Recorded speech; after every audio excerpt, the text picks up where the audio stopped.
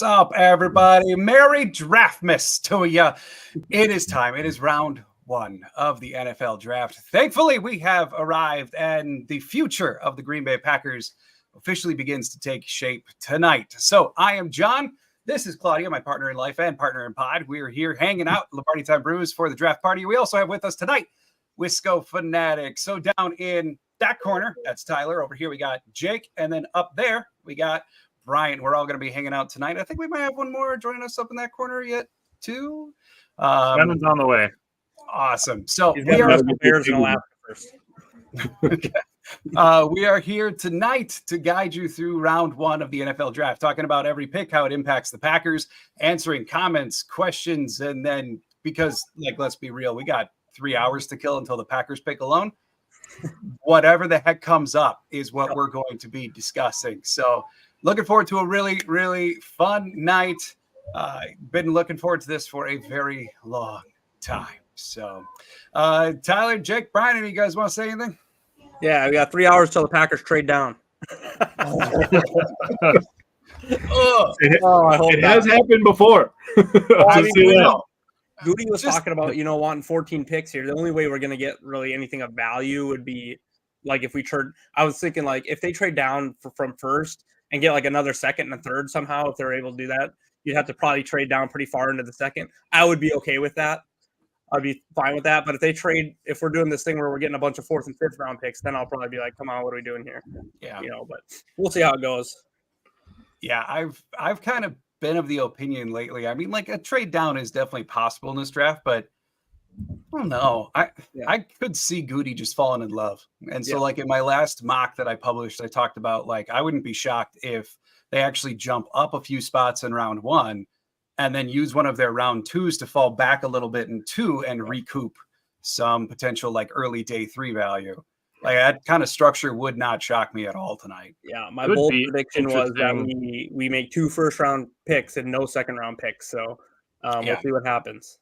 It would be interesting to see them. If Packers were to say trade down today, then when we go live tomorrow, then we just have 6 picks to talk about tomorrow, and tomorrow we'll be talking about a pick every 15 minutes. and watching the Bucs game at the same time. So exactly. Yeah. It would be a hectic day tomorrow. Yeah. I mean, tomorrow's already jammed for 4 picks on night 2. Yeah. That's crazy, especially compared to last year. I love the depth in the second and third round, to be honest. There's a lot of good players right in that round. I was just thinking about this week, obviously getting ready. I was like, how sick would it be if you left the second day with Jaden, the safety out of Washington State, Austin Booker, Christian Haynes, and then one other player or something like that. That'd be disgustingly good. So maybe Alex Morgan if we trade back and take that 33rd pick, like some people were saying, or something like Jordan that. Morgan. Alex Morgan is I'm getting my names all mixed up. I got to pull up my notes here. Sorry, there's only 300 names to keep track of. Yeah, we've only gone through 400 people. Right. Yeah. All right, so let's dive into the comments here. Hello to everyone who's already here. You want to start reading them off? All right, so we got Greg Schultz saying, I'm ready. Hopefully the Pack will move up a couple of spots and take OT, ILB, and a safety or corner. Go, Pack, go. We're kindred brothers, Greg. Thomas saying, subbed a year ago on draft night and I've joined the last years of videos. Thank you guys and keep it up. Thanks, Thomas. Also, round 7, a conversation needs to be had about long snappers. You shrugged it off last year, and I recall some struggles this past season. Thomas, look. Damn. I don't care. Okay, I remember because I was honestly thinking about you last night. I knew you were going to be here, Thomas, and I was like, he's going to bring up long snapper. I know he is. No, I still don't care. I am not. Once we get to round 7, I am not going to conduct a long snapper review for you. I'm sorry. The Packers will just continue to struggle. That sounds like the most boring Monday thing to do. When we did our mock, one of our mocks, we drafted the punter from Iowa in the 6th round. So yeah. Troy Taylor. Yeah. I posted that on my mock, and people like, a punter? Really? Hey, man, Dan Whelan, the Irishman, he did all right this year. If anything, choose another kicker and hope for the best. Yeah, Thomas, I think you're right on that one. I was saying if Terrion Arnold falls to 16 or 17, I just don't know that he gets past the Colts. But if Yeah. he falls like 16 or 17, I think it'd be awesome to see us jump up for him. Or maybe like Fuaga, or, one of them that you kind of expect to be maybe gone by that point. But if they love him, jump up and grab him. Yeah, for sure. Tom's also saying, I think if they jump up, it has to be for a cornerback or offensive tackle that's failing unexpectedly. Yeah, I mean, makes sense. Makes sense. I don't love drafting a corner in the first round, guys. I really don't. I mean, think about the Packers' history. I mean, think about this. The last time the Packers drafted 25th overall was a corner in 2004, Ahmad Carroll, right? Yeah. I know everybody saw that tweet going around everywhere. Yeah. And you got to think about the Demarius Randalls of the world. I mean, Kevin King was technically not a first rounder, but he was our first pick. I mean, think about the history of corners that we've taken with our first pick, and it's just not great, really, outside of Jair. So I don't love it. I would rather go offensive tackle. That's my opinion. Yeah. Did you guys see that stat that I think it was 9 out of the last 11 years, the 25th round pick has been traded? Like the people that originally had it did not use it. That's insane. That. Yep. It's a cursed pick, apparently. Yeah. Can I throw out a couple comments from our side? Yeah, Go definitely. for it. Tyler said the Packers are selling the farm to move up for Marvin Harrison Jr. with a laughing emoji. He said, but in all seriousness, a defensive back, safety, or tackle in the first would be a win, in my opinion. I could agree with that. And then Christopher said, "What's up, nerds?" In all caps. She said, "What up, nerds?" In all caps. But I feel like it would have to be like a revenge thing for them to trade up to get a wide receiver like that when we don't need it, just to do it. The most petty thing ever. But the thing is, from my perspective, I wouldn't be shocked if they're looking wide receiver. Because, I mean, a couple years ago, there were rumors about them trying to move up for Justin Jefferson. There were rumors about Goody loving this guy. It seems like every year there's some kind of rumor about Gutekunst fell in love with a wide receiver in the first, and then it just didn't happen. And, if he falls in love this year, if he did fall in love with, a Brian Thomas Jr. Yes, please. Right? And, I mean, Watson and Dobbs each have 2 years left. It's not inconceivable at all that Goody just says, all right, we'll take my first-round receiver this year. I think it's – I don't want to say likely at all, but I do think it's, tremendously possible. Dude, I don't know if you watched our mock draft, but what you just said there is hilarious because I don't know if you've seen Jake's face, but Simon, who joined us, we were doing our first one. And he said, "Hear me out" with Brian Thomas Jr. And Jake was like, "No, absolutely not." So the fact that you chose that name, possible. I understand it's possible, but I swear to God, if it happens, dude, I'm gonna be plenty to talk about. I would love it, but that's just me. The only famous person to be a Lions fan is on the stage right now. So what would you guys think if they did do – so say they shocked us, took Brian Thomas Jr. Do you think that means, Christian Watson is possibly on the trade block or someone else might be on the trade block, or you think they just roll with that? Yeah. My personal opinion is I think they just roll with it. Yeah. I don't think drafting Thomas Jr. tonight would suddenly make them want to move on. If anything, it's further vertical insurance against Watson's chronic hamstring injuries continue. Yeah, I agree. I agree with you. I think they'll let it roll for a year and then see if Watson they both play really well. And then because I don't think they would get the return on Watson that they would want right now. But if he balls out, but Thomas Jr. balls out as well, then you might get a second or first back for Watson. Yep. Oh God, I can't stand this. You got comments coming in from France. That's awesome. Oh, yeah. Peter. Look at Detroit introducing all the talent they've wasted over the years. Does that include I'm Eminem? showing you right now. Whichever one you want to click on. I like Eminem, but I just can't. Happy draft, Miss Janelle. Chris Han saying, "Hello, John, Claudia, and friends. Hello, Who's Chris. Detroit think they are with those awesome jerseys. Can only imagine their Harry Potter group name like Sick Kitties or something." Yeah, those new helmets too. They're like the Oregon Ducks of the. They always look good, but never seal the deal.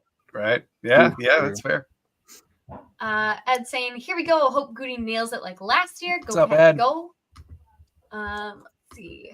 Bruce saying Goody is going to drop another hammer on the league tonight. Let's go. Can he will. Anna Gray saying, "Holy cow, I'm excited. This feels like a holiday. Hey, Anna. We've all been waiting so long." And Anna actually making it over to YouTube. Hello, Anna.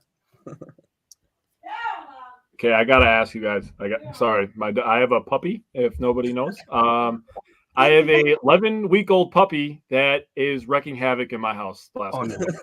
Oh, no. So it's been a great time with a toddler and an 11-year-old who has 0 pair of ears, and then a puppy. So it's just a great time in my house every single day. Yeah, look, it's, yeah, I love it's it gonna be like all. a 4-hour live stream. There's gonna be some actual life things happening during it. So Yeah. Sounds exciting. Well, they're going to bed soon, and he's going to bed in an hour. So then I'll be All right. alone. So then you'll see a much happier version of me. So, not the stressed out one. did you guys see that report about Colby Wooden? Do you think that changes anything what we might do at interior? Actually, I did not. What did it say? He went from 179 pounds to 191 or something added. He said it was all muscle. It wasn't like bad You mean weight. 291? 291. Sorry, 291. I knew what you meant. I knew what you meant. Yeah, he gained like 15 pounds of muscle. So where they were thinking of maybe putting on a DE, you got to think maybe he's playing interior a little more now. I mean, he's Yeah, probably taking. No, go ahead. Well, he also just mentioned that, like, for his position, he wasn't going to have to relearn much going from Barry to Halfley. So I think that, like, that was the giveaway right there of he's bulking up to become a true defensive tackle now. Yeah, because last year when I don't remember if you guys remember this conversation, he was kind of like that weird tweener thing where he was like an oversized, outside linebacker and the system we had last year. So it makes sense to put him in like that 3 tech and have him gain a little bit more weight. Yeah. And that might make it to where we're, if we're looking at an interior defensive lineman versus interior offensive lineman around like 3rd or 4th round, they might like say, let's go offensive line because we have Wooden ready to roll, or give him the chance there. He's showing he can play. So, well, and I've been wondering, like, if they would actually ask Wooden to slim down a little bit, because I mean, last year he was only playing at like 270, which is not at all out of the range for Packers edges. So I was wondering if they would tell him to lose 5 pounds or like work on his quickness, and then actually just convert him to defensive end now. Yeah, but sounds like they went the polar opposite way on that, and they want him to be beefy in the middle. Which, okay, you need more beef in the middle. That's all I know. Yeah, that's true. I was waiting for Simon to laugh at that. Oh no, I'm sorry, I'm tired. So those things. Oh, you're not fun today. You're not fun today. Oh, not today. I set that one up for you to act. He's not fun. He's gonna get weird. Just give me a little warm up. I'll say some weird things. I believe that you will. I mean, we got a minimum of 4 hours here. So. This is. Does anyone think there's a possibility this is not Caleb Williams in any world? I was just tired, guys. I hate Europe in here. What's up? We've all known the number 1 overall pick for like 3 weeks now, dude. Like, come on. Yeah. You don't have to take the whole 15 Try minutes. 3 months, bro. It would just be so funny, though. Be very Bears. Yeah, it would be. JJ McCarthy.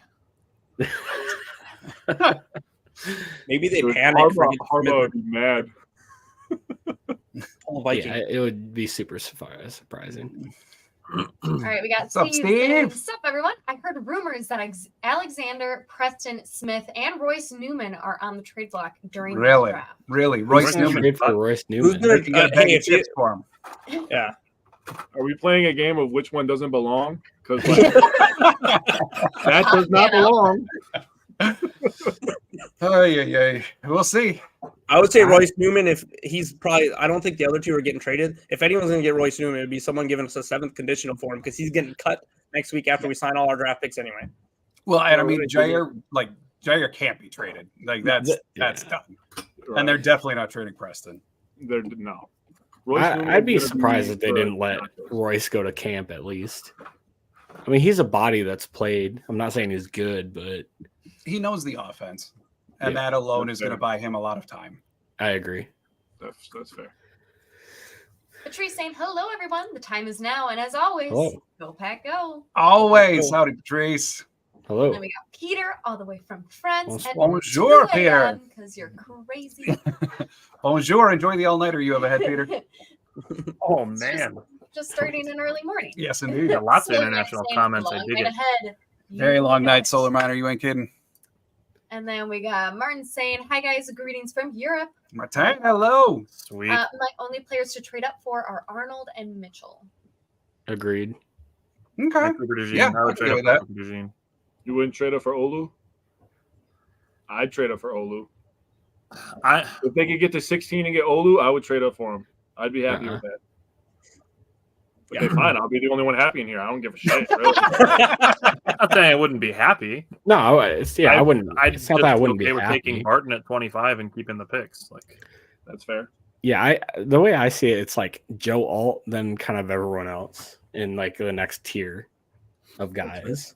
And I'm like my listeners know this. I'm firmly in the camp of like I don't really want to tackle round one unless they can start at right guard right now, because I'd rather sit back in round 2 and grab somebody else, or 3 and grab Roger Rosengarten. I'd rather spend the first round capital on something like a tier above than I think I can get a couple rounds later. Yeah. My thing with tackle specifically is that the Packers can draft tackle. They can address 2 positions at once by drafting like a starting caliber tackle and then moving Zach Tom to center and addressing 2 with 1 pick. The thing, like, yes, I would agree with that sentiment, but I think it comes further down the line because I don't think they're going to pick a tackle in round 1 that's going to be even remotely comparable to Tom at right tackle right now. Yeah. Because, I mean, Tom was not the question, in my opinion, though. The question is, would they be better at right tackle than Josh Myers is at center? Yeah. That's what the question really is. Yeah, but right tackle is more important. Right. True. So, and in terms of that, I would give the nod to leave Tom alone at right tackle. Yeah. Yeah, I feel like you can get someone at 41, and then everybody's happy. Yeah, exactly. I feel like you could get a true center that can step in for Myers and leave Tom where he's at. Because we kind of had this conversation too, because how much motivation does Tom to have to move to center where they're historically not paid as much as tackles? So do we turn around and pay him as what he's worth? Because he probably wants to get paid as a right tackle because he's showing he can be a Pro Bowl right tackle. So I think you pay him as what he is, which is a 5-spot player. Yeah, that's what I was going to say. I think the Packers would do him right in that aspect of paying him as a versatile lineman rather than just a center if it came down to it. Well, and I mean, it could very well be like the Elton Jenkins contract of like, here's your base contract, but if you wind up playing X amount at tackle, here's all the escalations that come with that. Yeah. The question that I have is because Elton, like he had kicked out at tackle, but it was pretty clear they were going to move him back. Mm-hmm. Tom, at this point, would Tom even entertain a talk like that? Or would he just straight up say, no, I'm a tackle. Let me play tackle and pay me like it. Yeah. Because I kind of agree with you too, because you can get like the second or third center in this draft in the second or third round. Yep. Where if we can get the tackle or the really solid like Graham Barton interior lineman, I know people said he could play center too, but in the first round, I think you take him there, and then you can get a Zach Zinter or whoever you might choose your flavor, or even a Christian Haynes or you know what I mean, like who could play center in the second or third round. So there's definitely you make a good point with value. It's going to be interesting to see what they do for sure. Yeah, for sure. All right, we got Dan Coleman. What's up, Dan? Good evening, all. Do we think we do the Packersy? I'm so tired of that already. And pick someone nobody is talking about, or will it be someone the media has pegged to us? How many mock drafts have you guys done? I feel like I've done like. I was going to say it would be hard to have someone pick that we haven't talked about at some point. Yeah, I mean, maybe. I think this year, though, it's going to wind up being someone that's been discussed. Like, I don't know. It just feels too unified this year to be honed in on some guys. It's possible it'll be out of left field, but there's a surprise. Right? Yeah, I've seen Cooper DeJean mocked to us so many times that makes me think it's not going to happen. So we'll see. Yeah. Well, and even did you see the article from Bill Huber that dropped like an hour ago? He talked to a total of 10 either first round agents or current NFL scouts from around the league and asked them, what do you think the Packers are going to do? 9 of the 10 said they're getting DeJean somehow. And that was it. I think that's just them reading that from all the media mocking him to us. Yeah. Oh, it's been a ton. Yeah. Jake's dad said, funny how all the execs for Chicago are high-fiving. You had months to do it. Everyone knew. That's true. Hey, guys, we got one right. Caleb Williams number 1. Oh, yeah, we're tracking that, aren't we? Yep. I got a highlighter in our list that we made. You have the list in front of you? I do. Nice. Hey, Don, hello. Just want to let you know I looked into this a little bit this morning. I'm sure it was brought up yesterday. There's rumors in the league that some teams have completely scratched Powers Johnson off their boards because of lingering concerns with a concussion history. And that hasn't been confirmed, but it's been like rumored enough through the right people enough that there seems to be some validity to it. And that I think probably is what you're hearing. And then in terms of the personal, like the articles that I read, some of them did attach a little paragraph about like teams also feel as though he's arrogant. And they're using that as like, well, he's concussed and arrogant, so let's just cross him off. Hey, remember when San Francisco didn't draft Aaron Rodgers because they thought he was arrogant? It turned out great for him. There are plenty of NFL players that are arrogant. They're in the NFL. Yeah, you're top 1% of athletes in the world.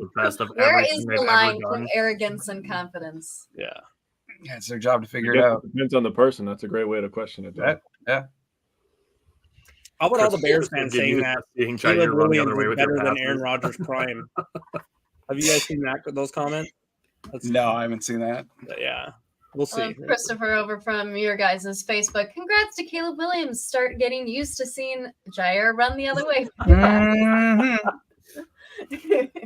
have to get used to looking at Rashawn Gary out of his ear hole. Yep. Especially when they don't draft an offensive lineman at 9. Yeah, insane. Bro, if they draft a wide receiver, I would laugh. How many wide receivers do you need? Well, now is retiring. Okay. Hey, I really appreciate when you guys are picking top 10 again. I really appreciate the NFL stream of this, giving Caleb Williams that 1/8 of an inch over his 6 feet. All right. Real important. All right, you want to click on Solar Miner there, please? Here we go. I still like Peyton Wilson as a safety. We talked about that a little bit. I like in terms of the Viper role in Hafley's defense, like that hybrid linebacker safety, I could at least like see it happen. He didn't cover a ton in college, but when he did, he was considered at least capable or semi-competent. So we're like talking like big safeties to like kind of play in the box. Say it, Tyler. How do you feel about James Williams from Miami? I knew you were going to say it. Yeah. I felt it. He's another one for like that Viper role. Yeah. And I'd be fine with it. I mean, it certainly wouldn't cost the capital that probably a Peyton Wilson is going to. But I mean, like, depending on how undersized they want to go with that role, someone like Jaden Hicks could wind up doing it too. Yep. We picked him a ton of times in our mocks. But I mean, it just kind of depends. Like, this is a position we've never drafted for before. So what are they going to really consider the thresholds there? What about like Anthony Johnson Jr. playing that role a little bit? Because that dude can lay the wood. He when he hits them, and that's kind of been the thing so far, right? Yeah. But I've actually wondered, might they entertain, just given like how the draft unfolds, however many safeties they get, right? Anthony Johnson Jr. played corner 4 of his 5 years in college. Might he wind up doing a little bit more slot or playing some corner, like flexing him that way as opposed to continuing to bend him into a post safety for Hafley? Yeah, for Peyton Wilson, if we draft him, I don't want him like pre-snap more than 10 yards down the field, like 8 yards down the field. I don't think we'd want him starting up at safety, but for that Viper role, like you're talking about, that hybrid, sure, because he's had the speed and length to cover, but I don't want him like pre-snap 10 yards down the field, like downfield or nothing like that. Yeah. And Solder's brought that up on the stream before. I think like we've talked about it. I think it would have to be like that Viper role, that hybrid, basically like big safety, speedy linebacker, whatever that's going to be officially. So I think Oladapo's kind of got that size too. He's a bigger safety. He measured in at like 215 or so. He was one of the top 30 visits, wasn't he? Yeah, Oladapo. He was a 30 visit. He's actually like my favorite day 3 prospect in the whole draft. Like, I love that you mentioned him. I would be over the moon if they picked him. Cody, no, they didn't pick Drake May. They didn't want Mitchell Trubisky 2.0.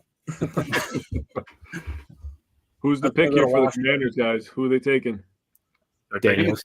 They're going to be Daniels or May. I think they're taking Jane Daniels. You can't pass this. Come on.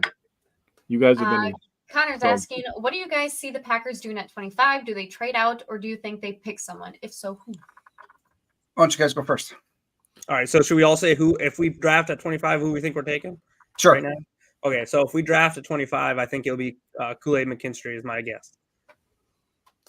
I'm torn. It'll either be potentially the best available corner, which could be Kool-Aid. If DeJean is there at 25, I'm sprinting to the podium. Yeah. Otherwise, like I'm kind of like I would be fine with Kool-Aid. I'd honestly be fine if they picked Nate Wiggins. But I just kind of have a feeling that Graham Barton's going to end up being the pick. Jake. God, I've been talking about this all day at work, man. I have a guy that works in the office by me. Shout out to Eric if you're watching, my guy. Used to work for the Packers, so we talk Packers all day, every day. And I was like, man, I don't know. I was like, are they going to take Graham Barton? Are they going to take Kool-Aid? I was like, I really want DeJean, but I don't know because I don't like first-round corners because we suck at drafting them. We suck at drafting corner overall, basically, just to be completely honest with you. But if it was me and say everybody that we all wanted was on the board, I would take Cooper DeJean. My offensive pick would be Tyler Guyton, by the way. So I think it'll be McKinstry or Tyler Guyton. So that was going to be who I think they would take is Tyler Guyton. Who I want them to take, if he's there, is Kool-Aid. And Yeah, Daniels is off the board. Yep. Yeah. Aiden Daniels, nice. That's So good. my official thinking is that they trade up just a couple picks and grab DeJean. I wouldn't mind them trading down. Yeah, I think Goot's gonna fall in love. So like that's my official. But like if they can sit at 25 and pick DeJean, 100%, yeah, sprint it up there. In terms of everybody knows that the pick is in, and I'm just seeing Goodell walking to the podium getting booed. What are you watching on? NFL Plus. I'm on NFL Live on YouTube TV. So am I. I'm on NFL Live on YouTube TV. Same. But like I've got concerns with most, like Guyton. He's fine, but he's almost exactly what I personally don't want because they're probably going to redshirt him this year because he has so much development to do. And like, okay, fine. Like if that's the pick, I'm not going to be upset, but it's not what I personally want. And I have him penned into the Cowboys. Yeah, I mean, I could very well see that.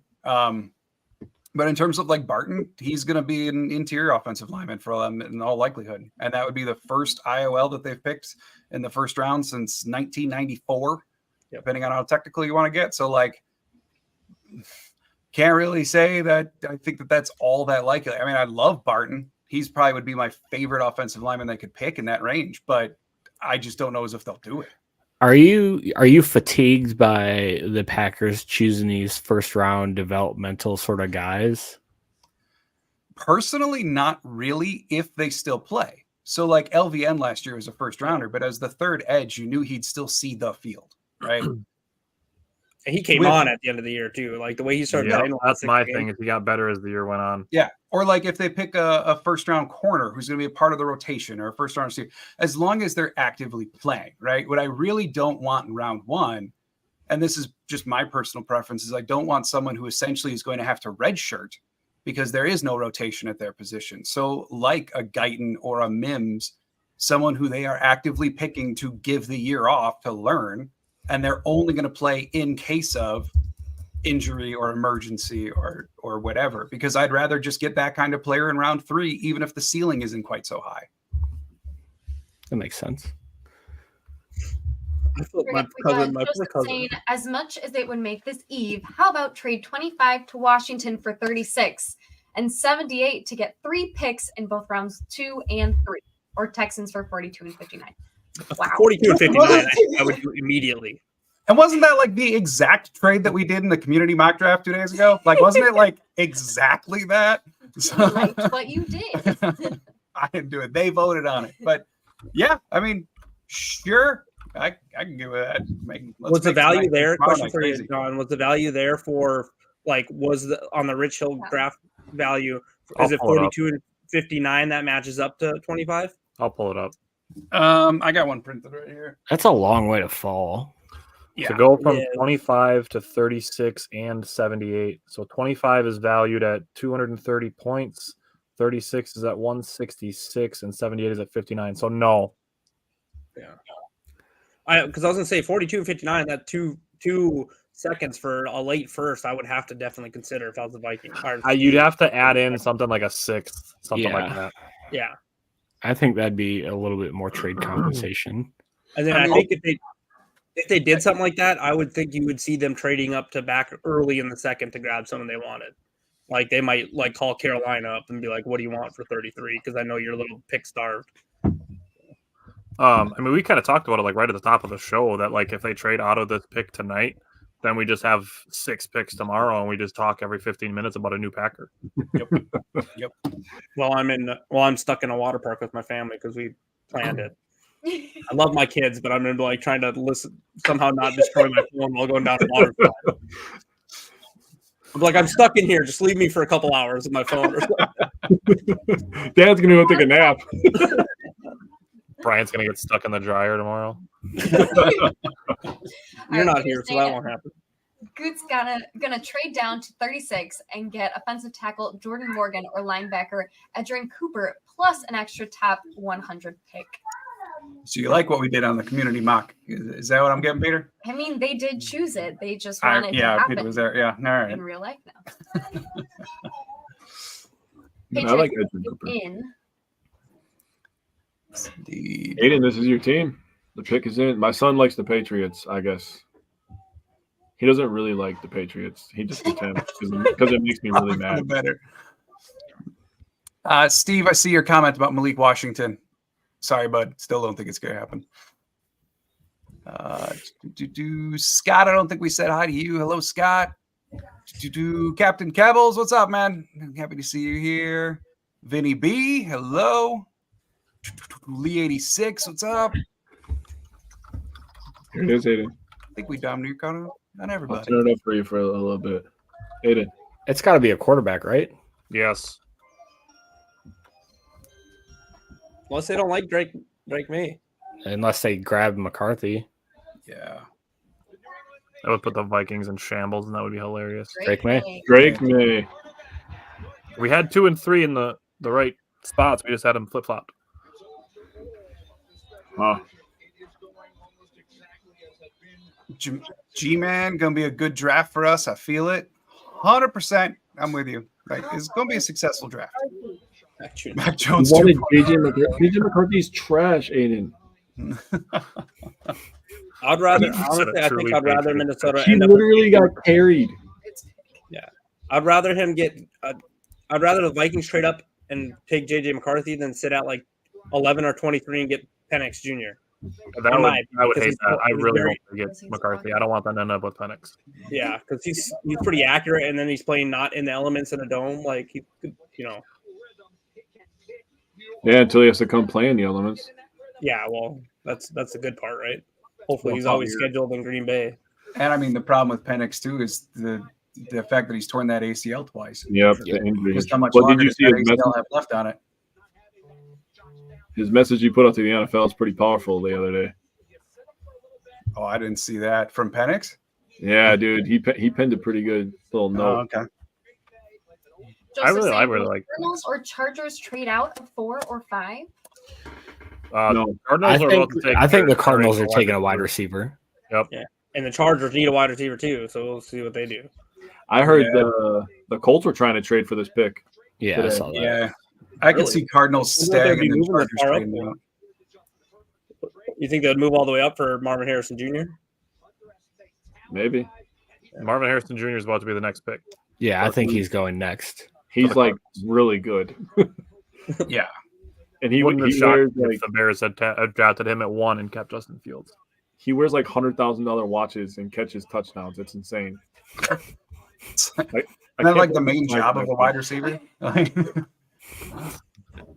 He did that against Wisconsin a couple of years Yeah, ago. until you meet Aqib Talib. And Those are jewelry.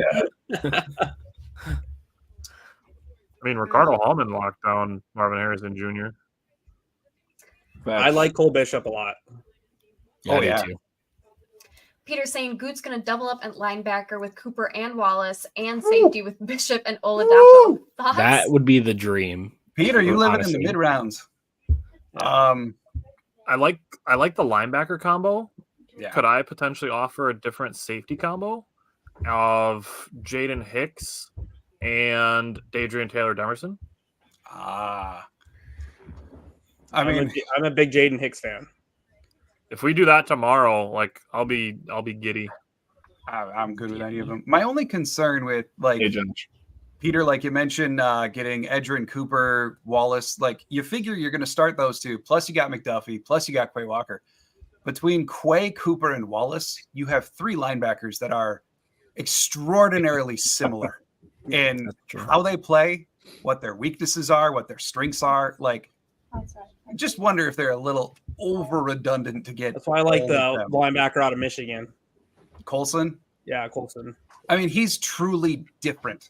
Like, he's bigger than the rest because he's at like 245 versus like Cooper, I think, in the mid 230s, and others. Like, Colson could probably line up at like an actual Sam spot in the base defense versus Cooper, Wallace, the rest, like, going to be some kind of mix of Mike and Sam and just let them run around. Yeah, and just athletes. I like that combo. That's what it would be.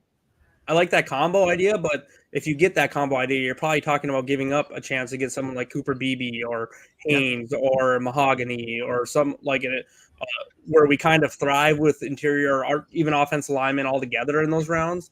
I want to see them take a couple there, to be honest, because there's some safeties later on that I think you can take flyers onto, like the Vaki, I believe his name. Like, I don't know if I'm pronouncing that right. I like him. Yeah. Just the speed, pure speed, and the like special teams versatility out of him and stuff like that. So it'll be interesting. I do think they'll probably take a safety early to put next to McKinney, but I think if they take another safety, you're looking in the 6th or 7th round. Yeah. In my opinion, like safety 2 right now is the top need on the roster because like linebackers, a lot of time they're going to play 4-2-5 and you've got McDuffie and Quay. That too. Right. If like anywhere on the offense, Sean Ryan, not great, but like he's at least played in the offense before. Right. And then you look at the safety spot, it's Xavier McKinney. And then literally who that is, it's right now you're lining up Anthony Johnson Jr. or praying to God Zane Anderson learns how to play defense and not just teams. So like, to me, that is the gap on the roster right now that literally does not have a player to plug in. Whereas the other spots, you at least have someone who's done it before in a backup role. So if they take Cooper DeJean, do you think there's a possibility he plays safety, or do you think there's a possibility he takes a slot role and Keyshawn Nixon gives a shot at safety? What do you think they might do there? DeJean's going to play both. Yep. All right, here we go. Any surprises? With nope, we got it right.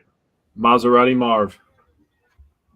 I mean, I think if they pick DeJean, like because Good even said at his last presser, they want nickel and safety to even be interchangeable beyond just the 2 safeties, which means they're going to line up Xavier, Nixon, and DeJean just wherever they feel like it. That'd be a lot of fun speed on the defense there. That'd be fun to watch. There you go. My son just said he's a Cardinals fan now because of Marvin Harrison. Loyalty is not your strong suit, huh? He was like, they're already OP. I was like, the Cardinals? He's like, they have Kyler Murray. I was like, yep, keep watching YouTube highlights, buddy. There's a reason they're drafting 4th, buddy. Yeah, they're very fun to play with in Madden. They're great. They're great on the game. I mean, Jake, just let him be. He's got representation because he's the same height as Kyler Murray as an 11-year-old. You're not wrong.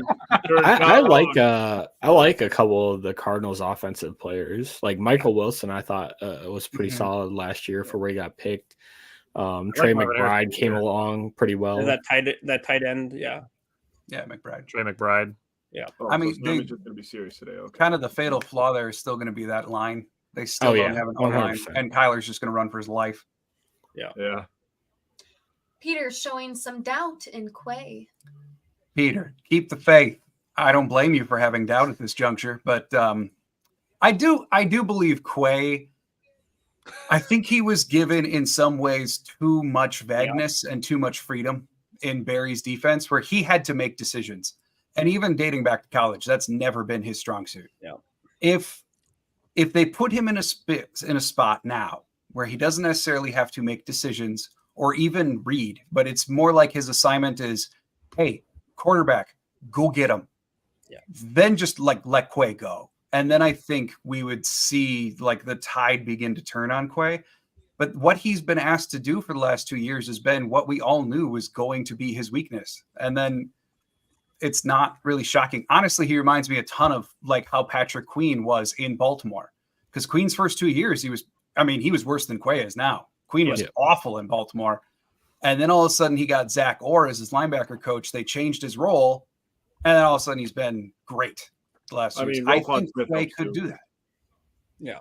No, you're spot on with Quay not having to read and diagnose. If he could just really like the whole play, if he can just kind of be put in his spot, use his speed and his athleticism, I think he could definitely have a big year this year. Yep. Connor asking, do you think we take a running back in the late rounds? Could see one as early as round 3, maybe. Trey Benson. Trey Benson. Benson, if Jalen Wright's there in 3, like I could see either one of them. Audric Estime. I'm not high on him, man. I wonder if they're going to be scared off by his 40, though. Yeah. Because, I mean, he's got the pass blocking and the bulk, but that 40 would be the slowest 40 I think they've picked at running back in like 25 years. We're going to end up with another A.J. Dillon who's underwhelmed. Yeah. Okay, and that's what would have to remain to be seen, and you're looking at it. Is my biggest thing when we're looking at running backs to be behind Josh Jacobs is I need a guy that can succeed in short yardage and goal line situations. That's my absolute biggest like want of a skill in a running back. That's why Gus Edwards was my number 1 free agent target, because he's so good in short yardage. That's what I want from a running back, because Josh Jacobs can do everything. Yeah, I just need a guy that can get us a yard and a half when there's 9 guys on the line of scrimmage. I mean, honestly, I didn't watch a lot of tape on him, but we've seen big guys not be successful in short yardage because they can't find a hole because they're too big, like A.J. Dillon. So if they think, Josh Jacobs or Eric Wilson or someone else, or they end up with a right. But I would rather, if you're talking to me, I'd rather take the Wisconsin running back because it's just sheer athleticism at that point rather than Estime. I was gonna say Braylon Allen, he's got a little wiggle for his size, man. And obviously we know a lot about Braylon Allen, right? From Wisconsin, grew up in Fond du Lac, started college at 17. He's only 20 years old right now. So the kid is 20 years old, 250 pounds, he's 8% body fat. I mean, that's ridiculous, dude. Jake, I picked him in my draft, and I had people commenting on my draft saying that he's damaged goods. Tyler, well, so let me ask you, because you guys follow Badger football way more than I do. Why didn't he test? He's still recovering from his injury. Yeah, he has a lot of nagging injuries, man. They said that he said that he's just now back to 100%, and he didn't want to just come back at 100% and then do the 40. He wanted to have time to train for it and have a couple weeks to build up for it. So that's why he didn't do it. Which, I mean, I get at the combine, but then he continued to not test, even at the pro day, even at some of his private workouts. We have not seen any numbers from that I read that he was saying he's 100% was the second week of April. So this was just 2.5 weeks ago.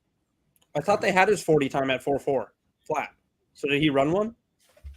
That's just his college time, I believe. Yeah, I don't think he's actually run an official draft counted one. No, he did the vertical and broad jump. Okay. I mean, he was a three-way player, if you want to think of it that way, in high school. He played safety, linebacker, and running back. So I mean, sure, he's a pretty good athlete. I'll say that. And I bought him Dairy Queen once, so got that going for me. I'll always have that. You bought Braylon Allen Dairy Queen and got dunked on by Sam Decker. What a life you've lived. Good. Very blessed. At least they made it to the big show, right? I could say that. That's true. We got Cammie saying, I'd like to see the Packers take B. Corum. That's Blake Corum. Yeah. Yeah. Be interesting. And I think you're saying, Kamikaze, in terms of a smaller yet still stocky back that can kind of wiggle his way through the goal line. With Josh Jacobs, Corum won't be overused. True, because that is a major concern with Corum. He would, not that it's necessarily a deal breaker, but Corum would also be the shortest running back that they would have picked since pre-Ted Thompson being GM, because he'd be 5'8", and the shortest one that they've had since the year 2000 was Aaron Jones at 5'9". Yeah. So like we don't. I mean, is that a true threshold, or have they just not liked any? We don't know, but it would be kind of a tendency breaker. Yeah, I'd be okay with like an athletic freak later on, like Garendo too, being 6 foot, 221 pounds, running a 4.33. Like that's insane. Also, former and returnability. Yes. Yeah. So Corum has a lot of touches too, if I'm not mistaken. Yeah, he got ran into the ground by Harbaugh, dude. Yeah. That's why I said JJ McCarthy sucks. He literally got carried. Good job. He can hand the ball off. Dude, JJ McCarthy was such a benefit of his skill players around him. Bro. And that offensive line was so good. That defense was monstrous. I mean, come on. Yeah. who do you guys think Chargers go here? Malik Neighbors. Yeah, Neighbors. I think they're going to take Joe Alt. It'd be a good pick. Harbaugh said they have to build the line. He's a big, I don't think he's a big trenches guy. There are some good wide receivers in like rounds 2 and 3. I like too. And it's not like they're completely. I like Palmer a lot for them, to be honest. I do too. I actually like Jalen Baker too. Well, and who that they signed? They signed Gus Edwards, right, at running back, and then they signed one other one, like J.K. Dobbins. Yeah, another more power back. Like he could stay healthy. Hot take: the Chargers draft Joe Alt here and then trade back into the first round for a wide receiver. I can see it. To 25 with the Packers, and they pick Keon Coleman. Peter, I totally agree with you. Like, I like Jalen Wright a lot. In fact, he's my running back 1. Yeah, I love Jalen Wright. My number 2. And like Aaron Jones 2.0 any day. He can be the lightning to their thunder that they got right now in the backfield. He's also I would be happy with that. I feel like you could be ending up with Jahmyr Gibbs just in the 2nd or 3rd round.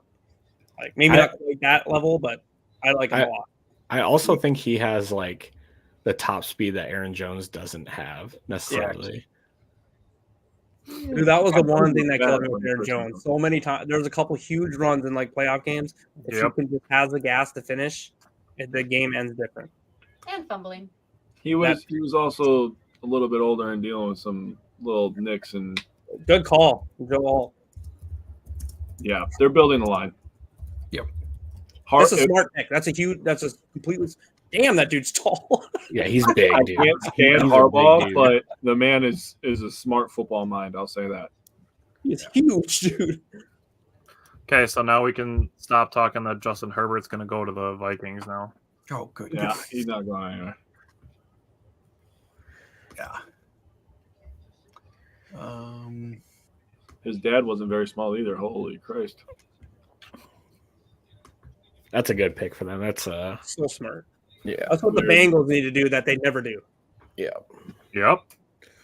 Oh, I have one of the best quarterbacks in the league. He'll bail me out of everything. Don't need to protect him. Why was Aaron Rodgers so successful? Why is Tom Brady so successful? They always had huge lines, great lines in front of him. Dude's a Jolly Green Giant. Look at him. Holy wow. God. Yeah. Wow. What'd they feed that dude? Can you imagine the grocery bill? He's from Minnesota. He's he had an NIL deal this year. He's fine. Corn-fed dude. Right. The thing is, Joseph wondering which team will be the first to trade out of their spot. Chicago at 9. What do we got? Atlanta at 8, maybe. I can see Atlanta at 8. What about New York? The Giants? Yeah, they're taking a wide receiver for sure. You think they're going to take? Name a good wide receiver on their team. Name a wide receiver. A good one. Darius Slayton. I like Slayton a little bit. If he wasn't injured, he'd be a good. Yeah, that's the thing. Shepard when he played. Jalen Hyatt falling to them here. I could see them taking him. Weren't you huge on Hyatt last year? Yeah, and he wasn't good in the league. Sometimes I'm wrong. Was he not good, or was Daniel Jones just bad? Both. Yeah. All right. It could be both. Why not both? Wouldn't it be funny if they take JJ McCarthy here so we could watch Vikings fans just That's what I've been Just seeing from explode. the telecasters is that Giants are going to pick McCarthy so that the Vikings won't get him.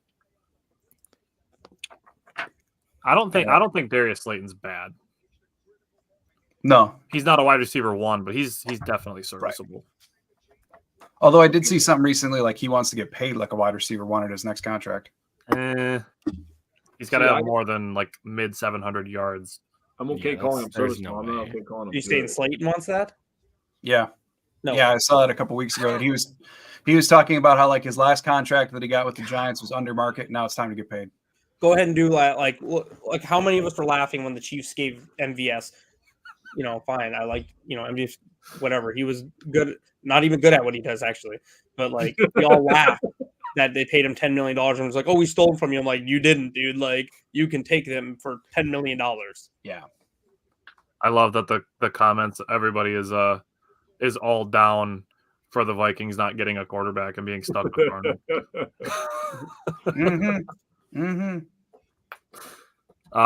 Schefter tweeted that in recent weeks, both the Patriots and Vikings reached out to the Chargers to see if they had any interest in trading Justin Herbert. Per league sources, the answer was very quickly a flat no. I just don't see a reason for them to do it. Well, there was rumors that they would trade him and then draft JJ McCarthy.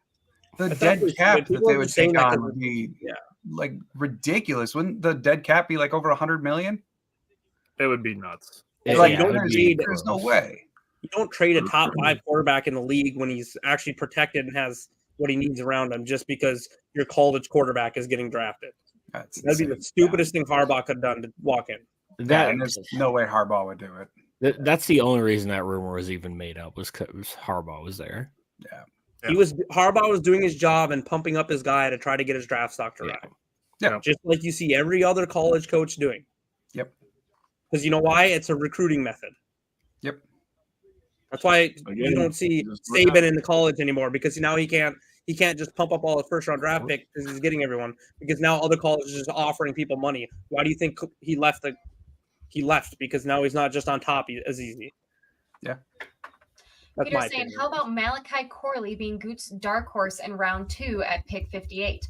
LaFleur would then have his own Devo. It could be a match in heaven for Green Bay. And there goes Malik Neighbors to Bye, Neighbors. All right. Hey, they have a good wide receiver now. Yeah. Maybe. Yeah. Too bad they have a terrible quarterback. God, we had 5 and 6. Just flopped again. So I actually kind of like Malachi Corley. I mean, I wouldn't be pumping up like him being picked, but like I think he has some solid fit in Green Bay. Yeah, he just fit that like vague weapon role. Yeah, like that's what they put him into. I mean, I don't know. Corley, I think, would be a lot of fun. I'm not gonna lie, I haven't spent a ton of time researching him just because I don't think he's all that Packersy unless they truly have a unique role in mind for him. Also, I feel like Jaden Reed can do that, kind of be that Debo light. Yeah. He just has more size than Jaden Reed. Yeah, that's true. I don't disagree there, but so if Tennessee doesn't trade out of here to like Denver I think the Vikings are going to have JJ McCarthy fall to them at 11. I just want to see the Vikings screw themselves and not get a quarterback. Yeah, me too. Honestly, I hope they get JJ McCarthy. I don't think he's that good. Go ahead. Honestly, I'd prefer like Darnold can be league average this year. Picks for him, but like let Darnold be league average this year after not drafting a quarterback, and then they gotta give him a new extension, and they can just ride it out with Sam Darnold for years. And I'm happy. Just forever in purgatory. That would be hilarious. Never get out of it. Let's let Darnold have like a league average year. Jair can drop a couple picks against him, make his numbers look better. Lock that guy up. I'll join the campaign. Even time touchdowns in week 18. Like I'll sign off on it. I agree. I'll order a Darnold jersey. It's fine. You pay that man $55 million a year. It's just fine. Oh, the vibes would be immaculate. What do you guys think of double dipping back into round 1? Yes. I would. Sure. It's going to be expensive, I think, though, Dan. I mean, because even if they sit at 25 and then to get up to from like 41 even to 32, it's going to cost them. I mean, the Chiefs would probably want their 2 and 4, something in that kind of area, like 41 and then 126. Yeah. And that's what I was thinking they could trade in. I don't know that they'll trade with the Chiefs, but I was thinking maybe San Francisco. But I think they would have to have, maybe they get DeJean at 25 and all of a sudden they really like Tyler Guyton or they really like Amarius Mims and he keeps falling. And they just want to have that 5th-year option. I feel like they could jump up and do that. To get back to the end of the first round, it would probably cost them 41 and 91. Yeah. The other thing too is like I don't know how many, and this kind of happened with Christian Watson too. Is I think the Packers want to get in round 1 to get his 5th-year option, and no other team's willing to give up that, that 1 5th-year option for their pick. Yeah. I mean, because that did change the math a few years ago. Yep, like completely. So Lee Neighbors is going to be a really good wide receiver when he has someone other than Daniel Jones. That second contract with another team is going to be great. Christopher said Darnold will win 1 playoff game and get a massive payday from the Falcons. We're thinking the same. That's fine. Although the Falcons, we'll see how many draft picks the Falcons got to lose now because Kirk doesn't know when to talk. That's what I just said. I was saying JJ McCarthy. He's just going to be younger Kirk Cousins. Yeah. Well, what was it? Miami lost a 1st and a 3rd, so that's kind of the baseline, right? Or that's right in that area. For when they tampered with Brady, they lost a 1st and a 3rd. Mm-hmm. Yeah, I think this will come off as less, because I mean the whole Miami ordeal, like that in part led to a lawsuit against the NFL. Like I think the NFL is going to chalk that up as more nefarious than just a team and free agent talking. He was technically under contract, wasn't he? I think so, yeah. You think Tennessee goes Odunze here? Who? Odunze? I don't know because they just signed Calvin Ridley and they picked Trayvon Burks a couple of years ago. And yeah, but Trayvon Burks sucks. That's true. But, I mean, hey. I didn't like him coming out of the draft. I didn't like him when they traded away AJ Brown and picked him. I think they need offensive line help too. They need offensive line help too. I would have liked Joe Alt for them. Yeah. Oh yeah. Yeah, I think that's kind of what everyone expected too. Was the Chargers taking a wide receiver and them taking Joe Alt. We had Alt to the Giants, and then we had Latu going to the Titans here. Interesting. It's interesting how these picks now, like with Alt going earlier, is really going to affect like someone like what the Jets might do because now there's talk about them taking the tight end out of Georgia. But however, so if the Titans take offensive line here, maybe now there's no one that the Jets will value as an offensive lineman at 10, and then that might mean they will take the tight end, or maybe they go Rome Odunze. Because I really don't think – I think it would be so stupid for the Bears to take Rome Odunze. He is not what they need right now. They just got their franchise quarterback, put someone on the line to protect him. But they might listen to like, oh, we want to be flashy and take a wide receiver, which doesn't make sense to me because you already have – like I said, you're still going to be picking the top 10 next year, in my opinion. Get the wide receiver then because you have Allen to go through this year with DJ Moore. And Cole Kmet. And DeAndre Swift. And DeAndre Swift, who catches a lot of footballs. You still have Tariq Cohen on the team, who, unless you trade him, he catches a lot of – no, not Tariq Cohen's not on the team anymore. Not Tariq Cohen. What's the other dang running back's name? Rashawn Johnson? Herbert. No. Roshan. Is Cohen off the team? Who was their little scat back that they had? Dude, they had Cohen's gone. So they've got DeAndre Swift, Khalil Herbert, and Rashawn Johnson. Khalil Herbert, sorry. Oh, yeah, Cohen I've been sick all week, so my brain's a little foggy. But he catches footballs too. I can't say healthy, but so it'll be interesting. I just don't think that a wide receiver would be a right pick for them there. Yeah. Don't get me wrong, he'll be good. I just don't think that's what they should do. Sure. I would love to see the Bears draft a wide receiver and continue to ignore offensive line. True. They're like, we got Darnold right. We picked one. We're good. I think the thing that sucks for them is they only have 3 more picks in the draft. Mm-hmm. And you're not going to be able to fill every need. Yeah. With only 3 picks left, maybe they really want to get would be more likely in round 2 and was a 30 visit. I think Carly would be taken in round 3 or 4. I mean, Xavier Legette would be a lot of fun in Green Bay. Like I probably would be more on that side than Malachi Corley. Legette would give them. I mean, he needs to learn how to route run yet, but in terms of like just outright size, I know Watson's huge, but Legette is different than Watson. Like he uses his size differently. And I think it would give him a receiver that they don't yet have. Wasn't he super fast too? Yeah. Yeah, I don't I can look up his exact numbers here. But did any of you guys see the article that Justice Mosqueda put out in Acme Packing? He called around and tried to learn why each of the top 30 visits was brought in. Did you guys see that? No, that's awesome. It was really good article. He detailed that there was basically some guys that Green Bay called in because they wanted to check on an injury. There were some guys that they brought in because they basically wanted to test their mentals and see if they think that they can mentally handle moving up to the NFL.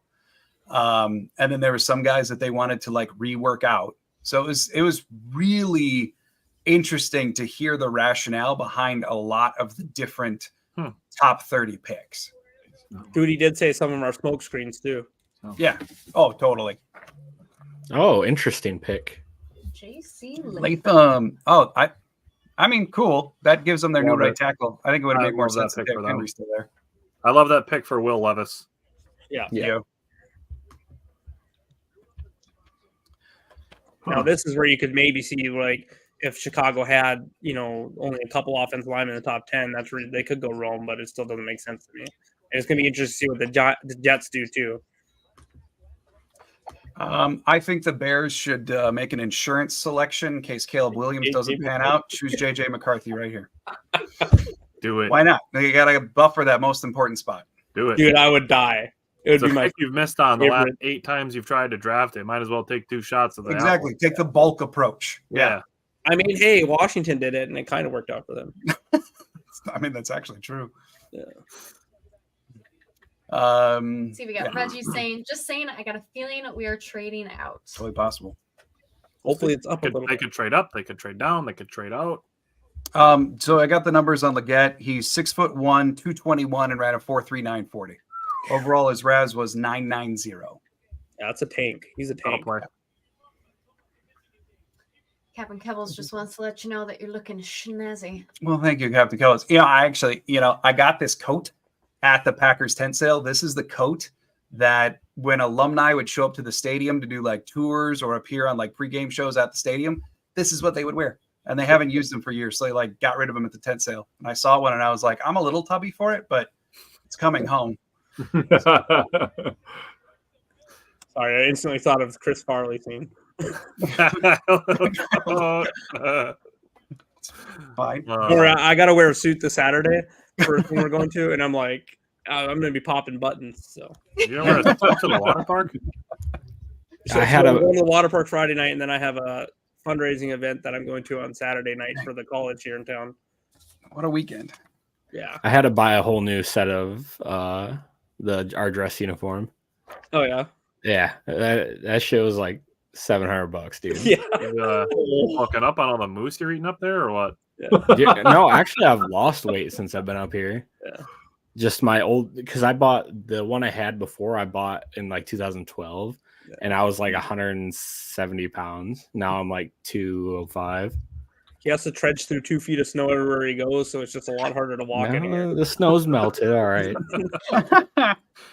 Just freezing the fat off. Runs from a bear from his house to his car. Kevin Kittle saying, I felt Goody stays put in round 1, but moves up for 3 second rounders. That would be interesting. To get onto the earlier side of like the meat of this draft from 30 to 90. Yeah, I can totally get that. Yeah, I'm on board. I like the talent in round 2 and 3. I'm telling you, it's so good 2 and 3. It was like any mock that I ever did was like, okay, round 1 was semi hit or miss. Like there's either some really good options or crap, there's nothing left to trade back. And then 2 was always like, holy crap, I got 7 options. Which way do I go? And then 3 was kind of similar. And then it just like until you got to like 5, 6, 7. Like the dead spot almost feels like 4, 5 is where like it was options were limited until it became value picks later on.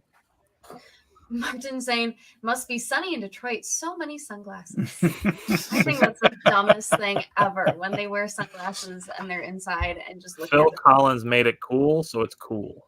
Yeah. I did see, I saw one comment earlier, I think it was from Kamikaze, talking about how Corley didn't do the combine. Oh, yes. And that's a negative for me. Yeah, probably a negative for the Packers too. Although I do think Corley, I think he at least got some of his tests in at his pro day. And that's where at least the numbers on his RAS card are coming from. Yeah.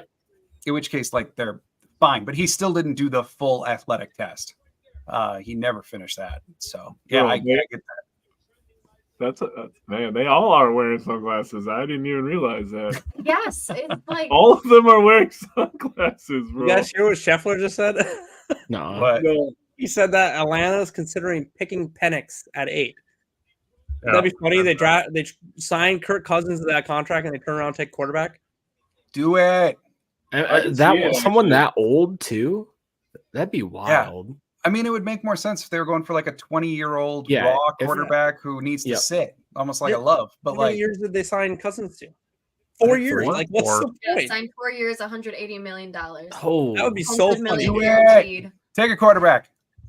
Christopher said, "Do it, you cowards." Chris Fuller, like-minded. Take Penix.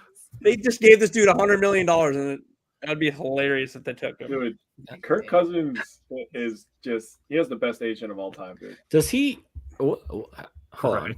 I want to look this up first. He has one playoff win and millions of dollars. That is just You know who he reminds me of? Who had Sam Bradford. That dude made like $200 million career dollars. Granted, a lot was his rookie contract, but Right. he made plenty after that still, and he was just never. Oh, Actually, the that was Vikings a- paid him some. I Yeah, actually Andrew felt bad Brandt- for Bradford. He was actually good. He just got hurt. Yeah. I don't know if Andrew you said Branthano this. always jokes about how Sam Bradford should have his own wing in the Business Hall of Fame. Oh my God, they took him, They dude. did it. Wow. Okay, so I was looking at Kirk Cousins' contract. He's receiving $90 million from this year and the next, so it's a I very actually front don't hate heavy this pick. contract. I don't hate this pick. You I have a lot of don't young hate- offensive I guys. just- it's so But weird. why, to me. dude? You just gave a quarterback $100 million guaranteed? It's so You can't weird do to anything me. with them. What do you do now? Well, and they're probably gonna get fined for Kirk Cousins anyways. They're going to lose draft picks, for Right. next year. And then you draft a quarterback. I like That- yeah. Penix. I really wanted to see him go to the Raiders. That's where I wanted to see him. I don't hate that understand. pick. I really don't. Like you were saying, Simon, like you've got Kirk, who, he's an aging quarterback. But if you want a quarterback to sit for a few years, why are you picking one of the oldest quarterbacks in the draft? And Guys, you guys are I mean, acting the like you Lions don't did it picks with last year. 35 anymore. Come on. Yeah, You still but get the Lions 15 took, years out. Cousins has a 4-year contract. Yeah. Oh yeah, but it's truly like 2-year contract. Listen. You bring in Kirk Cousins. You have a lot of young talent. You try to groom that up, right? Get them used to getting the ball. Use the playmakers that you drafted, right? This is the thought process that they're going through. And then we always talk about why doesn't other teams do what Green Bay does? Why don't they groom these young quarterbacks? Why don't they have them sit behind these good guys? Okay, now we have a team that's trying to do that, and we're all just going to sit here and laugh at it. I like this strategy. Okay. But he's Like, old. you can do that next year. Caleb was He's young. not old. He's a young 20s kid. Okay. There's still a difference between a 20-year-old Jordan Love with developmental traits and a 24-year-old Michael Penix with 2 blown ACLs. I compare it to he's Hendon accurate. Hooker more than I compare it to He's Jordan not Love. And my thing is, Yeah, my thing is, Atlanta did a lot of good things this offseason, and they could have maybe been a couple pieces away from actually really competing for something. And I feel like Kirk has enough gas. Like they're not in the exact same position we were with when we were doing Aaron Rodgers, Jordan Love. Aaron was kind of already wavering, like, what are we gonna do? What are we gonna do? Where that's not the case really with Kirk. He hasn't even mentioned anything about retirement. So my I mean, I'm baffled. I don't disagree with you completely, but this tells me this means are they already decided? If Michael Penix pans out, they're getting rid of Kirk after 2 years, because otherwise you're going to be, by the time he starts, he's going to be 27, 28 years old. Let me throw out a what And if you're probably paying scenario. him already. Let me throw out a what if scenario that hasn't been mentioned. What if Kirk Cousins goes to Atlanta and becomes Denver Broncos Russell Wilson? I was going to We all say because spent of how his much time injury. saying that it's miraculous that Kirk Cousins keeps getting contracts. What if he goes and actually performs like a guy who doesn't deserve the contract that he just got? And they said, all right, Kirk, thanks for teaching Penix the business. Bye. I would agree with you if Kirk Cousins wasn't successful in Washington and Minnesota already. Russell Wilson was never successful anywhere else. He was successful in Seattle. He was more But successful in literally won a Seattle Super than Kirk Bowl. He Cousins went to was in two Minnesota straight. and That's Washington not what I'm combined. saying. You didn't pay attention to what I'm saying. He's only ever proved it with one quarterback or head coach. Oh, I get what you're And saying. he failed in Denver. Kirk Cousins already proved he was good in Washington. Proved again he was good in Minnesota. So I don't think that is that high of a risk. Well, and I think Kirk Cousins' game is a lot more translatable than Russell's was too. Yeah. I don't like that take.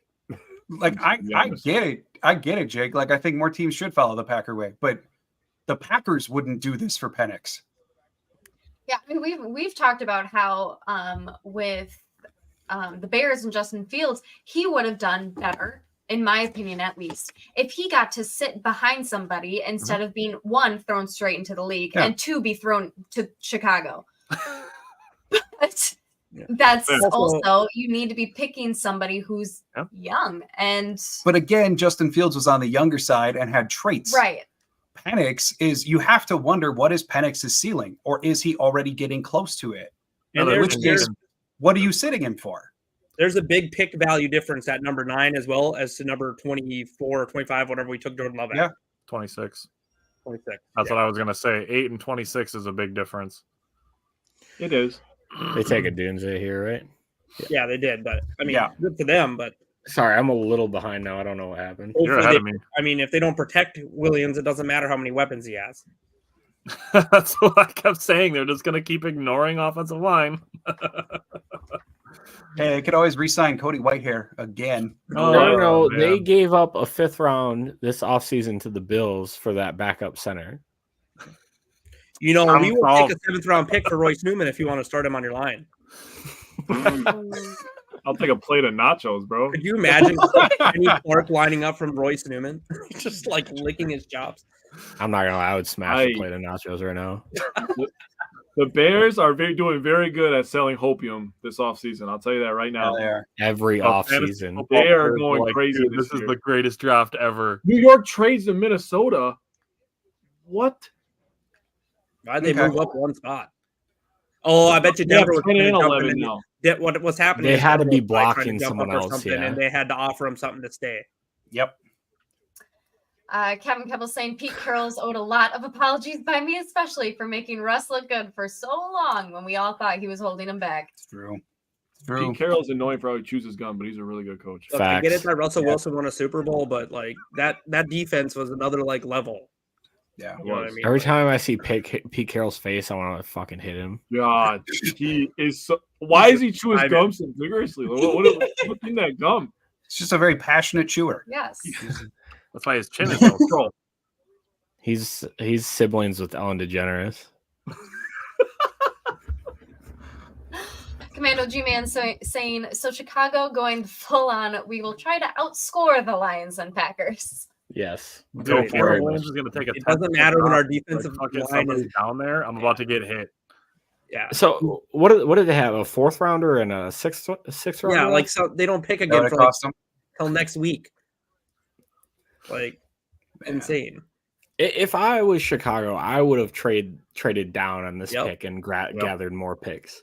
Yeah. So I'm just gonna tell you guys, my daughter's crying for me. I won't go to bed till I say goodnight. So I'm gonna be right back. Okay. Okay. Sounds good. All right, now we can talk smack about Jake. Yeah, he's fired. All right. We got Chris saying Pete Carroll looks like he harasses employees at Home Depot on That was a good one. Wants to know where the gum section is. Right. We got Joseph saying, did Vikings trade up to 10 with the Jets? Yes, they did. To jump Denver.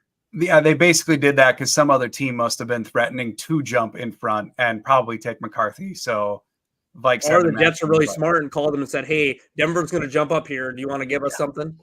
Yeah, Did they say what the compensation was, or Not yet. I haven't seen it yet. It's probably I'll gonna be see if like I a can third find it or on Twitter. fourth. I have it muted. So, oh, there it is. They It's gave up. nothing. I was gonna say it couldn't have been much. It's They one- gave up a fourth and a fifth and got a Yeah, sixth okay. back. Yeah, fourth Okay. and a fifth. That's a lot of that. I mean, that's Yep. If And there's that- the pick we knew was coming. LOL. Yep, there it is. LOL. You got young Kirk Cousins. Good for you. Your team is exactly the same. Wait, are you ahead of me now? No, I saw it on Twitter. But it's the pick we know is coming. Yeah. Watch it To be be both honest, I think he could do good only because of the talent around him. I mean, he's not going into a bad situation. Yeah, It's that's kind of gonna what be I very mean. similar to college that way. and I get it, but like the dude is. We've seen this in like he's just a proven winner, right? He's like 16-3 in his career as a starter or whatever it is. Like we've seen this with Brock Purdy. Other people they can succeed if they have the team around him. He's going to have two amazingly good wide receivers around him. You know what I mean? Like, and T.J. Hawkinson is a top 3-5 tight end in the league. Yep. Their offensive line played a lot better last year. You know, They have need Aaron interior freaking offensive line Jones. help. Let's not forget they have Aaron Jones there. You know what I mean? That guy can run the ball a little bit. Like, Little, yeah. A little bit. Sadness. I just really hope the couple games he misses next year, because we know he'll miss them, are both against the Packers. Yeah. That one was tough for me. I loved that dude until he did that move, and then I was just like, it didn't make sense for me. I don't know. I wasn't surprised. It still was. I'm still a little surprised by it from the standpoint of ultimately financially they netted $5 million, which they haven't even spent. My So, thing, as far as Aaron Jones is concerned, is like there are two teams at that time that could use a running back in your home state. There's two of them, not even just one. There's two teams in your home state that could use a running back one. Mm-hmm. And he didn't go to either one. Yeah. I don't know. I still look at it and go, because for that brief 45 minutes, everyone in the world thought we had the best running back room in the history of anything, right? Such a nice. That was a really time. fun hour. And then all of a sudden he was cut. And ultimately, like looking at the numbers, what did they really net? Well, they netted $5 million.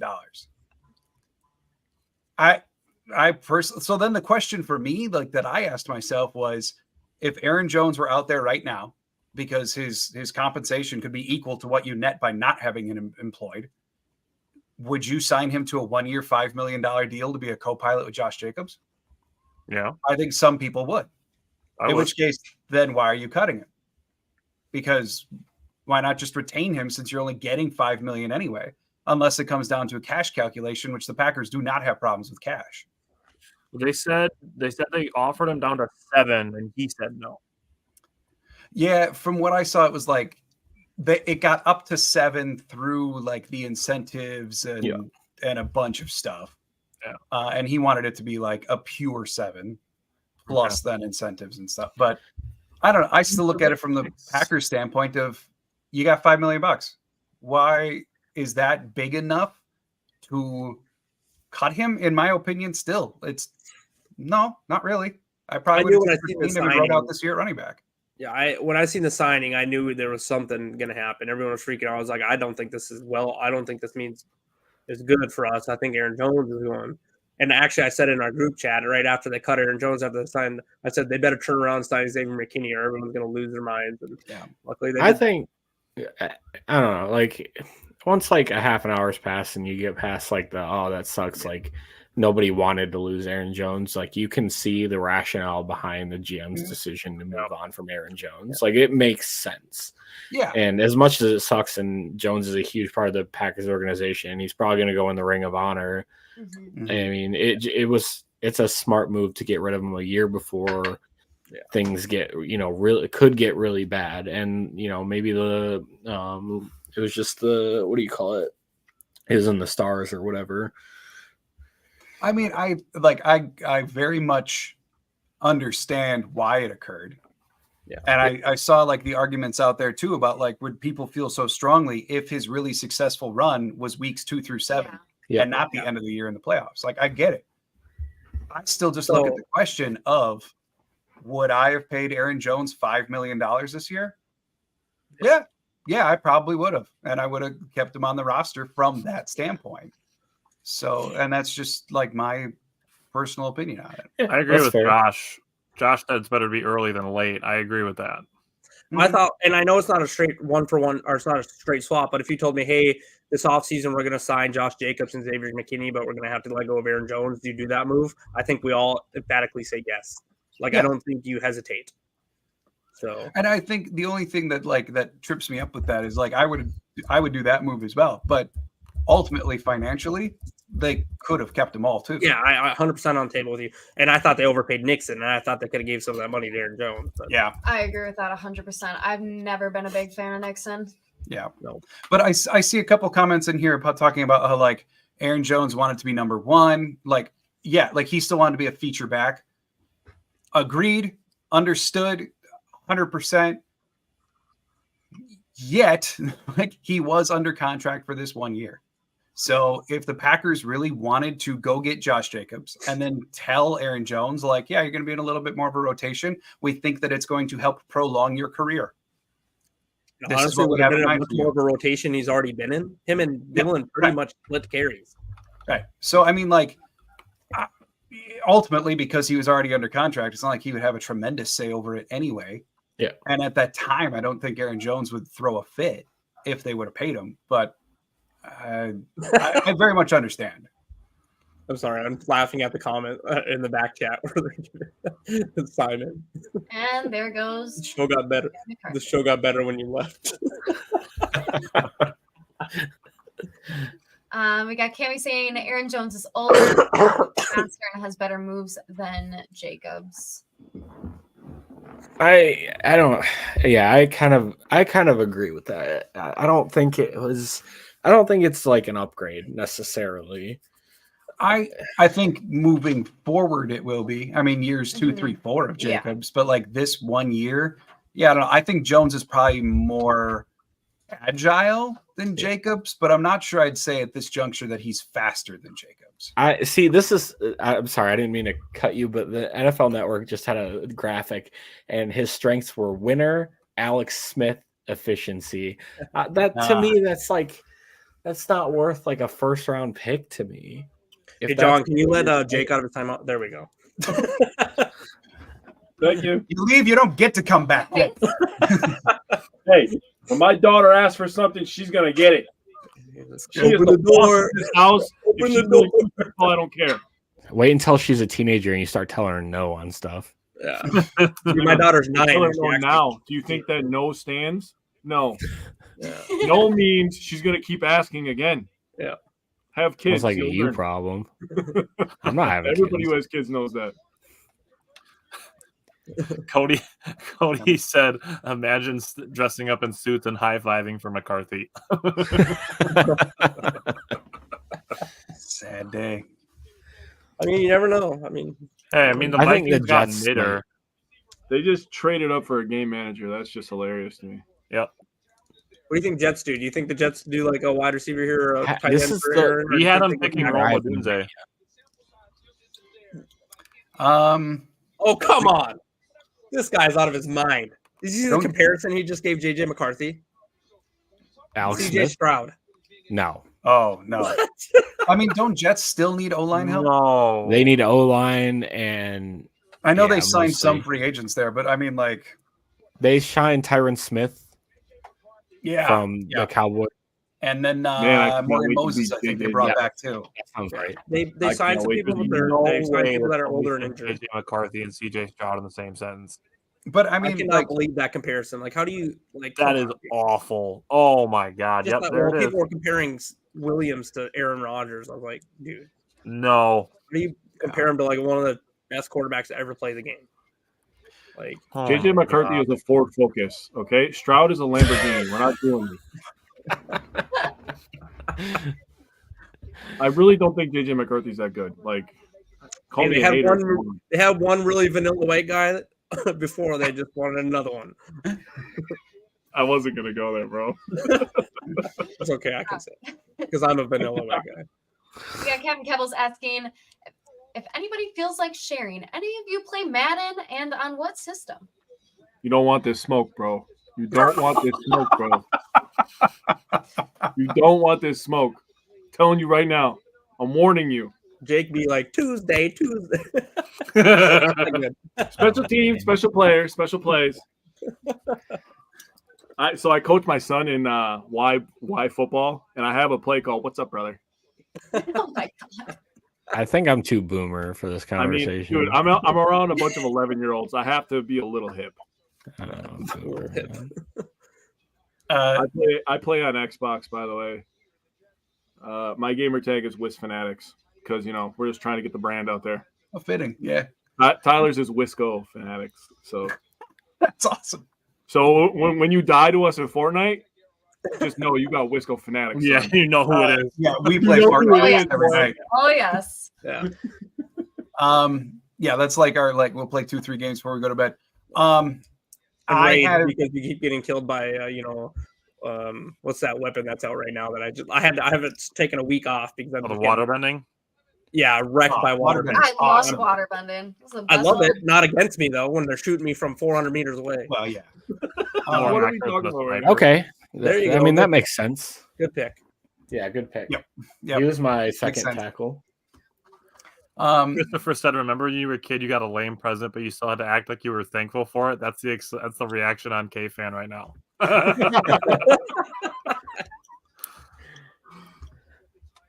That's a good analogy. I like that. That's hilarious. Yeah. Good pick for the Jets. Smart pick for the Jets. Ooh, Kamikaze, I like your last comment. Everyone's loading up on quarterbacks because they're afraid. Yep. I like that. Hell yeah. I like that. It's a good thing when you're in a position to where the other teams in the division are trying to match your level of talent at QB. Yep. And we've been very fortunate to be in that position for the last 30 years now. Yeah. I want all the quarterbacks and wide receivers to go before the Packers. Push all the other players down. Yes. Yep. How many offensive players is that now? All the picks are offensive? Yes, so far. Yeah.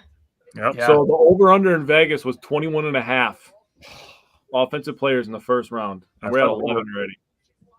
Well, and that's part of the rationale as to why DeGene could be there at 25, because this draft is so tilted that, like, in other years, DeGene might be going higher, but this year he's not going to, maybe. Yeah. Who do you think the first defensive player that's going to be taken? Quinyon Mitchell.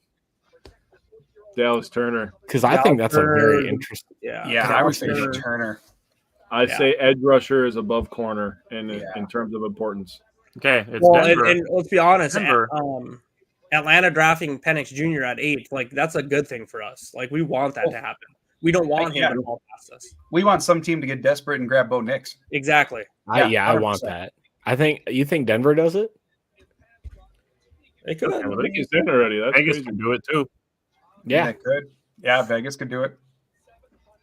Bro, what about LA? Like someone that has like a little bit of an aging quarterback. That's a sleeper pick too, where he can sit behind Stafford for like a year or two. They're replacing Donald, dude. I feel like they're taking Byron Murphy. I want him to Murphy, but I mean, supposedly the Rams earlier today were trying to get into the top 10. Yeah, I saw that. Oh, really? I They didn't were see that. calling around. Yeah.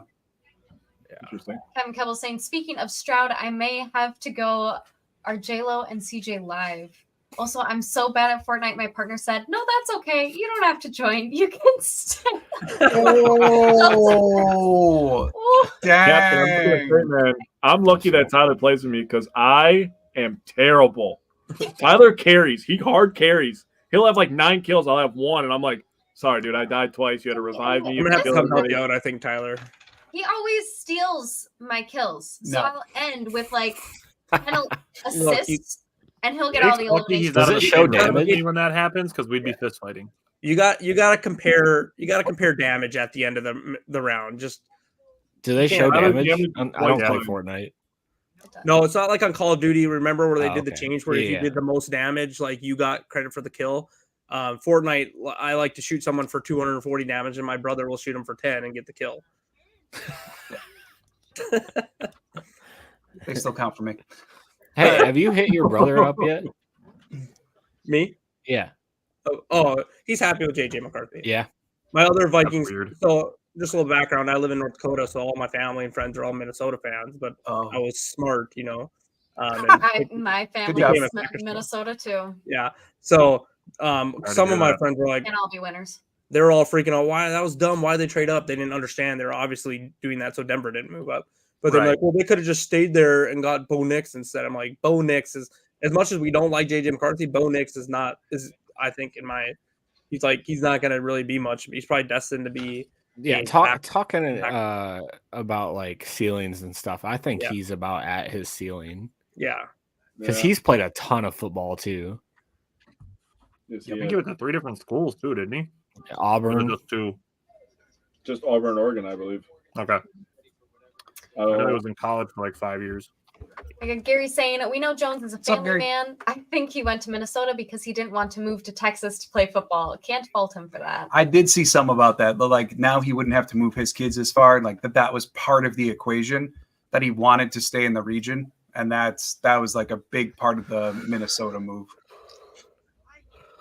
Good for him. Like I get it. It's Yep. I don't know. I don't feel like Aaron Jones going to Minnesota was a spite move, like we have seen other Packers do in the past. Like I just felt like it was Minnesota needed a running back. He wanted to stay close for family. They had the money to pay him. I don't know. I didn't feel like it was spite. I think it was just his best choice. I agree with that. And he doesn't seem like that kind of guy either. Yeah. Just from like his interactions with the media and how much he likes of our fan base and stuff. Yeah. I mean, I know he was hurt, but I don't know. It just didn't strike me as a spite move like we've seen before. I think it just was the best circumstance he could get his family into. Yes. So Chris is I very think it happy. would- Chris is I think very it would happy be they got a little bit JJ more. McCarthy without trading the number 23rd pick. So, That's true too. Yeah. and what we did in our mock is now obviously Jackson Powers Johnson. He didn't have the injury stuff at the time, but when we did our mock, we had them getting JJ McCarthy at 11 and then taking a center at 23. So that's still on the board for them because we thought maybe hey, you get your quarterback and your center, and you just because Bradbury was trash. So but we'll see. Now that this gives them for JJ to fall that far, this gives them a chance to kind of play around a little bit at 23. Yeah. Got Joseph saying, cornerback, edge, and defensive lineman are next positions to get picked. Psych. Cornerback, edge. I mean, it's going to be soon. I mean, like we're going to see Arnold and Mitchell go real soon. And then I think same with Dallas Turner. Yeah, Yeah, this there's is gonna the be a range. run Got on it. This is the 12. range for them. We could see a little bit of a wait for Byron Murphy, though. The first true interior D lineman. Denver could go pretty much 25, anywhere I'd right take him here. too. So you see everybody wearing those big ass hats now, and I wanted one when they first came out, but then I looked up the price. Hell no. Which like- big hats? I don't The see big, the huge one. I think they're ugly. They're so. I would be so mad if I was sitting behind someone with that thing on their head. Dude, they're like $300. I don't get it. Yeah, I see your comments, Okay. Steve. This is a very Yep, good I know pick. who the pick Bo is Nix. too. Yep. It's What? Bo Nix. I mean, that's great for us. It's great for Green Bay. Yep. That's exactly perfect. That's good for us. Yes. Let all of the defenders fall. Let's go. Let all the players fall. Let's see, just catching up on a few here. Captain Kebble's saying, everyone is retweeting the Caleb Williams, I love the Packers. I love being a Packers fan tweets on my feed. I mean, if he were to tweet it out now, that would be great. noteworthy. I love that. To Joseph saying, add Gary, Aaron Jones is from Texas, I'm pretty sure originally. Yeah, he's from the El Paso area. Yeah. I think That's Gary the was same saying more along the lines of like Don't want keeping his family here now, like as opposed to where he's from. Captain Kebble's the skull was spite, signing was business. My take on Jones. I think no matter where Aaron Jones was going to go, it was going to be he was going to fully embrace that team's traditions, fan stuff. Like that's just who he is, in my opinion. Like he knows how to play that game well, and I would have been shocked if he wouldn't have completely bought in on the Minnesota side of things at that first presser. And like, It's not like he really talked bad about Green Bay or anything in the presser. He did this goal and then he pretty much left it at that. It was disgusting for us all to see, for sure. Yeah, But now we just got to beat him twice a year, and that's. but to me, it was much more playing to his new fan base than it was taking a shot at his old one. Yeah. Jake, you got something to say? Yeah, I got something to say. I would agree with your take because that's very well thought out. Okay. But if he didn't sign so quickly, I think there's a little spite in there because he signed so quickly with the Vikings. Like, he literally turned around and was like, oh, they want me? Oh, I got to play Green Bay twice? I think it could be both. I think a little bit of it is he wanted to go against the Packers to kind of prove that he still had something. He was worth the money. He didn't want to take the pay cut because he was still good, which we all know that, right? But also, it's not a bad spot. You don't have to play in weather for half the year. You have JJ taking pressure off you and Addison. So, I mean, it's not a bad spot for him. I personally do think he should have went. Maybe he should have really considered. Maybe he didn't want to play with, the coach anymore. But he probably should have went to Dallas because I think it was a better opportunity for him to actually close his career out with having a chance to play in the playoffs again. I don't think Minnesota's on that level, even with JJ. Even if JJ pans out, they're still a year or two away from the playoffs, probably, in my opinion, and he won't be part of that equation. I mean, like, I tend to agree with you, Jake, except the one thing that I would say different is when the Packers released him, free agency had already begun, money was drying up.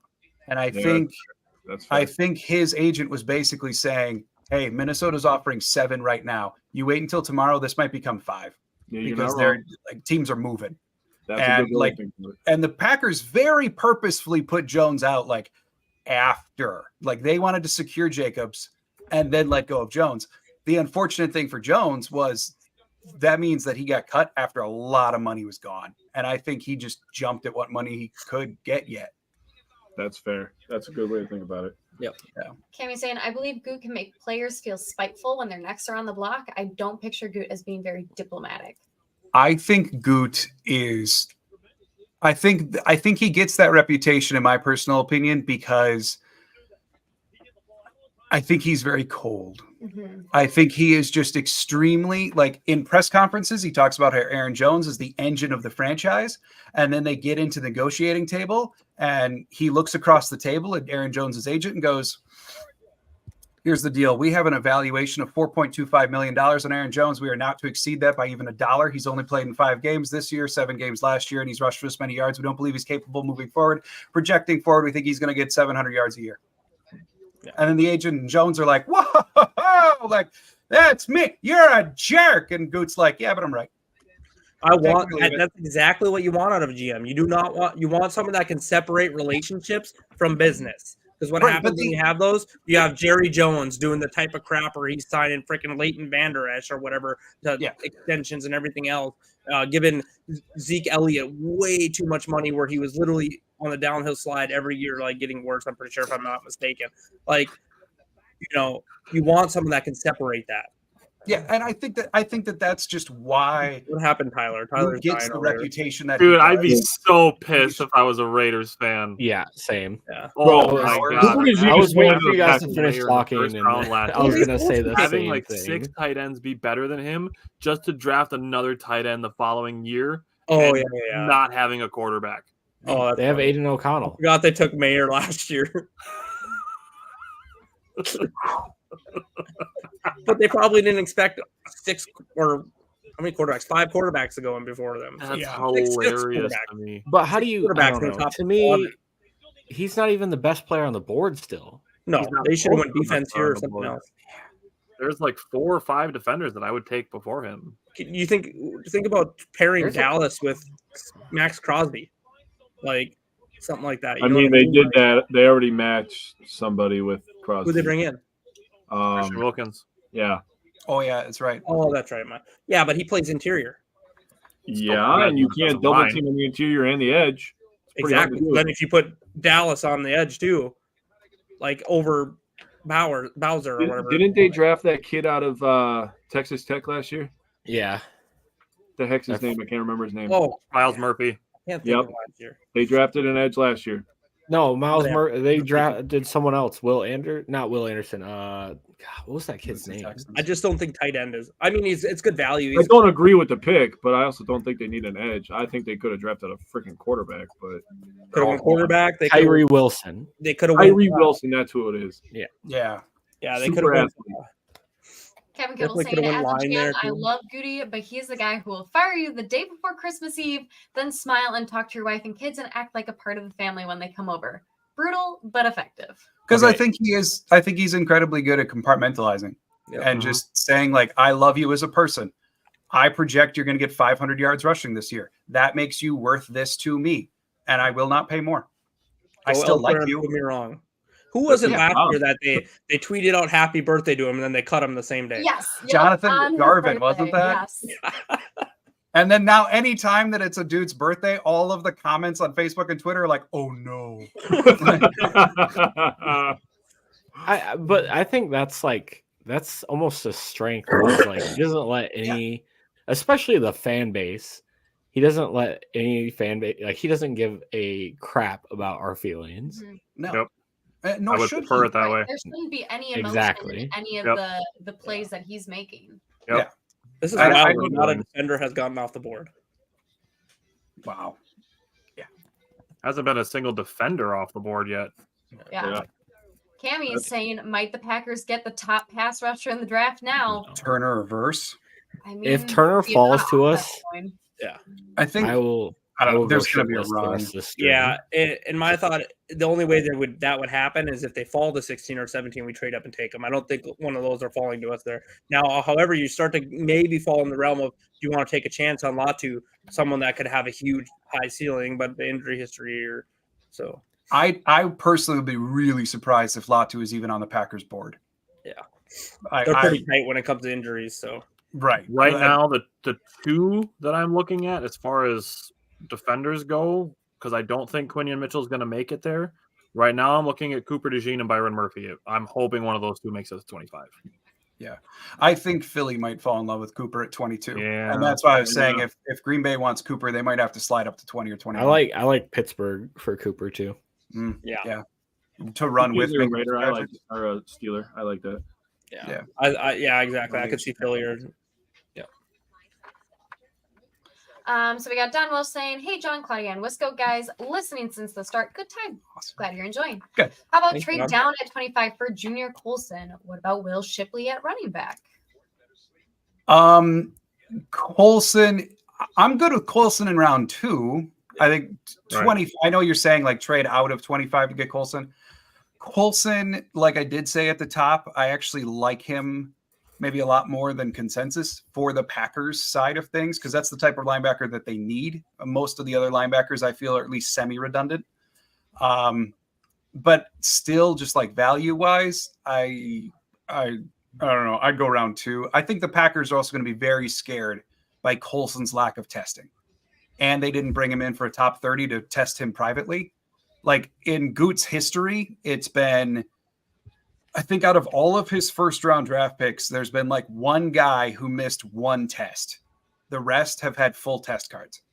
So it would be very strange to see Goot like just pick a guy on faith,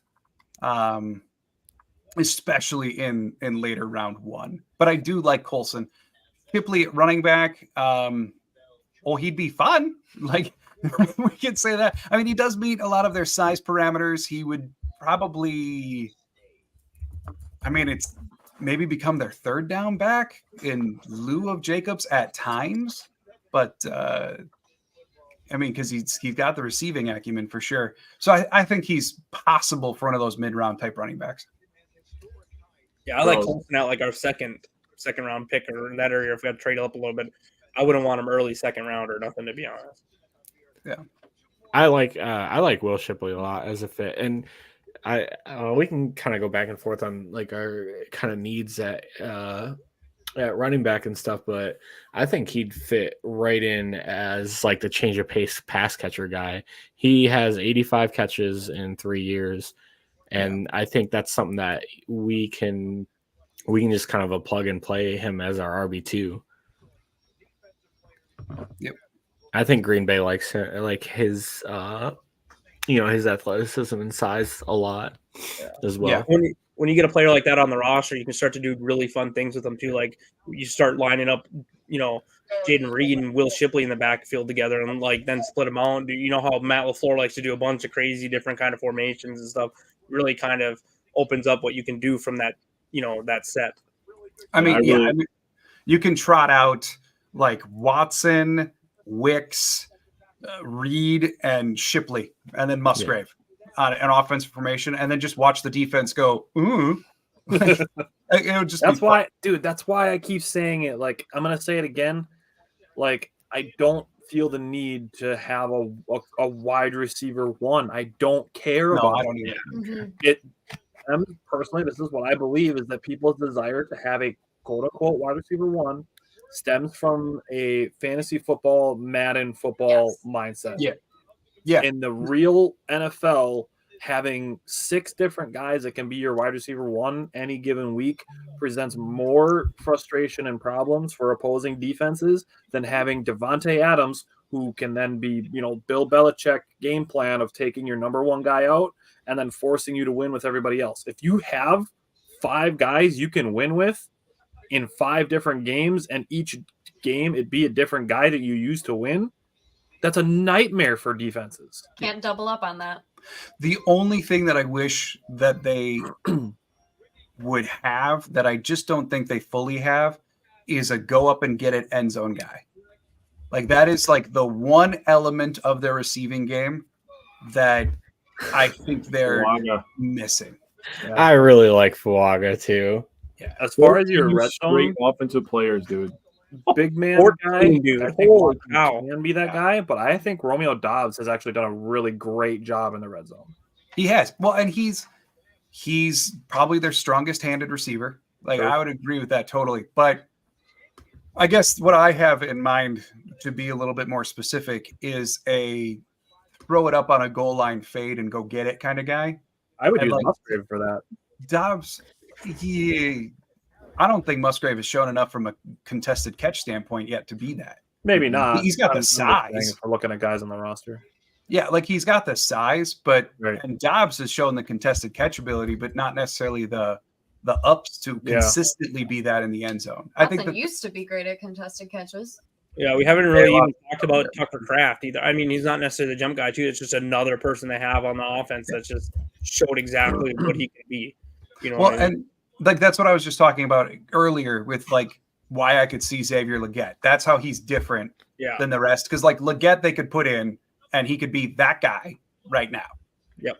And that's the one element that I think if you're looking at a fully complete arsenal, because I very much agree with your premise, Tyler, like what they have is more valuable ultimately. Yeah. But like if we want to talk about like just being short of perfect, that's like the one element that I look at and just go, that's the one thing that I could see them pursuing, because that's like the one clear-cut perfect thing that I just don't know is if they've got on the roster right now. So on contested catches, because I was thinking about Romeo Doubs too, just off of last year, he had 28 contested catches against, and he caught 15 of them. Okay. It's over 50%. That's solid. Yeah. I think for contested catches, that's a pretty good percentage. Yeah, it is. And that's like he does have realistically the strongest hands out of any wide receiver on the team. Yes, I agree. I would say he is the best in contested catches. I just mean he's not Watson's size, right? Yeah, he's not going to out jump many in the end zone. He's not. I guess what I'm looking for is put Dobbs' hand on Watson's size. Yeah. And then that's the one thing that they're missing. If you could take Romeo Doubs' ability to be physical and jump through defenders, which Watson hasn't really shown, he kind of shows a little timid, or he gets pushed out of the way. That'd be like perfect blind for us right now. Yeah, that's what Jimmy Graham was supposed to be years ago. Like that's. Oh, great! Thanks for making me think about so, just because I wanted to, I guess, go look up comparisons, because this is what I do. For to look at like the whole picture, I guess, for receivers that had at least 98 targets, so I went about 50%. Romeo Doubs was 4th in the league in contested catch percentage. Damn, that's awesome. Yeah. All right. Yeah. James is a Saints fan. He said sadness becomes me. James, I don't know why. Talize Fuaga, that's a great James, I was going to ask if James is still in here. That's a great pick for you guys, man. I know you wanted another skill position, but you can't score unless you win up front. I talk about it all the time, man. You got to win in the trenches, man. So James, go ahead. Sorry. Unless James is like, were you rooting for a true tackle? Because Fuaga might kick right inside. tackle in the draft. And I think he's the best run blocking tackle in the draft. I love the pick. Sure. Yeah, I read a lot that like Fuaga very well might get kicked inside. Oh, God. Really? I saw that and just too. make him like a Quentin Nelson style guard, like a road grader clearing the way, as opposed to keeping him at tackle. I mean, you could do a lot worse than a Quentin Nelson. I'll just say that. Well, for sure, for sure. I'm just trying to think like why he might be sad because maybe I love maybe he wanted a true tackle with Rychek being potentially out. I hate news articles like this. Kirk Cousins was not given a heads up that Atlanta would be taking Michael Penix. Who cares? Yeah, he was given $100 million so he can go cry in his $100 bills. There you go. Yeah. Players It's literally are not that sure, gif of the nor should dude. they be. Truth. Cammy is saying Watson had a nice contested touchdown last season where he had to jump to get it. Yep, See, and with Watson's build, it'd be nice if he could get there more. It's a matter of consistency and positioning. Mhm. And too often we saw it where for a guy of his size and what should be his ability in that regard, he was falling off of defensive backs. Like the perfect example is the Vegas game, like the game-ending pick, when a corner who's like 5'9" made a play on the ball because Watson was falling backwards. I know some people want to like blame that throw. Others just say that like it was partly Watson's route. Whatever. When Watson's got damn near like 8 inches on the corner in front of him, I want to see him fight. Yeah. I think he did better in the second half of the season. Like we actually broke down a couple of plays about it. The one in the Chiefs game was flawless, and that was a great throw, like an amazing, insane throw. But the one in the Lions game, because he jumped like a step earlier than the defensive back, so he was first in the air. Yeah, the first play of the game. Yeah. No. Okay. It was the touchdown that he had. Maybe it was the.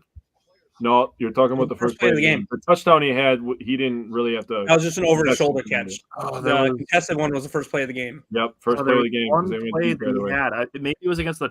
Was it against the Chargers? It was a blue team. I know it was a blue team. He did have a crazy catch against the Chargers as well, and that's he had one contested catch in the left half of the end zone, where he jumped a step earlier than the DB and allowed him to be first to the ball. All right, are the Colts going Arnold here, or do you think they go Quinyon? I think they're going Mitchell. I agree. I think they're going Quinyon Mitchell. I don't know. It's crazy though. They might not have thought some of these pass rushers would have been there too at this point. Maybe they do go with Turner. Yeah. Yeah. Michael, I want to see Michael surprise dumb pick. Oh, hey, cheeseheads. Hey, go back, go, eh? Hey, hey, guy. There's our people. Hey there. If you wear the cheese on the head, I like you. You can I don't like you guys. Get off my screen. That's fair. Take a wide receiver. To finalize that's what I was thinking. I was like, take Adonai Mitchell. Oh, let's go for Martin said, let's trade with Seattle. We don't have to right now. There's been plenty of rumors that even earlier today, Jacob Morley tweeted out that the scuttlebutt is still that Green Bay was talking to Seattle. Yeah. I don't agree. Might not have to. A lot of value there at 16 right now. I'm telling you that. So. Yeah, come up and get darn near any defender you want. Oh, spoiler alert, Michael. Thanks, Michael. Michael, you gotta wait. Wow. Come on, man. Wow. Jeez, Michael. God, everybody get on me. You gotta say right. The draft is ruined. Shame. You're not even one of my people, Michael, and you're in the negative pile. Oh no. Oh, there you go. Now one of your people did it too. After the pick, it was after we announced. I haven't seen the pick yet. Goodell's announcing it right now.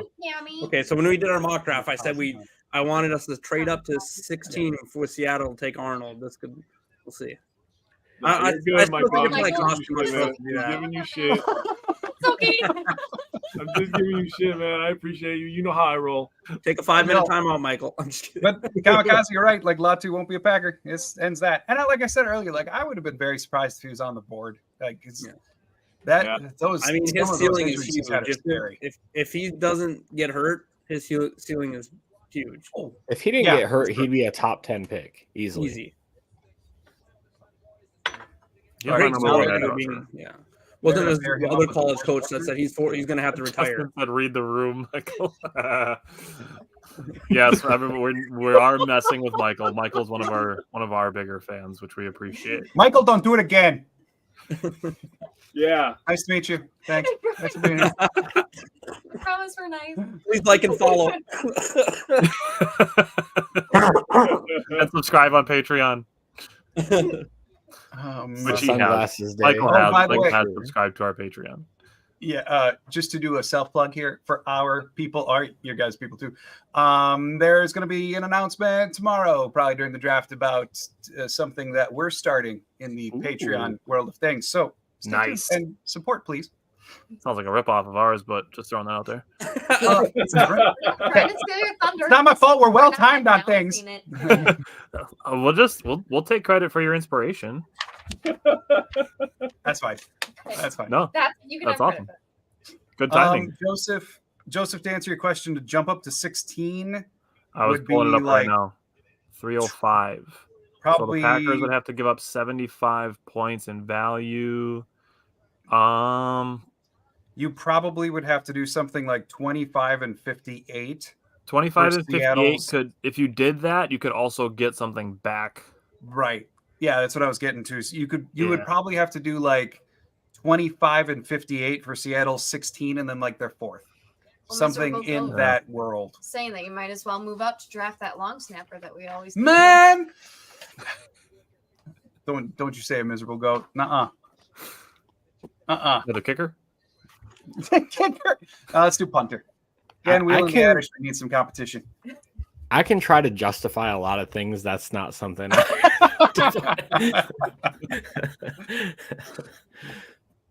But yeah, that's ballpark what you're looking at. It probably would take your first one of your later second, and then Seattle would give you a 16 and something. Yeah. Throw in David Putney. Call it a day.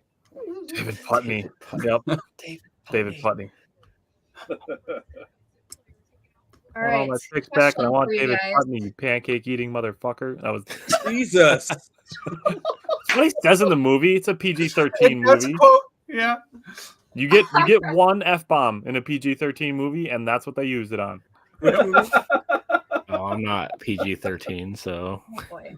Trying to keep this show PG-13. I think it's somebody that you guys want the Packers to avoid like the plague. Kieran Omega-G. Really? Yes. That's what I thought earlier when he said it. I was like, really? Like, I don't know. That's kind of surprising. In general, one of the first offensive linemen that I scouted, and I'm like, I don't like him, and my opinion has not changed in a month and a half. Mine is Amarius Mims, and I don't know why. Really? Is it his lack of play? Probably. As far as Omega-G is concerned, if they draft him after the 5th round, then I'd be okay with it. But if before the 5th round, no. Really? Okay.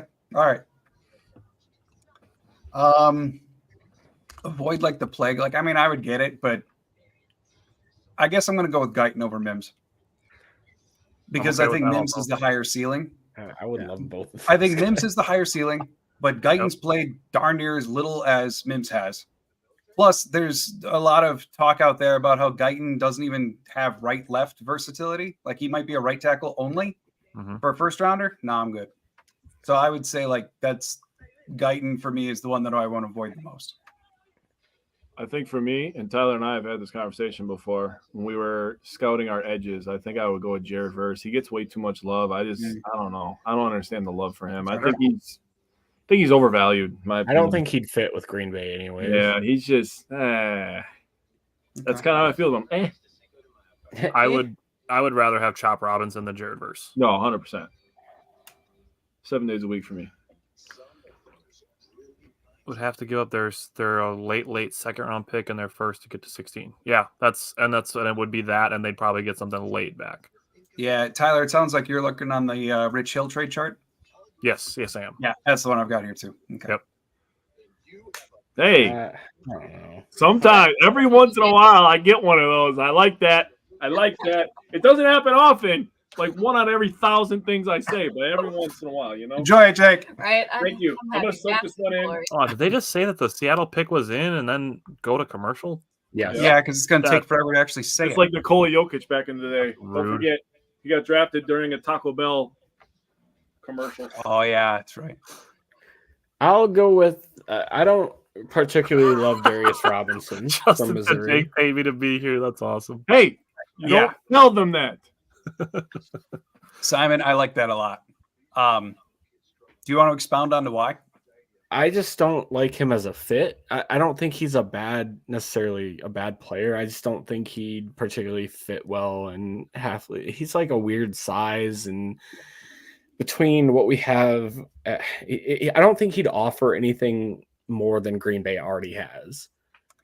I feel like I agree. He's a weird size. He's realistically kind of a tweener. They'd probably play him at tackle. But if they're going to go with a weird tweener, give me 20-year-old Michael Hall Jr. instead and do it around later than Darius Robinson. Yep. I agree. I think Darius Robinson has some potential. I mean, obviously not the same player, but some potential in the way of like Aaron Donald being like a game wrecker who's a little bit lighter, who still plays inside. I think he's got that potential. I also see a world of bust potential with Darius Robinson too, from the standpoint of there's a reason those guys haven't always worked historically. Whereas I look at Michael Hall Jr. and it's a little bit different because he is lighter. And if he doesn't work on the interior, then I'm going to look at him and go, all right, almost the Kobe Wooden opposite of slim down, bulk up. Now you're kicking to edge because I want your speed and first step to come off the edge. That's the thing. He's fast. And I feel a lot better about that than I do looking at Darius Robinson, who's tilting on the overside of things, asking him to gain weight or be an Aaron Donald comp versus a guy who might just get washed out because he can't get through NFL blocks. He's another avoid for me. I made a fan with Gary. It's good. All right. So that's who you want to avoid. What's the opposite? What's your which prospect has a little place in your heart? Cooper. Let me. Not even a Cooper. Brian Thomas. I knew. I'm not even joking you. Can you please shut up? Joking you. Please shut up. I'm being nice, like I'm talking to my children. Please shut up. You're saying please. It's nice. All right. So hold on. Yeah, it's Cooper. 1,000%. But yeah, go ahead. Even not. John and Claudia weren't here for my rambling, so you get to hear it twice, Jake. Jeez. I'm gonna mute him. Claudia, give Simon the Tony Reale mute button. Give him -1 point in a 10-second mute. What's better than one Christian Watson, two Christian Watsons? Could you imagine 2 6'4" dudes sprinting full speed down? I'm just saying, it would be lovely. I mean, it makes sense. Like I get it. He's just not my top. I'd way rather have Cooper. Dude, please stop with this nonsense. Okay. We have a 6'4" guy in Tucker Kraft who's not a wide receiver, but he's very fast. We have a 6'6" guy named Luke Musgrave who didn't get to play an entire rookie season because of a freak injury. And he's very fast. Yeah. We didn't get to see what he could do. So we have that capability. We just haven't seen it to its full potential. Also, Jordan Love basically played half a year, if you really think about it, right? Like, he was kind of wishy-washy in the first half. Second half, he looked like an all-pro. That's what we're kind of expecting going into the new year. Yeah. We don't need a wide receiver. I didn't say hear one more person say that, I'm going to lose it. I don't think we needed one. Yeah, I don't think it's a need, but I could still see it happening. Jake's gonna drive up to Alaska just to give Simon a face wash. Simon, I'm gonna lock you in your own igloo, dude. Simon, I just wanted you to know that we called this a draft party. It was actually an intervention. Jake messaged me and said, "Hey, we know the draft is a really big deal for you guys on your channel, but our guy needs help. Can we all do this together?" And I said, "Absolutely. I'll be there for Please donate to this is a draft watch party. This is an intervention. We just want you to get help." Cue "In the Arms of an Angel" music and start. Bro, we got Sarah McLaughlin queued up. Exactly. We don't want to lose the monetization, so no, we can't play it. We'll sing it for you though. We got Captain Hill saying they don't need a wide receiver, so Goody is gonna get one to make that. Goot doesn't give a shit about your guys' feelings. Like all I've been saying is like, there it is. Because I get it. Murphy. Okay. That's a really good pick for Seattle. I get it from the standpoint of like Goot has made it a pattern to fall in love with round one wide receivers. If he's truly looking at best player and feels like Brian Thomas is the best grade on his board, I could see it. He's not going to do it. I'll preface it with that. Yeah. I don't think it's going to happen. Simon, when you said what's better than one Christian Watson, two Christian Watsons, I'm like, oh, great. So we can have two guys that people complain about being injury prone all year. Yes. Awesome. Yes. John actually said something really great on our show when we had him on last year about Christian Watson, that if he gives you prime Calvin Johnson for 13 games out of 17, I don't care about the 4 that he misses. And I couldn't agree more with that. Yep. He's not going to be prime Calvin Johnson, but yeah. I mean, dude had 8 touchdowns in 3 games in his rookie year. Yeah. Okay. Even Calvin Johnson light, I will happily take it. Yeah. But like he's that type of body type, right? He has that type of natural athletic acumen. If Watson continues to develop as a receiver, and no, he's not going to be Calvin Johnson. But if he is a star wide receiver, I don't care if he plays 13 games a year. We have a Minnesota trade. Carry on Arnold here, maybe? Did Vikings trade up to 17 for They the just Jaguars? did. Yeah. It is. And 17. Scott saying that the Packers should trade up for Arnold. It's becoming a higher possibility as we go. Well, unless the Vikings take him here. I was going to say the Vikings also need secondary help. Here's the pick. Here's the trade. The Vikings traded 17 for number 23, number 167, a 2025 third and fourth. They traded 3 picks. Wow. They are taking a corner. So they gave up Did they get anything in return? 17. 17. That's it? So to move up 6 spots, that's what it cost them. Wow. They must Woof. love that player. Yikes. Connor asked if Connor, I think we're all trying to go. I think some subset of us will be there. I'm still currently hoping that there's a way that I can get media credentials. Yeah. That's what I'm holding out hope for. Yep, I'm with you, Tyler.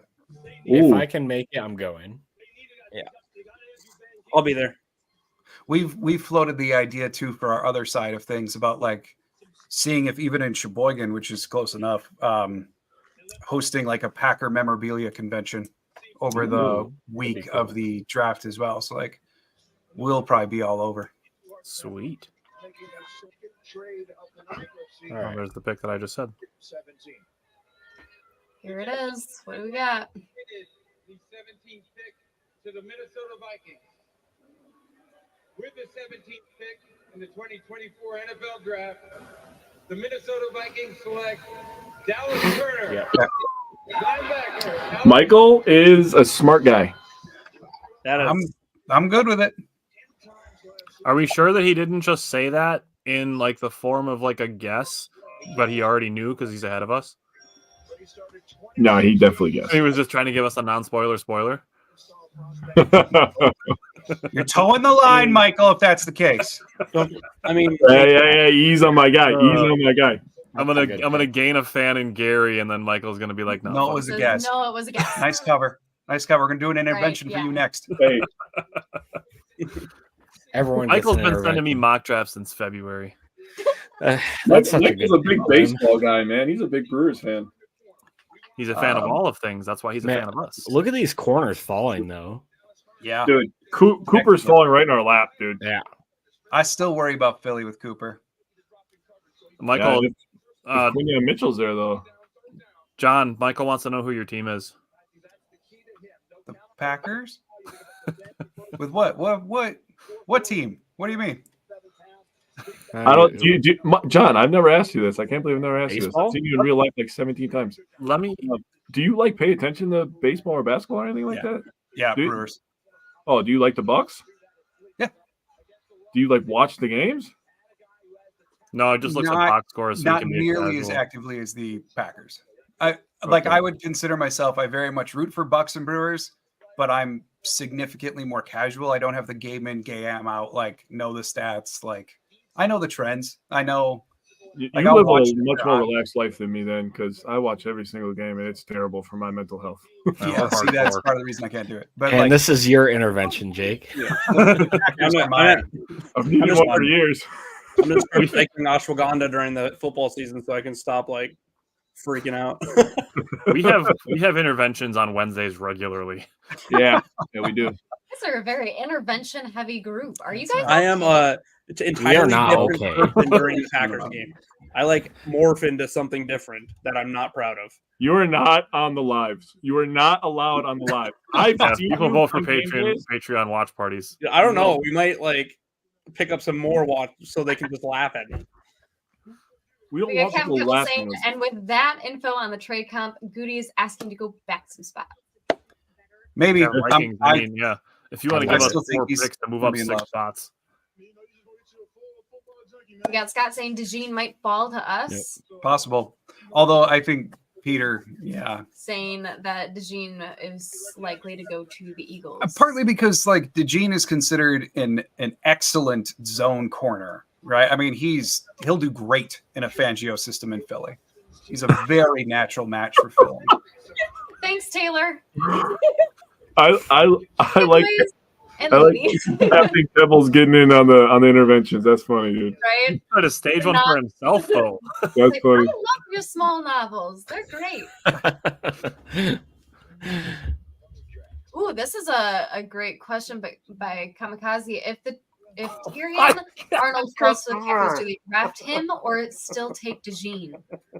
Arnold. Take Tyrion Arnold.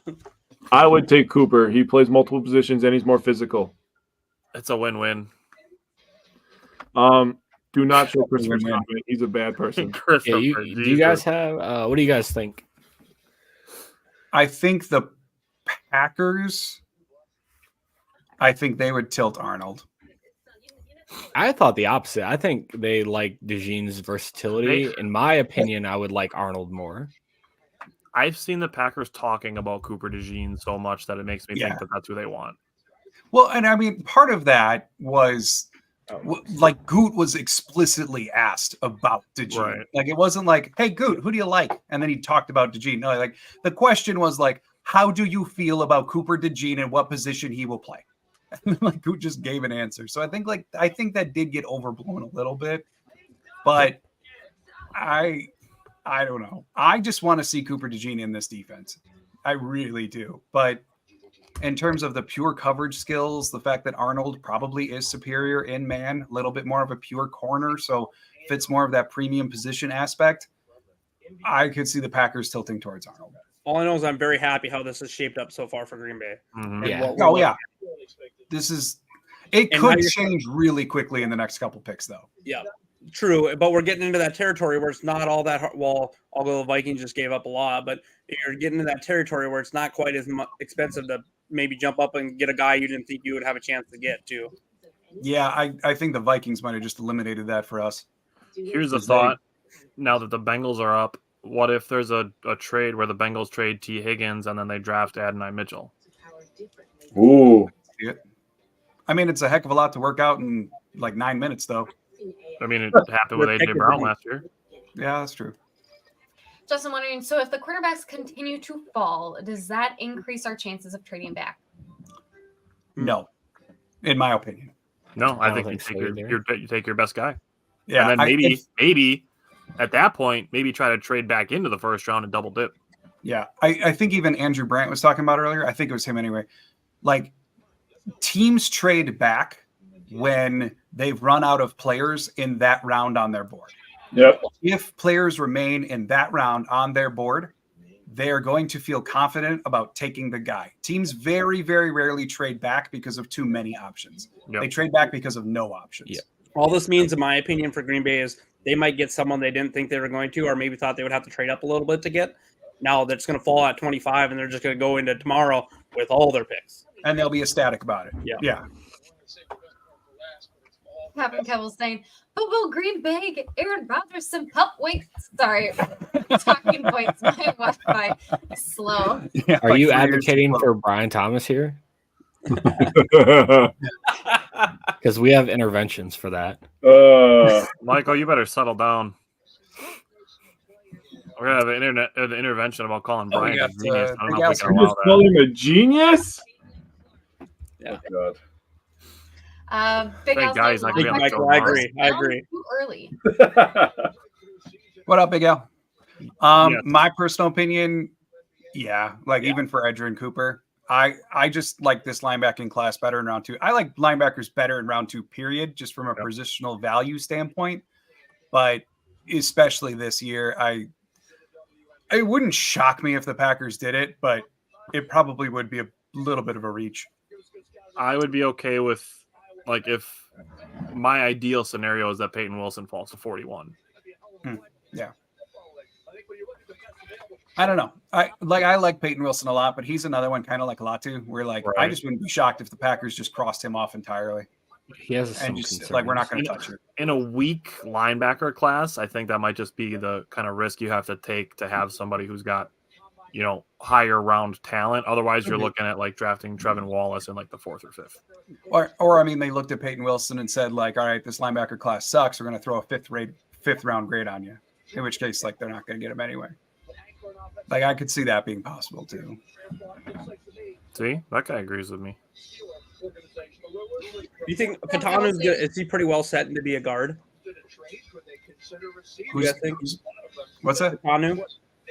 Otanu? I think he could be either one. Yeah, so he could be interesting. He's 6'4". But we don't take interiors in the first round is the problem. So I just correct. Yeah. And Packers do a lot of like picking college tackles and moving them inside too.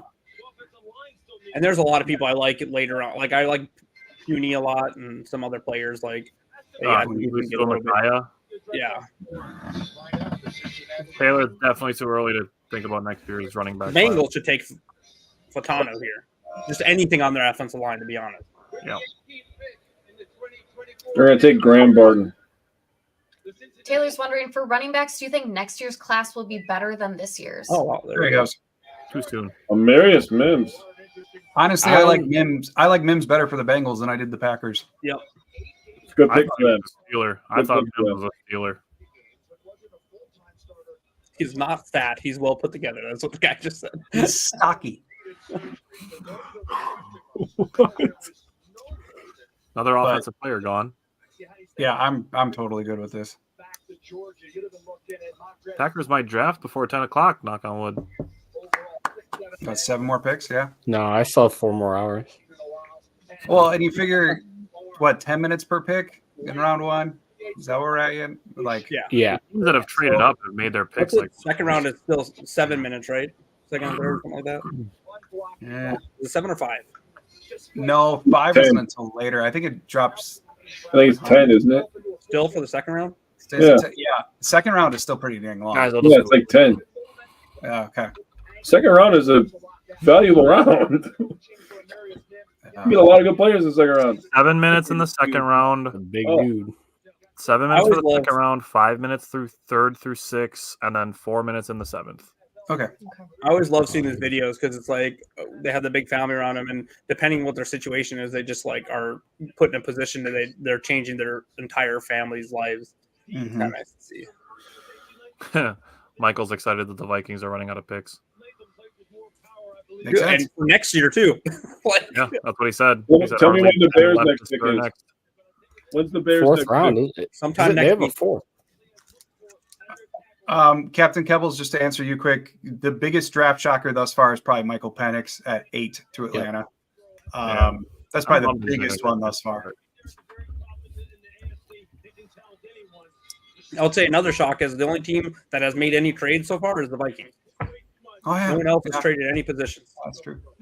I think a corner not being selected is kind of a shock so far too. True. Mm-hmm. Good call. Kamikaze saying, I read that Graham Barton is projected as a guard or center in the NFL. He is. He's kind of viewed in the mold of like Zach Tom, of we're going to pick him to play interior, but if he like does tackle well, okay. Like that's kind of the standpoint, especially in Green Bay, because his arms are just short of what they consider to be their arm length threshold for guys who can play tackle. And I wouldn't care. Like if they wanted to pick interior, that'd be great. Like if they want to pick Graham Barton, send him at right tackle, right guard, and forget it. Like great, but it's just not what the Packers normally do, so it'd be a little surprising. But if they do that, I'm totally fine with it. Yeah, it would just be shocking because it would go very strongly against what they historically do. The Vikings still have pick 230. Oh. That's their next pick in this draft. I don't know if that's their next one. I know that they still have it. They have 177. Traded 167, so they don't have that one. Rams may go DL. They have a fourth, so they have a fourth, a sixth, and a seventh left yet. Wow. Maybe Johnny Newton here to the Rams. I was just about to ask you guys what you thought about that. I mean, he's kind of Aaron Donald-esque. They could go Jared Verse, I think. Who do they got at edge? I think they should go either Newton or Murphy. Wide range of opinion. I went down in that late first, early second. Somebody sound on? It's not me. It's mine. Sorry. Sorry. I have to watch this pick very closely. My father-in-law, who lives with us, he's disabled, but he's a big LA Rams fan. So I get into the game. Don't correlate, by the way. He just said them close together. You shut up. Murphy already went, by the way, Tyler. Didn't he? Yeah, Byron Murphy's gone. Oh, that's right. The Seahawks picked him. Yep. I think you Rams go Verse or Mitchell. Yeah. So, yeah, Rams should take. They should take Newton. Joseph, hearing Cowboys like Barton, I've read the same thing a bunch. Yeah, I saw that as well. Yeah, that would not be surprising. Dude, who is Michael's TV provider and why is he so far ahead of us? Gotta have Verizon internet. He's probably on Twitter or something, to be honest. Yeah, it could be. Let me see if I can see it on Twitter. Okay, apparently it's not Newton. I'm gonna have to change over to the private chat to not see any of these comments once the Packers are up, or I'll find you, Michael. You have Charter? You're a liar. You're a liar. Yeah, I don't believe that for a second. You are a liar. Now I'm coming at you because I've had Charter and they're trash. The Vikings have 3 picks left in 2025. Wow. In 2025? Yeah. Wow. Field Yates just tweeted, following a series of trades, the Vikings now have just 3 picks in the 2025 NFL draft, a first round and 2 fifth-round picks. They're just scared to send their personnel to Green Bay for the draft. That's all. Holy crap. I believe you, Michael. Yikes. Wow. Gerard Mayo said Drake May and Jacoby Brissett will compete all spring training camp. Peter, Okay. I would love if they take Jared Verse, but he's not replacing Aaron Donald. They're not even close to the same thing. No. Yeah, 2 different players. Better replacement for Donald, player for player. For that interior. I haven't even seen him on Twitter yet. Brett saying, I have Spectrum and all you guys are so ahead, including Bucks games. You guys are freaking out before the commercials are even done. Now I found it. Right, living in La Crosse near Minnesota. I just found it. Rappaport tweeted it 6 seconds ago. Don't say anything. I haven't seen it yet. Okay. If this guy stops freaking talking so much. They really took Jared Verse. Yep. I mean, I don't hate There's that not pick. Ozzy. I think that's still a good pick. Yeah. Makes sense for him. I'm not a fan. I don't like him at 19. I just didn't like him as an edge rusher. Like, he was my 4th ranked edge rusher, I think. He's my 3rd.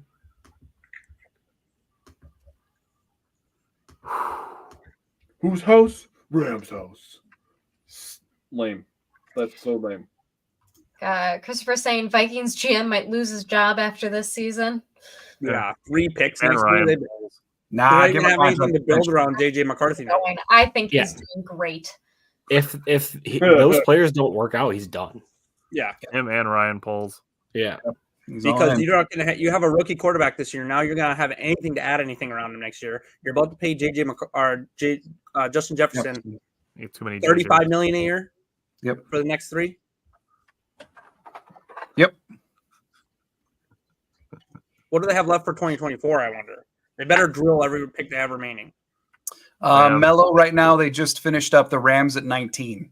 So They we've have got 5, fourth. 6 picks to Green Bay at 25. They have a Pittsburgh's on 4th, a 6th, and a 7th left this year, I believe. So you have 3 picks this year and 3 picks next year? Wow. Well, and the You 2 guys that they have already 11 made. picks in just this draft? That's nuts. No problem, Mello. Oh, they're going crazy. They're going crazy in this house. Look at them.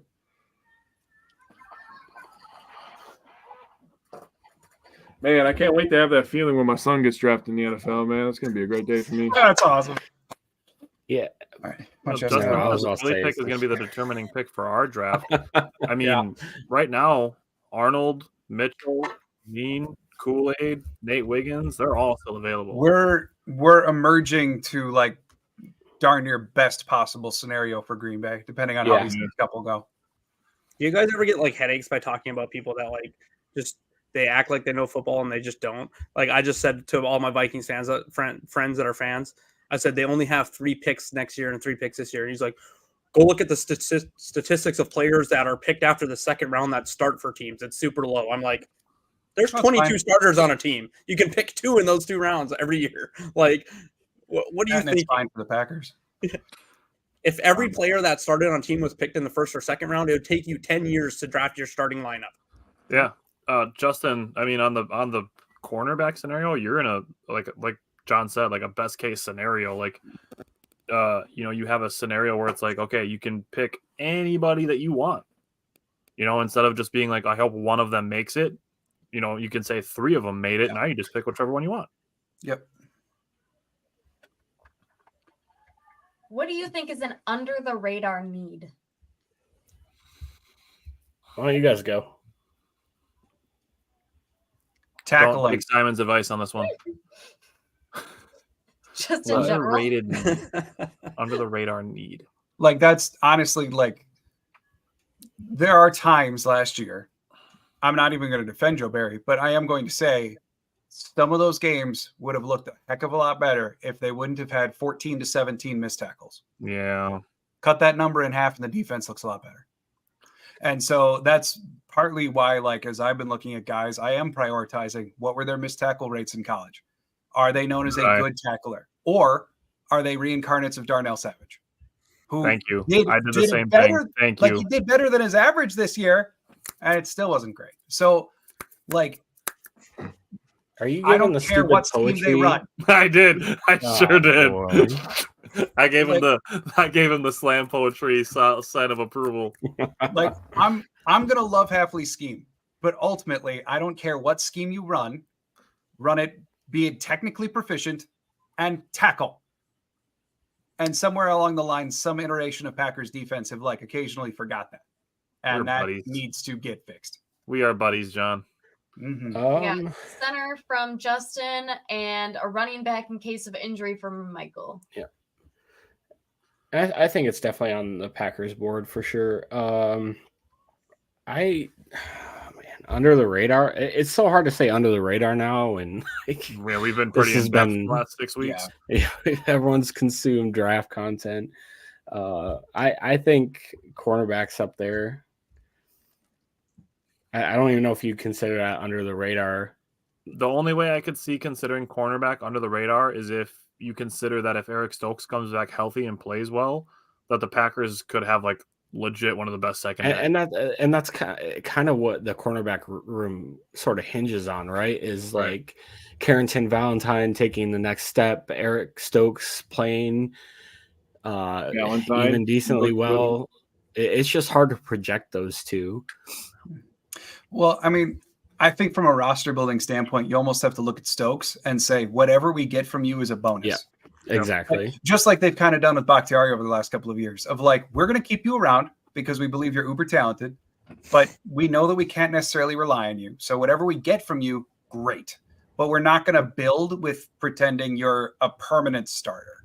I think edge is kind of up there too. I was going to say the only pick that would surprise me maybe at our pick here would be if like Chop Robinson fell to us. That wouldn't be a huge surprise because it'd be an interesting pick. But the way the board's shaping up a little bit here, it could be, if they go on a run like say Terrion Arnold, DeJean, and like Atanu go here, we might be looking at trading down and say like McKinstry went too. Like, so it'll be interesting what happens over the next 4 picks. Yeah, I mean the board could empty. Like by the time we get to 20, it looks great right now, but realistically 4 more picks and it could change pretty quick. There are 9 guys on just what my list that I'm looking for, and that I'd be like super okay with the Packers taking. Can I see the big board? Thank you. Joseph asked, any wide receivers or offensive tackles that could entice teams below 25 to offer Packers a trade? Yeah. I mean, there's still a lot of tackles like Fautanu, Barton is still there. Yep. Guyton. Wide receivers, you're looking at like Adonai Mitchell, Brian Thomas, Troy Franklin, Keon Coleman, but I don't think you need to move up for him. It really all depends on where Team C players do. If Team C that Barton and they want to try him out at tackle, like they might value him more than we would at that point. Right. I think there's a good number of teams that still might project Barton out at tackle. Yeah. The Packers are generally more strict with their linemen than most. And if you draft him in the first round, you get an extra year to test him around and find out. Yep. There's also a reason the Packers are always consistently having a very, what I would say, a solid line. Steelers, they're about to pick right now. Yeah. Jinx.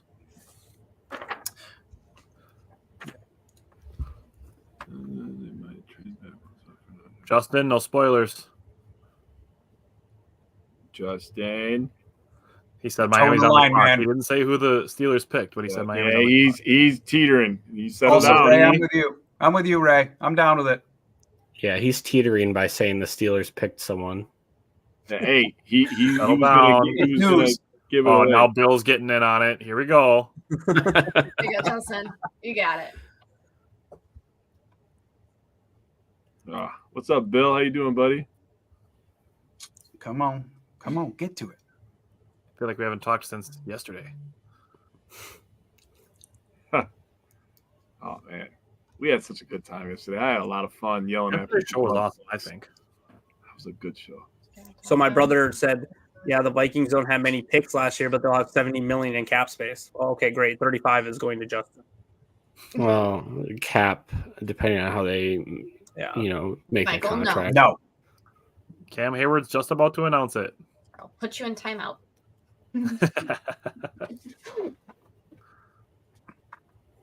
Sorry to hear that, man. At least the Brewers are winning. The Hang Bucks in there, are Bill. winning. Good Okay. pick for the Steelers. Yep. All right. Good pick. Okay, Michael, you can tell us now. There we go. Your Kamikaze parents- waited. Thank you. Did your guys' parents ever like put you in the corner? Spoilers. Well, I think, okay, from the Packers' standpoint of things, realistically, like offensive line wise now, Fashanu's still out there, or they break tendency to go with Graham Barton. Yeah. Like if you're looking O line, that's realistically the top Shanu two. got picked. Yeah, Fashanu got picked. Oh. Did he? I Yes. missed one. What? the- Jets. Really? You and Michael on the negative list. So Jets. offensive Oh. line kind of dried up pretty quick. All right, through never mind, those mid first round picks. Justin. No. What a block. Come on.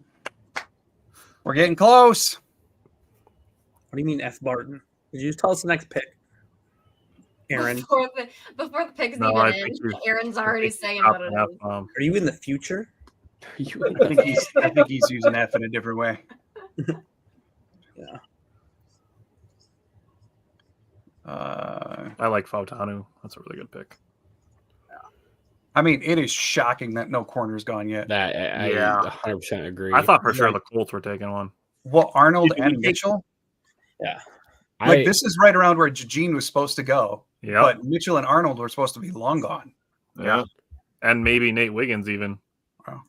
I hope- I think they would take Arnold over to Gene. I think Philly would do that. I hope Wiggins is the next guy gone because I don't think the Packers would take him. Yeah. No, I don't think so. He's too small for them. Thin, I would say. He's not a small dude. He's just thin. Yeah. Yeah. I mean, he would mop the floor. And he's a bad run defender. Like he can't tackle Well- for shit. I think he his- was in like 160 something pounds at one point. He's a Well, he's at the 173 or at something. the combine he was 173. Mhm. Yeah. But that's still, I mean, they picked Jair at 185. And when they picked him, they acknowledged that he was lighter than they like their corners. But that's So like to go to too Wiggins, light. like dude's gonna have to live at Culver's for a month to come even close. I'll buy him a Both burger. threatened me with a good time. It's like that I'm Ron. saying. Have you guys watched Park and Reps where Ron Swanson asked for all the eggs and bacon? You'd have to walk into Culver's and be like, "Give me all the cheese curds that you have." Every one of them. Well, I think Scott's you misheard Scott's me. saying When I that said, Miami is probably going to take a corner. I can see so that. maybe we'll Yeah. see our first one I go. definitely see that, Scott. I Yeah. mean, we got 4 with picks to Ramsey. go, and there's 4 corners that we like. Yeah. Let's see. Christopher says, I had seen a draft board that had the Packers trading up to the Broncos spot to get Mitchell. That's how early they thought these guys were going to go. Yeah. Yeah. Yep. It's definitely one of the stories thus far. Is Yeah. I'd corners be are thrilled falling. with Quinyon Mitchell. Yep. Bill's Yeah. saying Yeah. that it's played out very weird. Still seeing names that I Yep. thought would be gone by now. Yep. Yeah, I think that's kind of part of why like you don't let like mock drafts and stuff guide your rankings. How like it's just not going to go that way. Yeah. Well, when you start getting people like Michael Penix Jr. that goes at 8, when you see a Marius Mims who's been drafted to us or later than us, pretty much everywhere you look, it starts to push some people down the board for sure. And I will say too, like I have been uber critical of PFF for like the last 2 months because like while a lot of their round 1 rankings have been like fine enough, Their later ones are trash. their 7-round mocks over the last 2 months, their day 3 is just there's no way it's practical. And that's like I am tired of seeing mocks where people in the 7th were consistently getting like Tanner Bortolini and Oladapo and like it just I don't know. I have not enjoyed PFF much as of late. I saw somebody post a Pro Football Network mock draft in response to the one that I posted where they got Byron Murphy at 41. I'm like, LOL. And he went He's not what? making it to the 16 Packers at Seattle? He went 25. 20. He went what? 16 15th to or Seattle. 16? Yeah.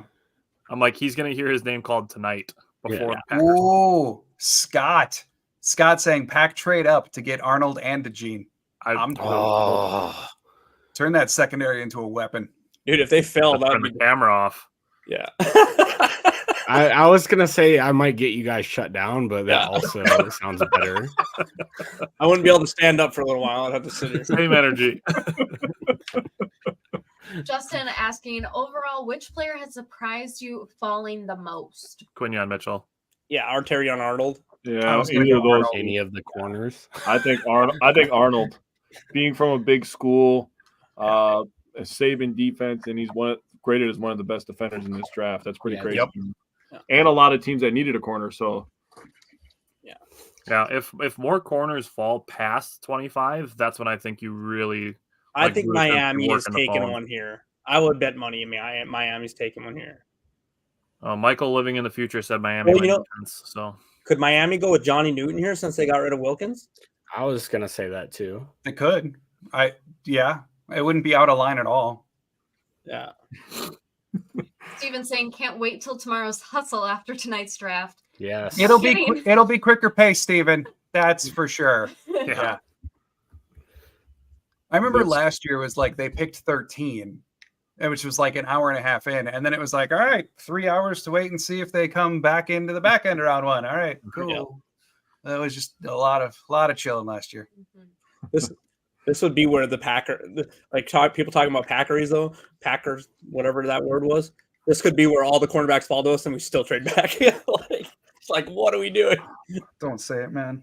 Don't even put it out into the universe. What's that wider Xavier Woods? That'd be funny. Oh, Xavier Worthy? Or Worthy, excuse me. Thank you. Yeah. Little dude. That'd be Bill saying funny. Goody Just has the to be fastest. chomping at the bit by now. Yeah, I very much agree, Bill. I mean, Yep. he has the ammunition to move up if he's someone that he's like, I can't lose this dude. And if he's going to do it, he probably wants to jump Philly. So maybe he would probably have to trade with Miami here. Philly needs a lot of things. Yeah. they lost a lot. I mean, I could very easily see with Philly going either DeGene or Mitchell or Arnold, whichever one isn't picked by Miami here. Yeah. Very easily could see Philly go with. I could All easily right. see, Miami Since the going Johnny Dolphins Newton here, though, select them. too. We're 'Cause finally they still gonna have, is Xavier Howard still in Miami, too? Or did he go somewhere? Xavier Howard? you got He got cut. Yeah. Oh, that's right. I think he's still out there, no? Yeah, he is. He got cut kind of Bob recently. Robinson. Rob Robinson. Chop. Okay. Man. Wow. Okay. good This is pick getting for really them. interesting for us at this point. So That's still a no good pick for corner. them. Wow. We had him going at 29. Yeah. I mean, Green Bay can now, like, one pick over the next 3 has to not be a corner, and then Green Bay walks into one of the top 3 corners of the draft. Yep. Wow. Yeah. Wow. I love Chop Robinson. I do too. Yeah, I like Chop a lot. That's gonna be a super sneaky pick. Yeah. He could turn into like a Micah Parsons type, to be honest. Yeah. So. Yeah. Oh man. Chop was my number 1 edge rusher in the draft. Dude, he is cat quick, man. Holy crap. Mm-hmm. Scott saying DeJean gonna fall. Bruce saying everything is lining up. It is, Bruce. It Justin is. saying it's a cornerback buffet at this point. Michael is reading his tea leaves, saying Philly's definitely taking a defense. Yeah, I don't know how we get past this point without them taking one. Like unless because they don't even need interior linemen, so they're not going to take Johnny. So, well, who do we need a lot? They could probably take a corner too. Yeah, I mean, Philly could take. They could take a wide receiver too, though. Well, who's it? Who's at 23 now? My memory's fading. Jacksonville. They could definitely take a corner. Yeah, Joseph's wondering, what do the Jaguars need? A lot. They need a corner. Yeah. They need a wide receiver too. Especially because I think they cut one of their corners at the beginning. Like Adonai Mitchell at 23. I don't know. Yeah, and then 24 is Dallas, which I don't know. I'd be kind of surprised if Dallas doesn't. I wonder if Philly's taking phone calls right now with 2 minutes left on the board. Yeah. I do love reading about after every draft. Not the Eagles needing a wide receiver. The Jaguars need a wide receiver. Yeah. Need a wide receiver. I do love reading after every draft how GMs who are friends just call each other to screw with each other. Like there's 1 minute left on the clock, so they call their division rivals GM just to eat up time. Like I love hearing those stories. Peter's saying Arnold and DeJean to the Eagles and Cowboys. My guess.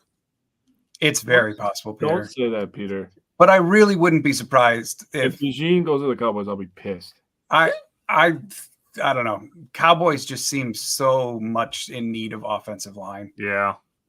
Like they've just been decimated. So what you think they go Guyton, Barton. They've been linked to Barton a lot. Yeah. But I don't know. They may call an audible and go corner now with how I don't know if there's anyone I can't like. I know we have some terrible fans in the NFC North, but I think Eagles fans have got to be the worst in the entire NFL. I have heard. Yeah. I think that whole Northeast is just not great. I honestly pride in the fact that no one wants to go to your stadium because you might physically assault them because you wore a different color. Insane. Oh, I should point out too. I mean, with the Cowboys, in terms of whether they should take a corner or not. I mean, they've got DeBland and Diggs. Yeah. I mean, at least 2 corners deep, they're just fine. Yep. Yeah. So I don't know. I have a feeling Jerry Jones and McCarthy are gonna go more to the need side of things. They're gonna do something weird. They're doing something here. I mean, they got 59 seconds left on this clock. Yeah. Minnesota, is that you? Refresh my Minnesota. I will trade you my entire. All right, so it's gonna be Philly's pick. Anna's saying, what did Goop get for trading for 26 pick? Oh, 26, like the Jordan Love pick? Or which one do you mean, Anna, sorry. I don't see that we've traded down. So yeah, I'm not sure. Please clarify. No, yeah. We haven't traded yet in this draft, but if you need a past one, let me know which one you mean. We can look it up. Mm-hmm. Michael saying Philadelphia people. Arnold, Jacksonville Mitchell, Cowboys Guyton, and Packers DeJean. I'm down with it, Michael. Sounds good. You're back on the positive side. Let's go, Mike. Well, but it's a thin line, Michael. Watch it. I won't say anything. You shut your mouth, Tyler. Or you're going to be in the comments next. Don't tell me what to do, isn't it? Wait, is Tyler in charge right now, or can guy he that get kicked? draft room wearing a tie? Because usually Tyler's in charge, so we can't talk like this to Tyler. I'm buddies with the guy in on his charge. face. He just ruined it for me. I can definitely talk to Tyler like that. I just get kicked out and muted. Yeah. You get fired all the time. It's been a while though. You're on a hot streak. Come on.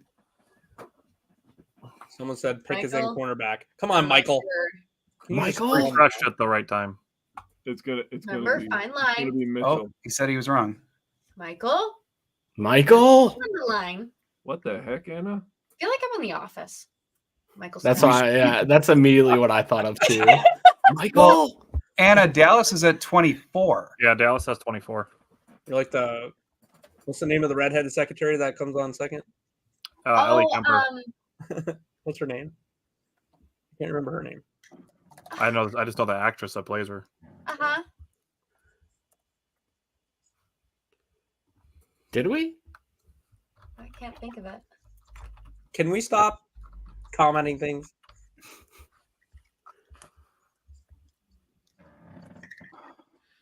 All right, we're still waiting on the Eagles at 22. No, we're still picking at 25, Anna. Aaron. Her name is Aaron. Aaron, that's that's Some right. Jagabi. Come on. All right, pick someone so they can boo them. Let's go. Let me throw some batteries at them or something. Yeah, There they you can go. get cooked in Brazil. Joseph, yeah, right? I wouldn't put it past it, Joseph. Dude, the fact that game is in Brazil is a huge benefit to us. Yes. Yeah. Yeah, it is. All right. What do we get?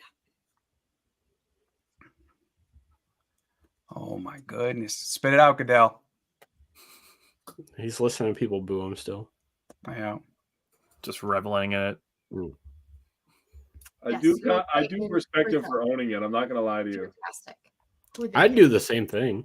Yeah. Well, I mean, yeah, when you get to cry in a Range Rover that somebody's driving for you on your way back to your penthouse apartment where you're going to have your personal chef cook for you and then sleep in a bed that's 50 feet by 50 feet with a flat screen in any direction you want it. Did you see why Goodell can't really hug people this year? Okay. He had back surgery like 2 weeks ago. No, And Anna, so, yeah, like, we're picking at 25 still. he's Yeah, totally still hampered. 25. It's from carrying the hatred of NFL fans. Right. Spit it out, That's man. great. We love Jordan Mailata. That's fantastic. Can we figure out who is going to join him in the Eagles? Claudio's speaking what we're all thinking. I like it. I like it. Why do we need to do this? What is happening right? Why? I missed that whole thing. Who is He's great. that? He's got a cool accent. Can that's he their use tackle, that but- accent? Oh, the rugby player dude. You think they would have found someone from Brazil to announce the pick? I don't know. Okay. Brandon Mitchell. Okay. So goes Hi, Mitchell. Quinion Mitchell, yep. Okay, cool. Just saying NFL. If you want to make are me now gonna get send me to cooked in Australia, I'll week do it. Right. You'd have It's all right. Terrion Arnold dream still lives on. Yeah, I mean Arnold and DeGene, 2 picks to go. Jacksonville And- could take corner. Dallas, I'd be surprised. And worst case scenario, Kool-Aid will be there too. Yeah, True. Gabi Well, says, you I know think at least one of those three is Ronnie going to be there. likes Kool-Aid. Cool. I really like Kool-Aid. I'm scared of that Jones fracture. That's 'Cause that fair. is such a recurring injury. And I'm concerned about that. Who was it that had one for us a couple years ago, though? The Was that Jones that fracture? Stokes? Did Stokes The have Jones it? fracture? I thought we had Stokes, one. Stokes had a bunch happen We to don't that even leg. know what happened to Stokes. Yeah. Just that he's Can't remember. hurt bionic man with how much metal they had to repair him with. Yeah. Yeah, Quinion He had like a Mitchell had that- nasty injury. Yeah. Stokes? Yeah. Yeah. I mean, it was ankle, knee, and foot. Yeah. Like, and it was he had screws and a plate put in. I still don't think from anything I've seen that the Packers have revealed to this day exactly everything that was wrong. Yeah, because you didn't hear about that like the whole Mhm. year. Yeah, it went Like silent. nothing. Yeah. It was I think it was a lot bigger than they let on. Yeah. Yeah, they didn't say much for sure. Kamikaze saying, I won't draft anyone with the name Kool-Aid. His real name's not Kool-Aid. Yeah. I don't know. Steel Chambers for me. Yep. Steel Chambers is still the best name in the draft. It's a good name. Big I name. like Storm Duck. Give me some Storm Duck. Storm Duck. Yeah. I think Oh, that's a pretty good hug, though. Ah, I think Ennis Rakestraw is a pretty badass name. Yeah. That's a good one too. But Steel I Chambers don't- at linebacker is pretty dope.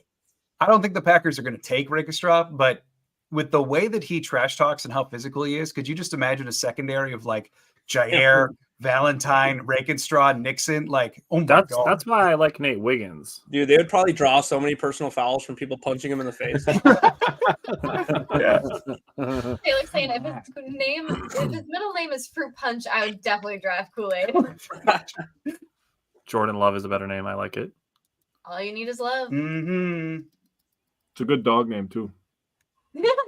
Bruce saying this will be the run for cornerbacks. It very well could be, Bruce. That's fine. We're Right there in it. in the run. I am smart. Debatable. Are you giving up picks again, Tyler, for what you said that Jacksonville is going to do? Yeah. I'm not telling you who it is or what it is, but I'm smart because I said what they did. What did he say? It's Mitchell. I don't remember.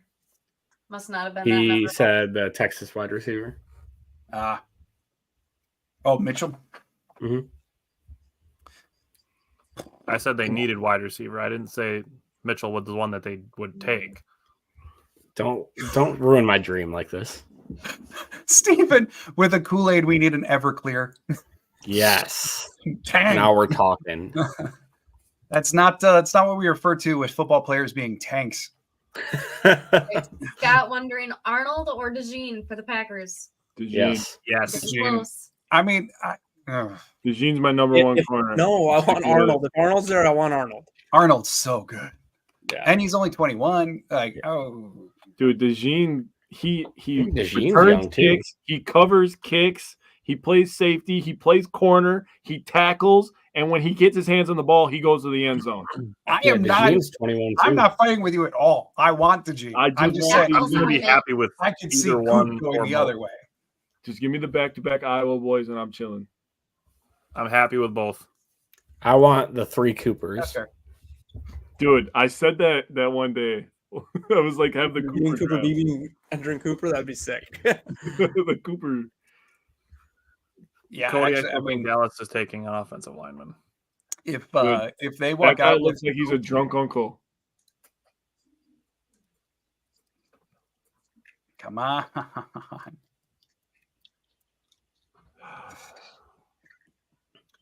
Bill's asking if Kool-Aid drops, do we take a flyer on him? If he's In somehow round two. falls to 41, Well, at this point, you're looking at DeJean or Arnold. Yeah, Bill, I'd have to say, like, if he's there at 41. Yeah, if he sure. falls to 41, yes, I would double up on corners. Yeah, but Or if you take DeJean here and you want to put him in that safety role and you want to trade up to the beginning of the second round and then Kool-Aid take- plays your true take corner. Kool-Aid, yeah, absolutely. I would do that too. I would also call Tampa if the Packers say take Cooper DeJean at 25. I would call Tampa, see what they want for 26, and draft Cooper DeJean and Terry Arnold back to back if remotely possible. That'd be Or disgusting. call Arizona. Although Tampa might want DeJean to pair with Winfield. No, they got to take TJ Tampa in the second round or something. Yes, they do. That's a foregone conclusion.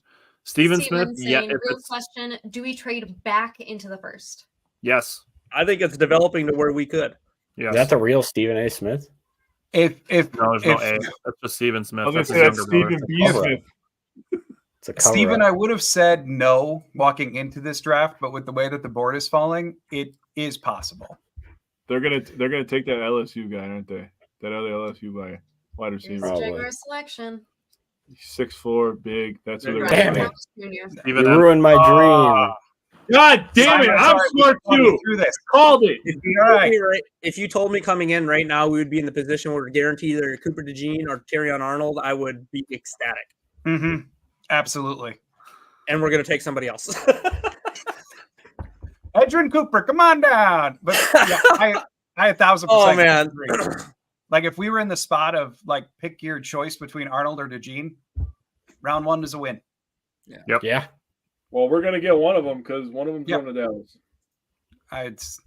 We should get at least Do one. Dallas need secondary that much to where they're taking one? No. They could maybe take DeJean to play safety if they want to go that way. I But could then see them think taking on Arnold. They might take Mitchell because Jerry Jones loves his speed, and then Johnny Newton is still on the board to pair with Lawrence, and So is Graham Barton. So is Tyler Guyton. Well, and they did pick Mozzie Smith last year for their D line. oh, But that's I don't know. Cowboys feels like they got to go O line. That line has just been so ripped apart the last couple of years. From Aaron. injuries and guys leaving. Aaron's in here telling us picks. I'm assuming he's I thought he was guessing. Aaron, you guessing or are you telling? I think It's he's going to guessing. determine whether I like you or not. About his takes, Guyton. They haven't even, the pick's not even in yet. Yeah. Got a crystal ball or what? Yeah, the only things I'm seeing on Twitter is NBA stuff. I'm ready to be hurt again. Mm-hmm. That's our life. That's what we do. Arnold, DeJean. I'd be okay with Wiggins. I don't think it's going to happen. Oh yeah, Guyton. Scott's saying all I'm going to say is remember TJ Watt. I don't want to. Who? I don't want to. I have no idea who that is. That sounds like he doesn't have a bunch of siblings that played in the NFL. But yeah, I mean, it's true though. Like, watch Green Bay just ignore DeJean. Kamikaze saying, part of me wants a pure cornerback, and the other part of me wants a Swiss Army knife in the secondary. Yeah, you can count me amongst the Carrington Valentine believers, and that tilts me a little bit to like, let's get the Swiss Army knife, because I really think Valentine can have a future at starting corner. Because I think what was it like? There was a stat a couple weeks ago. I might be a little bit off, but like in terms of corners in man coverage allowing the smallest separation, he was like 4th in the NFL. Did you guys see the Vegas like betting line was favored that we take offensive line? Yes. Yeah. In which case, at this point, it's got to be like Guyton. It's got to be Barton, Guyton, or if they really feel good, Jordan Morgan. Yeah, although he's probably interior Green Bay, but Chad Reuter called him for Roger Rosengarten at 25 in his mock for NFL.com. Oh, interesting. Which would be very surprising. Yeah. But yeah. That'd be the Packer way. Yeah. Look at Dallas fan with a no Jerry Jones sign. Ray saying if Dallas takes a cornerback, they are doing it out of spite for wild card game meeting we gave to them. I mean, that still leaves us with Arnold or DeJean. Like kind of feels like it can't lose right now. I agree. To answer Joseph's question, would Goody dare trade down if Dallas takes an offensive tackle? No, I think it's more likely they trade into the first round again than it is that they trade back from 25. Yeah. I don't know.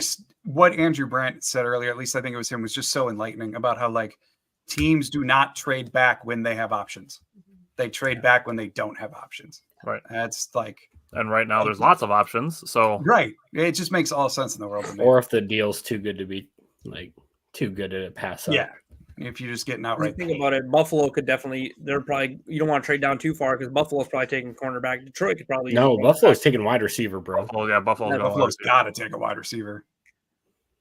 Justin saying, so if we take DeJean's Swiss Army knife, do we cut Nixon next year? No. We just paid him.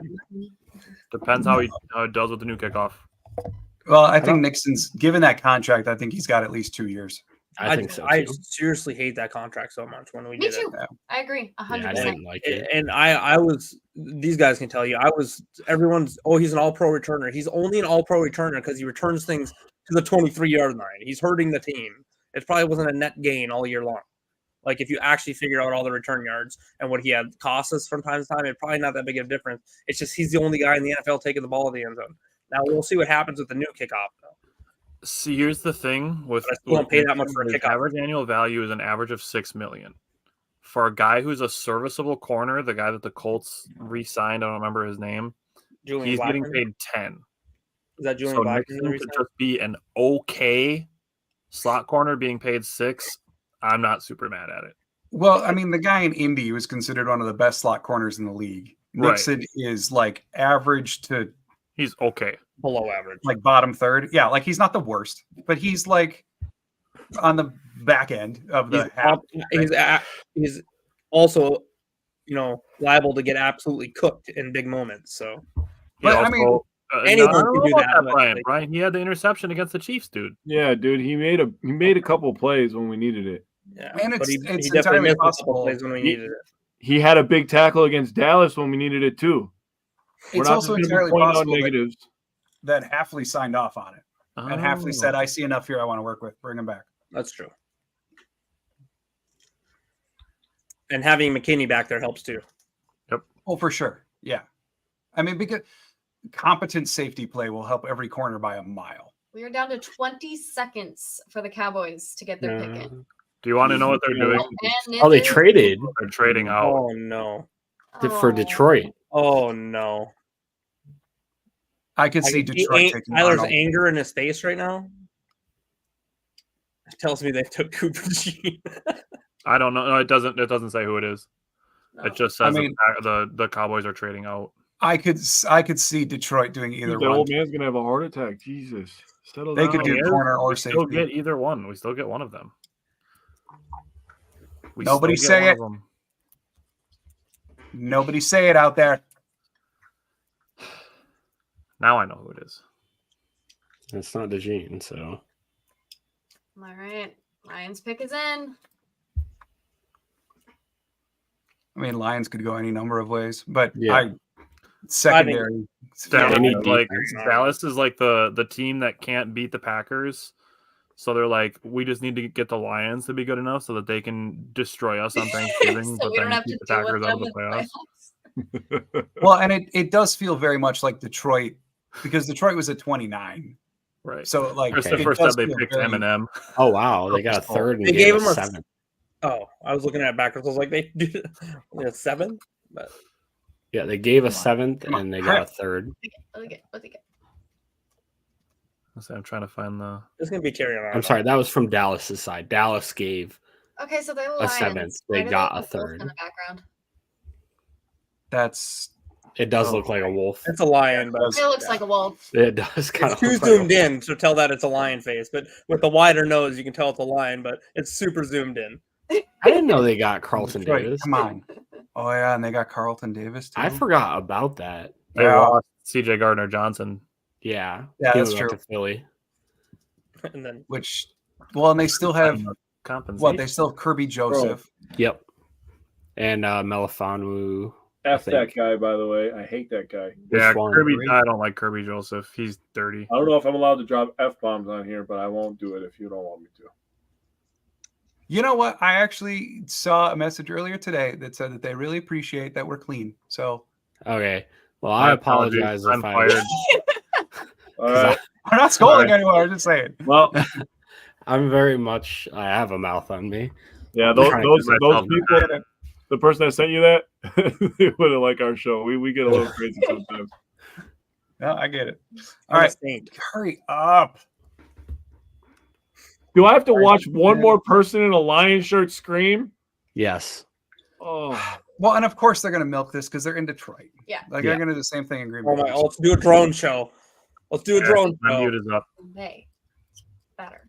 Oh yeah, and what we guessed about 10 o'clock for Green Bay. Now it's 10:02. We're on so the pick Terrion before. Arnold is wiping a tear off his face under his sunglasses. He is definitely a Detroit Lion. Not gonna lie, I really hate that. They're all. I don't know for sure, but I'm just assuming But if you from look that. in their Yeah. sunglasses, they're never scrolling or doing anything. They're just staring at their phone. Barry Banders. No one say nothing. Damn it. I'm still trying to find the compensation. For Dallas. Yeah. Yeah, they I just gave a feel like- 7th round pick and they got a third. Mhm. Okay, I feel like no matter what Detroit does here, they're gonna get better, and I hate that. Yes, I They're agree. drafting Arnold. I'm God, pretty the sure. Lions are so much better at trading on draft day than the Vikings are. I will just say this: the rivalry that the Lions have created with the Packers in the last year is what the Bears fans think that they have with us. Yeah. Yep. Yeah, I'll go with that. I remember beginning of last season, it was all, well, there's a new king of the north, with Justin Fields. Look at how that happened. MVP Oh, Justin Fields. We're gonna take the North and never give it back. Right. Oh. Oh, and now I they're will rolling say up- though, I think Why do you have to have For the love of God. the NFC North could be like pretty competitive next year. I think. Yeah, Vikings are gonna have a tough time in the basement. Yeah. I think the They're gonna Bears. fight with the Bears. Well, and the Bears will show flashes. Like they'll have great games, and then they'll fall off. And The Bears are gonna win the exact same amount of games as they won last year. I think. I mean, the division's going to come down to Detroit. Yeah. Is this like a touch football thing? I'm not. Or like flag football, I meant, Yep, not flag touch. football. I'm sorry. Yep. Okay, Like football, yeah. my bad. I meant flag And football. local tag of football. I feel like they did that last year for the host city. That they brought up flag football. Yeah, they did. It was in Kansas City, right? That's because they're trying to promote it. Well, I yeah, don't because the give a NFL now shiz sanctions me. it. Right, yeah, they have their own flag football, so they got to roll them out, whatever Yeah. city they're in. Oh my god! Roll them out in the 7th round. I'm not watching that one. Or where there's 5. Well, I think that's probably the Right, NFL yeah. thinking too. God, could you guys imagine being from Michigan? Unlucky. I was from Michigan. I'm from Michigan. Kamikaze, don't you spoil it. Terry and Arnold. Yeah. Okay. Fucking You Lions. like the tier. I knew it. That was a telltale. Okay. Put this off. Tyler's Okay. face kills it. All right, Cooper DeJean, baby. Let's do it. It's Oh, not man, gonna I'm happen. so Give it nervous. to me. Come Give on, it to Goody. me. Hoot! Come on. Hoot! I Don't will do mute my this. computer, but I'm turning my TV up when they announce our pick. I'm gonna continue to refresh Twitter, and I will also shut my camera off and mute myself All right. Thank you. if I find out what it is. All right. Yeah, Goldie, because you have the worst Golfing. poker face in the world. Come on, Goot. You don't even need to let any time go on the clock. That's a good Just- pick for the Lions, though. Put your pick Like in. real good. Come on. Make that. It's Come on, annoying. Goot. That's the problem. Like Gary says. Gonna steal, but we need our I guy. wish they would just make the picks. Yup, it takes forever. Peter This saying, is- DeJean or DeJean? The best part is they're probably about to cut the commercial. Well, it's in Every Detroit, year. so they don't want Packers Yep. to have the All right. limelight. If the Packers were not to take DeJean here, and they stayed at this pick, who would you want them to pick? I don't want anybody else.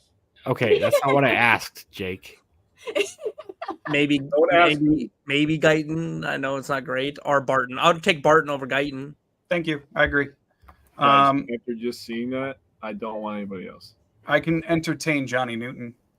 Yeah. I could. I think could he's entertain him and Guyton are probably the only other players that I would want, other than Cooper. it. Yeah. Nobody spoil this. Or I'll a just trade step back. This is a warning to all of you. I'm gonna mooch you so fast. No spoilers. All right, I trigger back and take Barton. Okay, no taking calls. Get the pick up there. Jagavi, is it possible to take a linebacker? It's possible, but in my personal opinion, it would feel like a big reach. I would be very surprised if they took a linebacker with the talent is in that's for the left on the Packers. board. Pick is in. The pick is Oh, come on, baby. That's a sick graphic. Give me it. Thank you. I like Come that. on. For the love of Give me God, let's get to it. Give me it.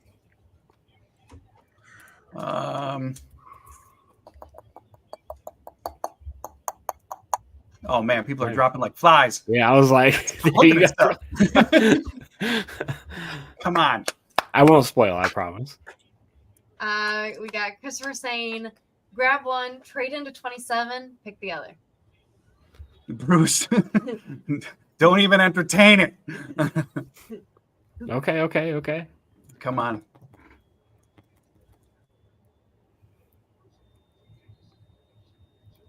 Who thought we'd be in this position and able to take G? I mean, it's been looking like a real possibility as of late, but Jake's raising his hand. Yeah, I- I wasn't. I'm more surprised by some of the other guys falling than Digine being there. I'm way more surprised Arnold was nabbed in Yeah, at same. 24. Yeah, I'm than surprised. he could be at 25 or wherever. Cody's saying, we don't care about come up stories. We have 30 to 40 for that. You do that stuff after he retires. It's Exactly. about moving on. Man, I agree, Cody. This is nonsense. We're wasting time. Are they still showing Lions fans yelling? Yes. Yep. And then Arnold's still being interviewed. Yeah, on NFL Network. Yep. Oh, Come good on. God, Come on. Jagavi, They we really want Yeah. positive vibes. Jagavi. Happy thoughts. Okay, that's a lie because last year I wanted LVN. So, and there was once upon a time I wanted HaHa Clinton Dix. So, I was ecstatic when we picked him. I same. remember, like the two that like I was clamoring for and actually happened like distinctly in my head was Haha and then Eddie Lacy. Yeah. It was like, holy Oh, crap, they dude. actually did it. I was like the #1 Eddie Lacy fan. I was like, dude, he's the best running back in the NFL. I bought like 3 jerseys. Like, Man. loved Eddie Lacy. And then he's just like, yeah, dude. Did you buy really one wanna of keep each up size of his jerseys? Huh? What'd you say? I said, did you buy one of each sides of his jerseys? No. Jake, that's got nothing to do with you. It was to show Eddie Lacy's changes. That's I all. know what you're saying, but damn, bro, chill. Come on. You asked where I was earlier. Like 3 different This people. is Get all right, to the I'm next bringing one. it So out. realistically, True. like True. since we have time, like who are the candidates, right? Cooper DeJean, for sure. Guyton. Guyton is definitely a Yeah. candidate. Maybe Barton if they're willing to go IOL. Wiggins is still there, All but right. that would be shocking. The at least green in and my yellow opinion. lights are on. And then Johnny Newton. Our I Kool-Aid. Kool-Aid's still there. Jordan Morgan, but again, that's probably IOL. So pick is in. Yeah, Green and he's yellow lights are on. They're These green. rejects Nobody are- spoil it. You're ahead. Nobody spoil it. Kamikaze saying ABC knows that everyone will stop watching TV once the Packers I select. mean, yeah. Come on. Come on. With the selfie stick? I didn't realize they still sold those. they've been doing it for every player. They like walk over to their fan base and they do like a little I'm part of the I mean, that's all right. It's cute. I'd like it better if I saw Cooper DeJean doing that with the Packer fans right now. it's coming. Come on. For the love of everything that is holy, please hurry. I mean, do we see anyone else that they could go with? I was looking at just like this is based off my opinion. That's like the only 3 guys I think might Right? be Like there. Barton, DeJean, or Guyton. Like that's. I mean, maybe Johnny Newton. Like I was gonna say Johnny Newton, or if they really, really like Jordan Morgan, I think he might be their pick. But this is all like I'm trying to project off of their board more than Yeah. mine. to me, Morgan falls in the same camp as Graham Barton. He's probably I agree. IOL. Here we go. Yep. Goodell's All going right. near the podium. All All right. right. Here we Flash go. the pick is in graphic. I'll let you guys react first. We don't get our reactions that way.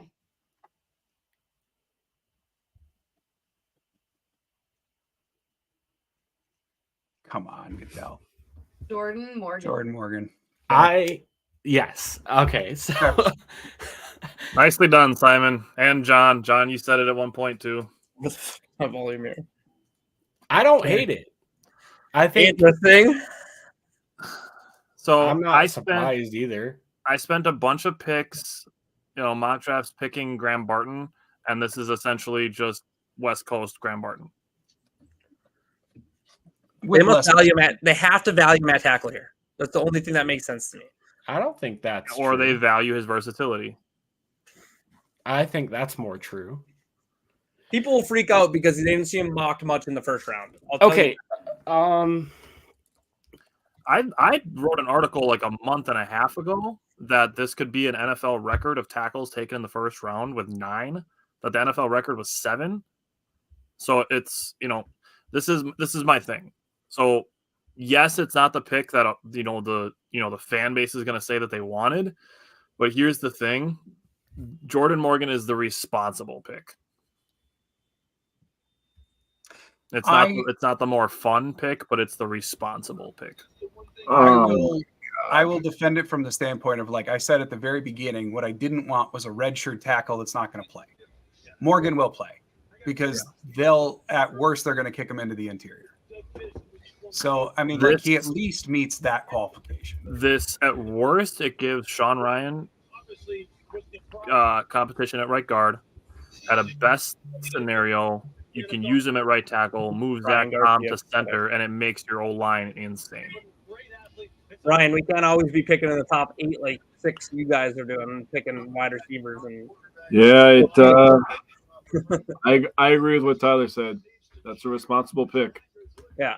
We need offensive line depth. We got it. Yeah. As far as people saying they'd rather have Barton, Morgan and Barton, they're very, very similar. Like I said, I seen one Cooper difference from DeJean the mocked standpoint too of many Barton times to where I thought that was going to happen. So it stings a little bit, but I mean, realistically, because Morgan is Iwell from the standpoint of guard. Like he projects predominantly as a guard who maybe could fall into tackle, whereas Barton was truly like a put him at any one of the 5, even if you don't want to put him at tackle. Yeah, you got to. Like And Goody we trust, man. We don't have to like it or have them be flashy, but Goot has proved us wrong. Yep. Tyler, how many conversations have we had about the GMs in our state? How many times do we have to tell people, listen, these people live and breathe their sport, okay? They have studied these players for hundreds and hundreds of hours. I am not going to sit here and act like I know more than them. I wanted Cooper DeJean basically because I fell in love with him in the draft process. Jordan Morgan could turn into an all-pro, and he probably will because we push out all-pro linemen like nobody else. He'll probably turn out to be a monster. I'm going to do the math real quick on this. So I've got Dane Brugler, the writer for The Athletic. I've got his beast up. And I'll read you verbatim what he's got in the summary here about Morgan. A 4-year starter at Arizona, Morgan was a constant at left tackle and offensive coordinator Brennan Carroll's zone-based scheme. Carroll's the son of Pete Carroll. After Arizona won a combined 5 games during his first 3 seasons on campus, Morgan helped lead the program's turnaround in 2023.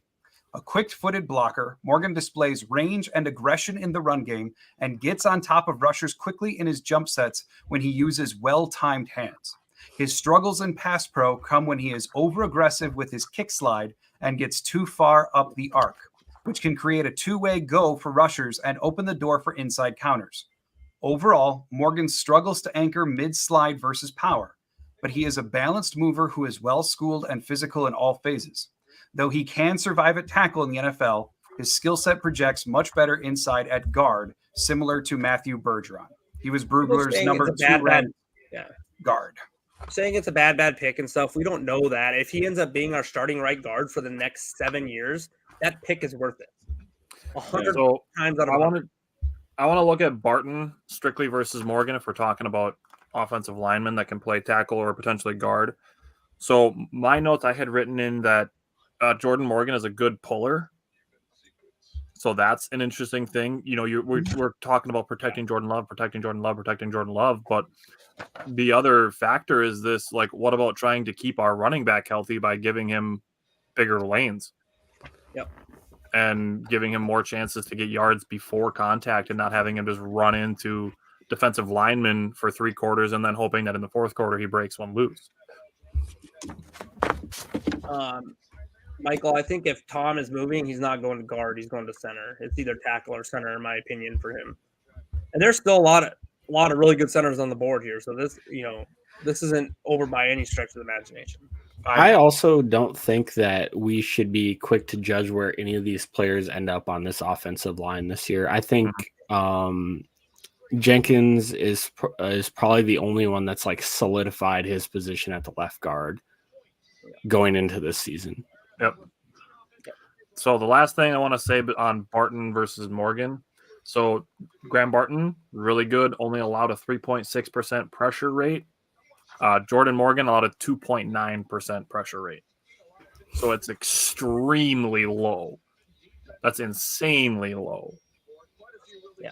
And I know people are thinking, oh, we could have got Morgan at 41. That's because, like us, we looked at 100 mock drafts, right? For me, I was thinking if we were going to go Jordan Morgan, we probably trade to 33 and hope if we think he can fall there. But I think they got to a point where maybe Detroit did snipe from us. Maybe they got here and on our own. Green Bay's like, okay, move on to our next person. But Green Bay's not scared to trade down if they don't think this is a first round value. So the one thing you can say is they have that grade on him. So we know what the Packers do with the lineman. Yeah, Packers still need a QB. Okay. Well, and I've said this before too. Packers are about to give $50 million per year to Jordan Love. 45. That was trolling. Yeah, that's Ryan Garcia. That's one of our. Yeah, we know Ryan. He's trolling.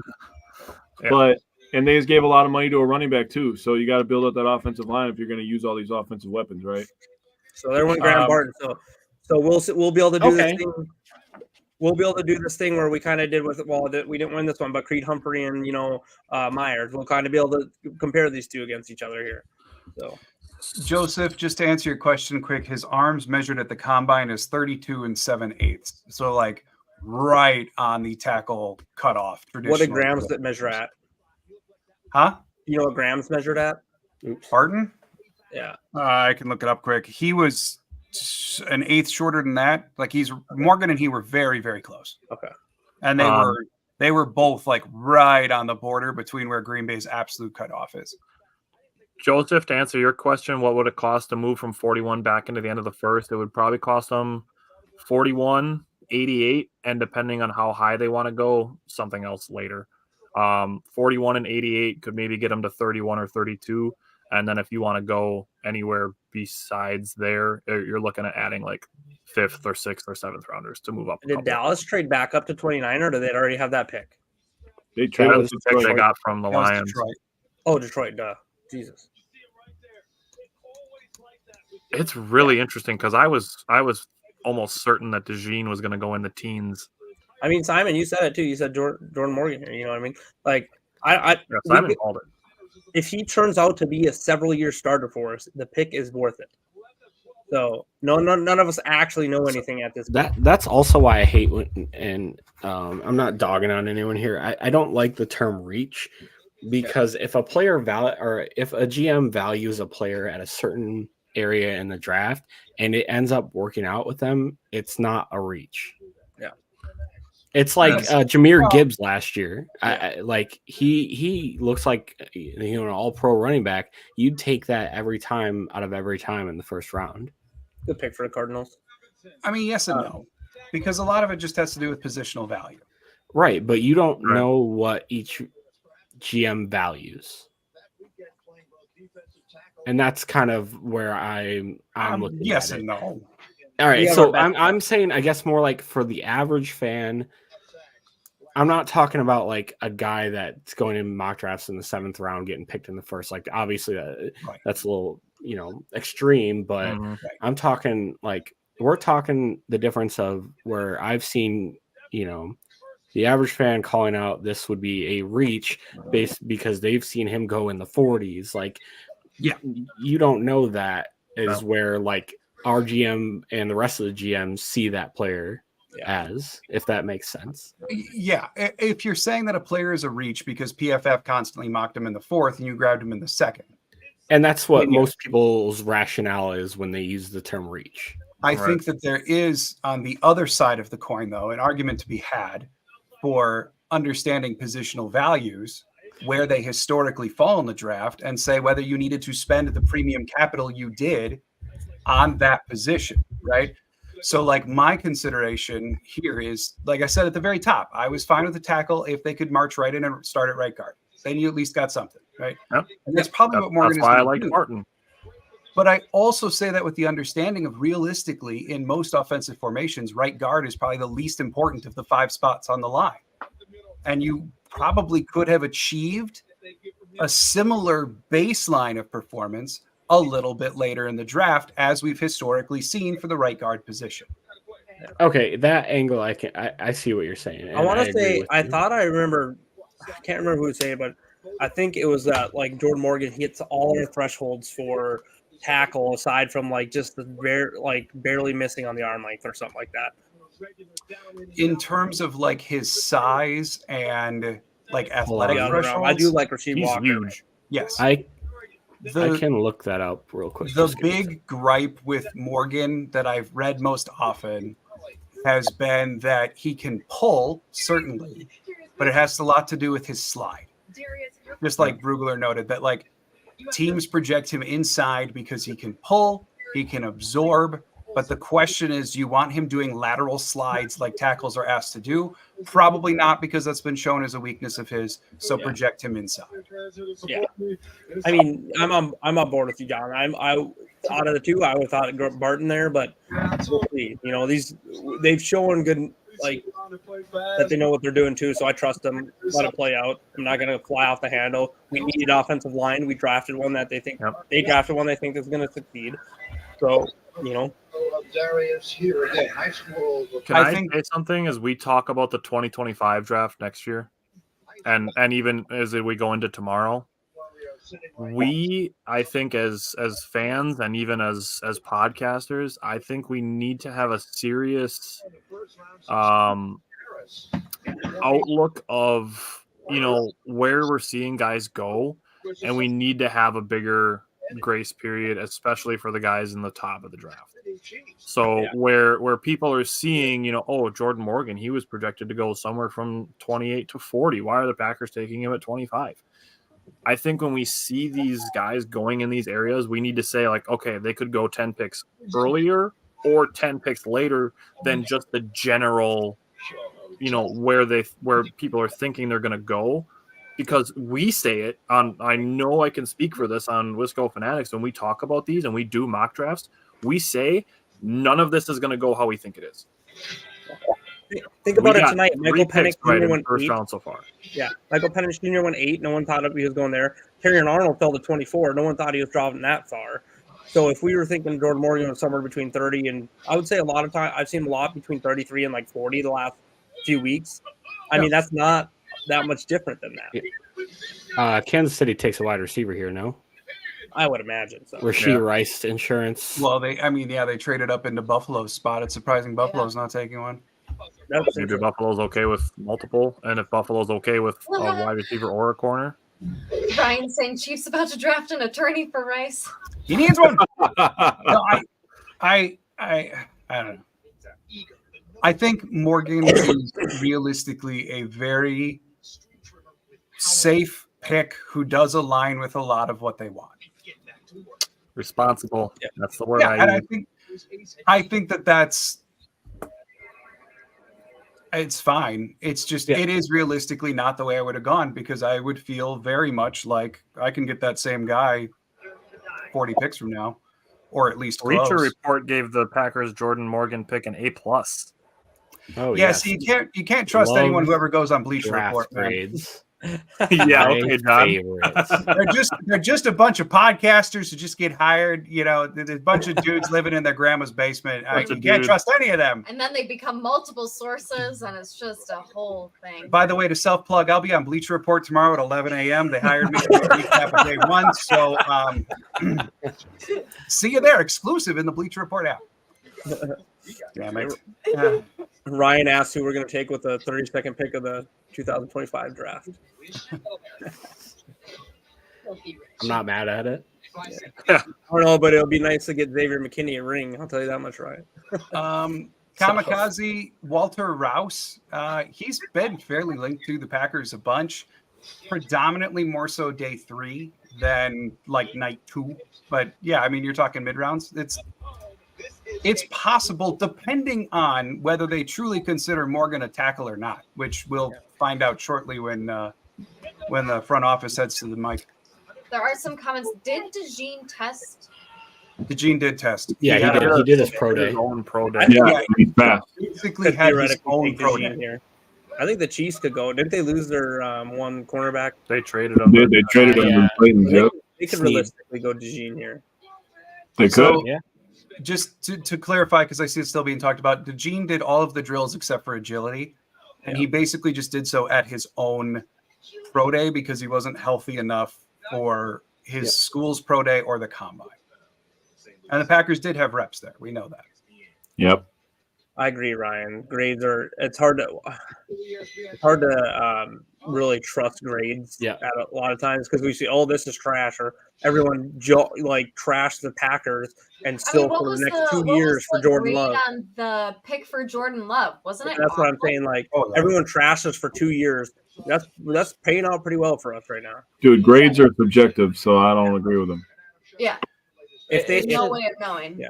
If Gutekunst took Morgan thinking he's going to be, maybe he's a safe, high floor type of guy. But like I've said, 3 times, if he starts for us at guard or even tackle, we're going to learn a lot tomorrow, because if they're going to take a guard, if they take another guard or interior lineman, someone that's for sure, you're talking like Christian Haynes or a Cooper Beebe tomorrow, that probably means that they're looking at Morgan to be a tackle. So we'll kind of learn tomorrow. And Gutekunst, I'm sure, is going to talk tonight or in the morning before the second and third round, like always, and he'll probably give us an indication what they kind of think where he can fit in.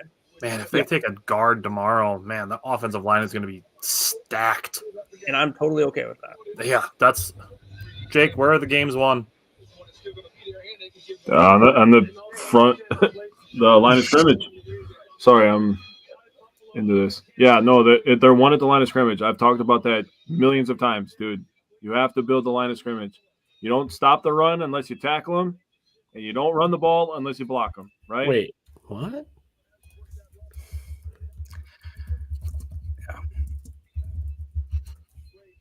Kamikaze saying Goot has to be thinking Morgan will be a tackle since he's picked at 25. The only thing that I would say is, like, we know Goot values premium positions in round one. He always has, and he's very, very open about that in his pressers too. I have wondered out loud, as guard contracts have gone up dramatically in the last 2 years, and there's a lot of premium guards now making 17 to 19 million a year. Yep. Is guard quickly becoming considered a premium position? Shit, I John brought Runyon that up, Jr. got a two few Look shows what ago. John Runyon Yeah, Jr. Alfred did. Jay got $10 million. So is if that's part of an evolution from Green Bay's front office, that all of a sudden all O-line except center is now premium, then we could see a changing of the guard, because that is quite a bit different than the NFL culture has been for about 10 years. I think that also has to do with D tackles contracts also going up as well. Like, you're getting these premium guys on the defensive line on the interior. You also want to stack your interior offensive line as well to match up with those guys. Yeah. So like John Runyon Jr., like you said, that was a guy that got benched last year. He was benched and he earned $10 million. He played well towards the end. He was playing better than Ryan, I think, towards the end of the season. But we were worthy. Well, and his 2 years prior were dramatically better than his opening season of last year. Yeah, true. So I think that was part of his contract. They even worthy for the Chiefs. They get their that's speed. not shocking at all. Yeah. So. So Next Tyreek Hill right there. Yep. So I think, I don't know, like the Morgan pick, you're getting a hyper athletic 22-year-old offensive lineman who we've yet to find out if he's going to be playing interior or tackle. Someone who the Packers obviously feel is going to fit very, very well in their scheme. And Brugler talked about that too, that he's very adept in his zone blocking scheme, etc. Like, that should match well with the Packers' RPO style offense. Dude, how happy do you think this guy is right now? Getting drafted to Patrick Mahomes, probably instantly being the number 2 wide receiver at worst, to the Super Bowl champions. Pro 165 pounds. He better run a 4.240. Jesus. Michael, I was talking about this before. For the Packers to try to move up into the last bit of this first round, it would probably cost 41 and 88. Bro, You're looking at a second and third pick. So also, like, don't look now, but Cooper DeJean's falling. Yeah. It's the dream's not dead, guys. I could see Dallas, Joseph. I could see Dallas doing Barton or Guyton. Either one could make sense for Dallas. Wiggins is Barton still got there picked. too. Is gone. But where did Barton go? Barton went to the Bucks. Right after. Oh, okay, Yep. I missed that. All right, my bad. It's interesting because, like, looking at the top of the second round, you're looking at Carolina, New England, Arizona, Washington, Chargers, Titans, Panthers, Washington, and 41 with the Packers. Dallas takes Leggett here or what? I think Washington might not be a bad spot for him either. They need secondary help bad. But I mean, you look at Carolina has 2 picks in there. Carolina, maybe, but you know, if they believe that J.C. Horn can be healthy. New England has Christian Gonzalez. Arizona, maybe. And then Washington has 2 picks, and then the Chargers and the Titans, who just traded for L'Jarius Sneed. Oh yeah, I forgot the Chiefs to have Marquise Brown too. That's a lot of speed. I would just looked at that because I didn't know that was a thing. I don't remember that. Taking time off from the video games, trying to win a ring, you know? Yeah. Who cares about Cousins camp? Get over it, dude. You're making $100 million a year. You're not entitled to anything. I'm willing to bet it's because he knows his 4-year contract just became a 2-year contract. Yeah. Take your $100 million and laugh to the bank. Yeah, I wouldn't even be mad. That dude's made like $300-something million in his career now. Kamikaze saying, it doesn't seem that other teams value Swiss Army knives like the Packers do. So maybe DeJean falls to 41. Well, I think what we're possibly seeing on that note is, like, Goot was asked about DeJean the other day and said he could play safety or corner. I think he might have just given his answers to what he actually values him as, which is safety. Yeah. And for a safety to be picked in round 1 in Green Bay would be a slight anomaly. Like they stepped out of it with Darnell Savage, but historically they really don't do that often. And we league haven't wide done well with safety, it. like Think about league wide safety safety has we've been taken in the first severely round. devalued. Yeah. And think of what we've taken in the first round for safety. Ha Clinton Dix. Yuck. Darnell Savage. He wasn't that bad. Ha had some good years. He wasn't Yeah, that good. but even He back was then, okay. safety was getting paid a lot more than they are now. Tyler That makes Guyton sense. to the Cowboys. Yep. All right. Good call. That's a good pick for them. Yeah, So that's a good pick for them. Yeah.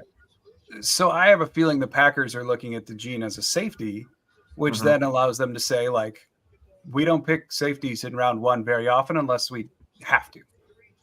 So do you think us going Jordan Morgan and not someone like Tyler Guyton or Mary Sims, who we talked about is pretty set in right tackle, signals they're probably keeping Tom on the outside?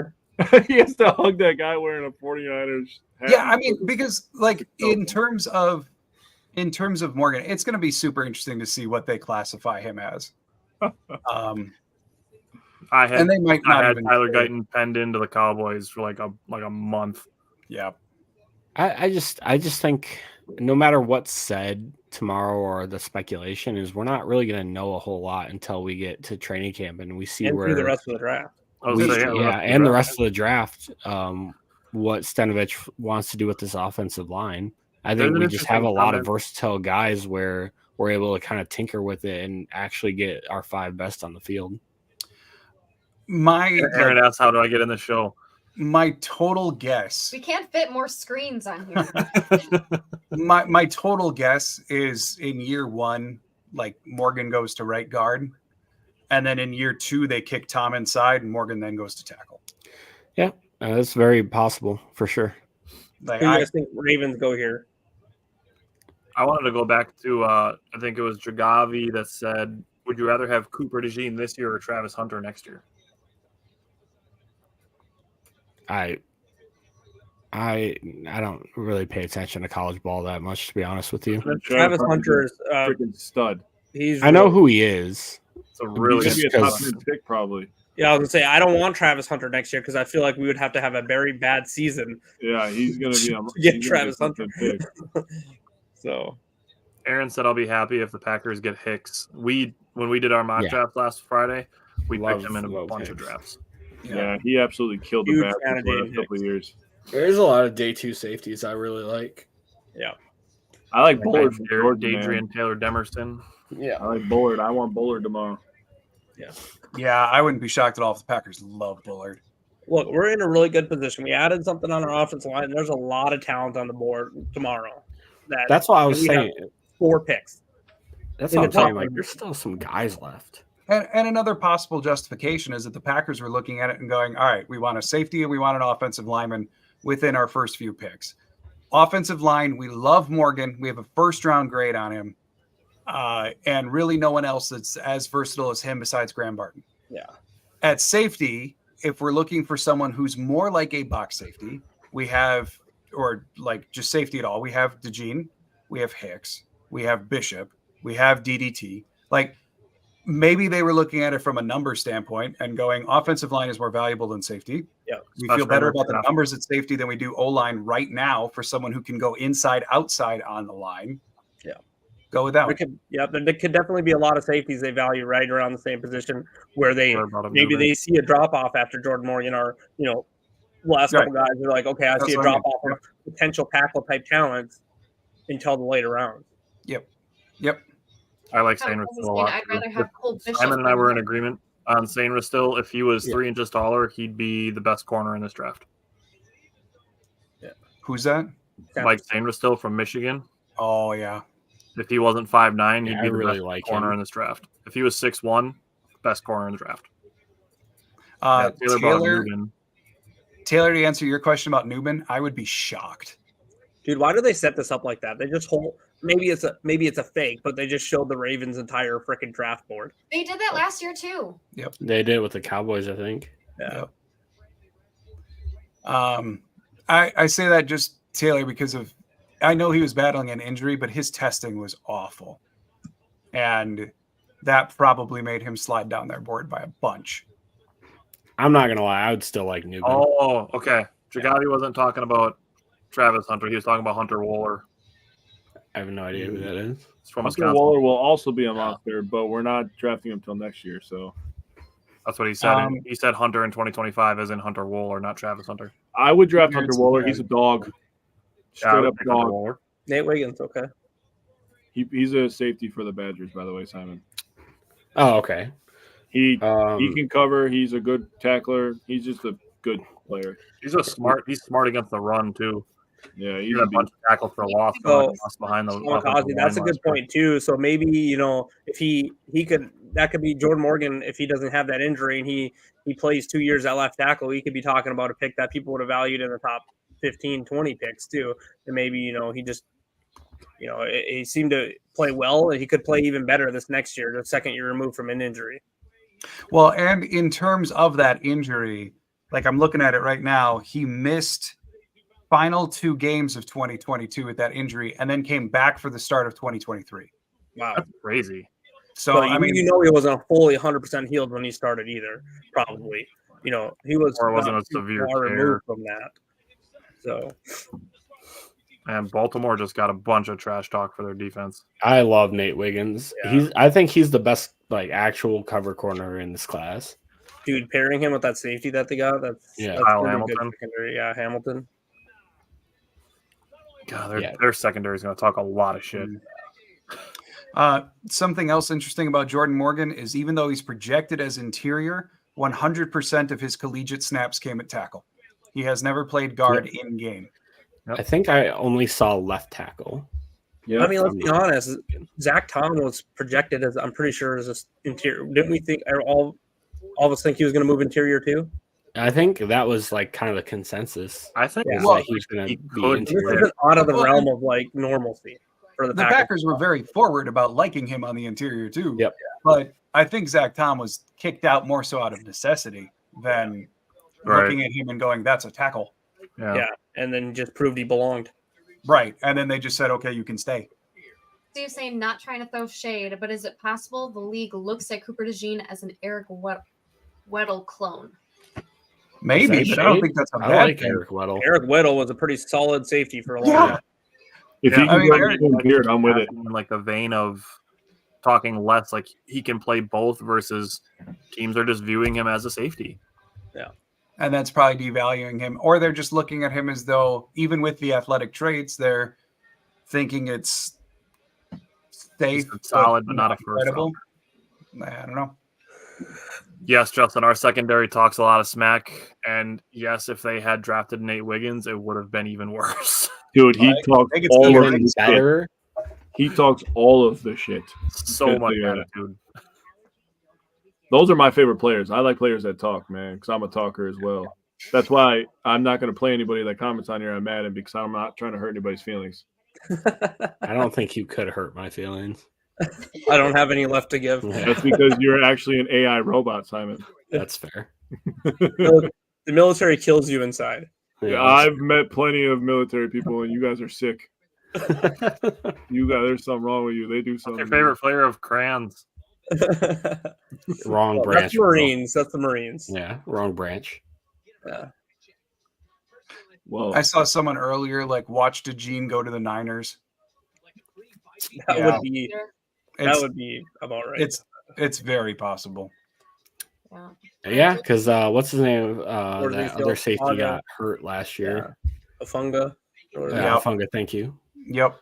But I mean, I also could see Frisco going wide receiver and then moving on. I could also see San Francisco trading their pick to us here. They need a freaking insurance left tackle because Trent Williams isn't getting any younger.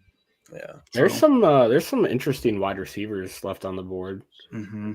Lad McConkey, Keon Coleman, Troy Franklin, some guys.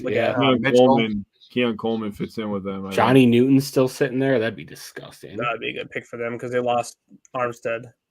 Michael's asking, where does Johnny Newton go? Kool-Aid still available too, possibly at 41? Yeah, that's a good point, Michael. Because we've talked about that. We like Kool-Aid as well.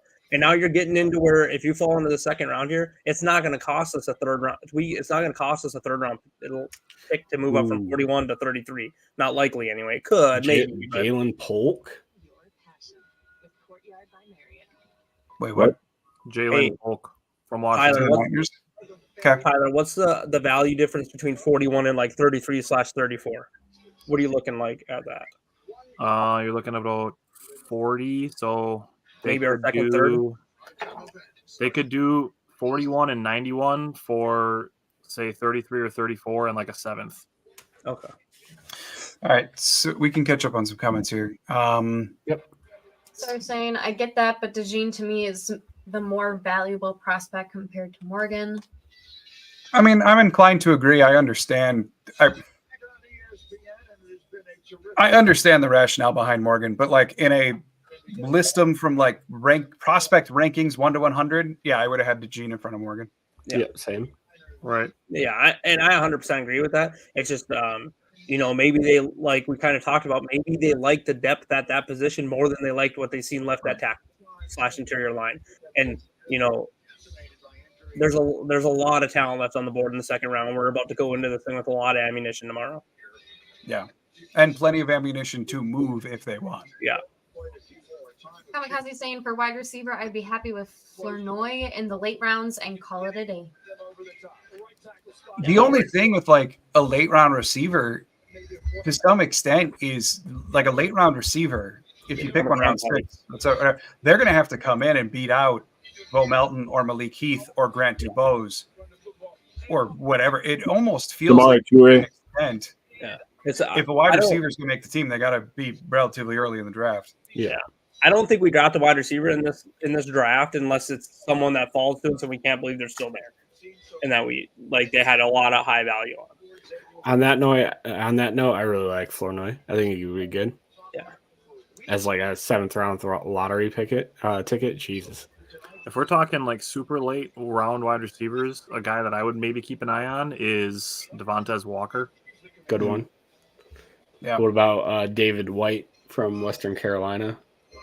Also, when I was at the Senior Bowl, the Packer scouts, they were liking Brendan Rice. Yep. Jalen Coker is another good one. Ricky Pearsall. Do you think they're trading Brandon Ayuk here, or is this just or Debo? Pearsall? See, this is where everyone would say this is a reach too. Like I'm sure their fans are like, "Who is this dude?" Like, you know what I mean? Because there are 2 people on the board ahead of him. So, interesting. Claudia, can you put Greg Schultz's comment on? He didn't get beat time after time. The pressure rate that he allowed in 477 pass blocks, he allowed, I think it was 17.9%. I'm pretty sure you said. I said it was 2.9%. I want to know the exact numbers. He didn't get beat time after time. He had 477 pass blocks. He allowed 14 pressures, 11 hurries, 1 hit, and 2 sacks. 2 sacks is hardly time after time. And 477 Morgan is an extremely Packer O-lineman. Yes.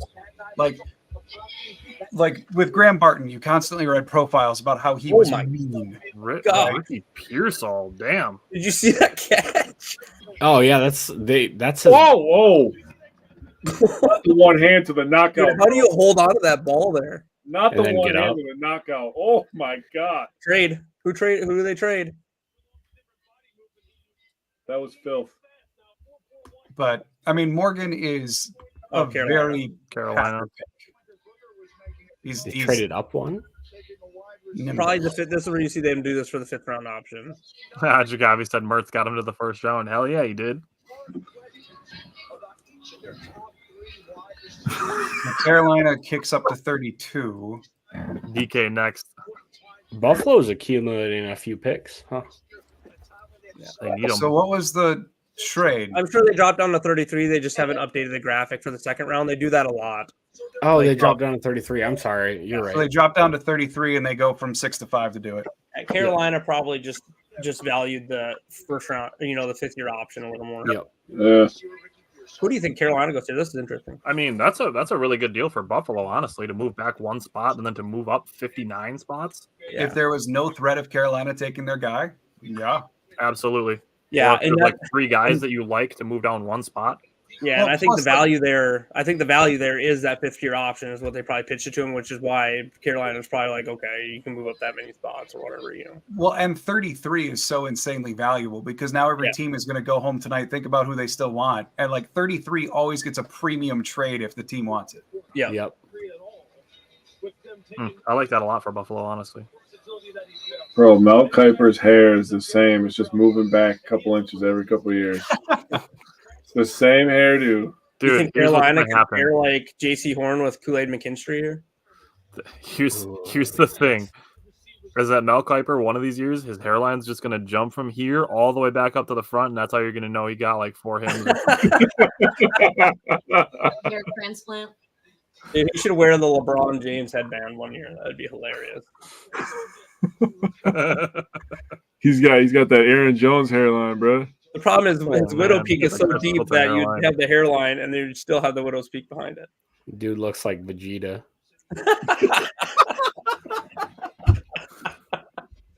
He does, dude. I appreciate that, Michael. That just really goes to show, though, how much of this is all just guessing. It's all just guessing. And I had this conversation with somebody today that for us, speaking from the Wisco Fanatics side, we get more out of the draft of knowing more about the players by like having researched them and like knowing what their strengths and weaknesses and things like that are, more so than trying to get picks right. We get more out of knowing the information of the players than we do from if we had gotten all 32 first-round picks right. That's like, why you can it's see more like, valuable to us to know who all these players are, and then they're dispersing out into the league, so it helps us know the league better. Yeah, that's really what all of the draft prep that we Facts. do is for. It's not for us posting the mock drafts and having people like them or hate them, which there's plenty of that out there. It's really more about knowing more about the NFL as a whole, so that when we get into the 2024 season and we talk about all these players and we talk about all these teams, we know more about them to make us more knowledgeable about the NFL as a whole going forward. Yeah, and there's a reason you see like when Detroit got Terrion Arnold, you could see the frustration on our face because we know we're gonna have to play that dude, and we've kind of looked at like, yeah, of course, you know, we loved him. Everyone's looked at him, but we like talk about him on our show and stuff. And he might have been me and Simon had him number 1, and I think Jake and Tyler had him like 1 or. No, I had him 3rd. I had him. Oh, yeah, 3rd. Either way, we had him pretty high on our boards. You know what I mean? Like, so we know that him going to Detroit is like, okay, that's someone we're probably gonna have to deal with. And never, you know. Well, Detroit's been, I'm telling you right now, they've been, the last couple of years, they've been crushing it. So it's good competition, but iron sharpens iron. So it's good for us. I feel very comfortable about our team to go up against them. Cyrus has a great idea. I love Cyrus's idea. And we'll work it with Joseph's idea. I'm down. Trade up to 34, get Cooper DeJean. I'm with it. All right, here is the last pick of day 1. You hear all those nice reasons they gave about caring about the draft. Right. Just get them clicks, y'all. That's it. Yep. Interesting.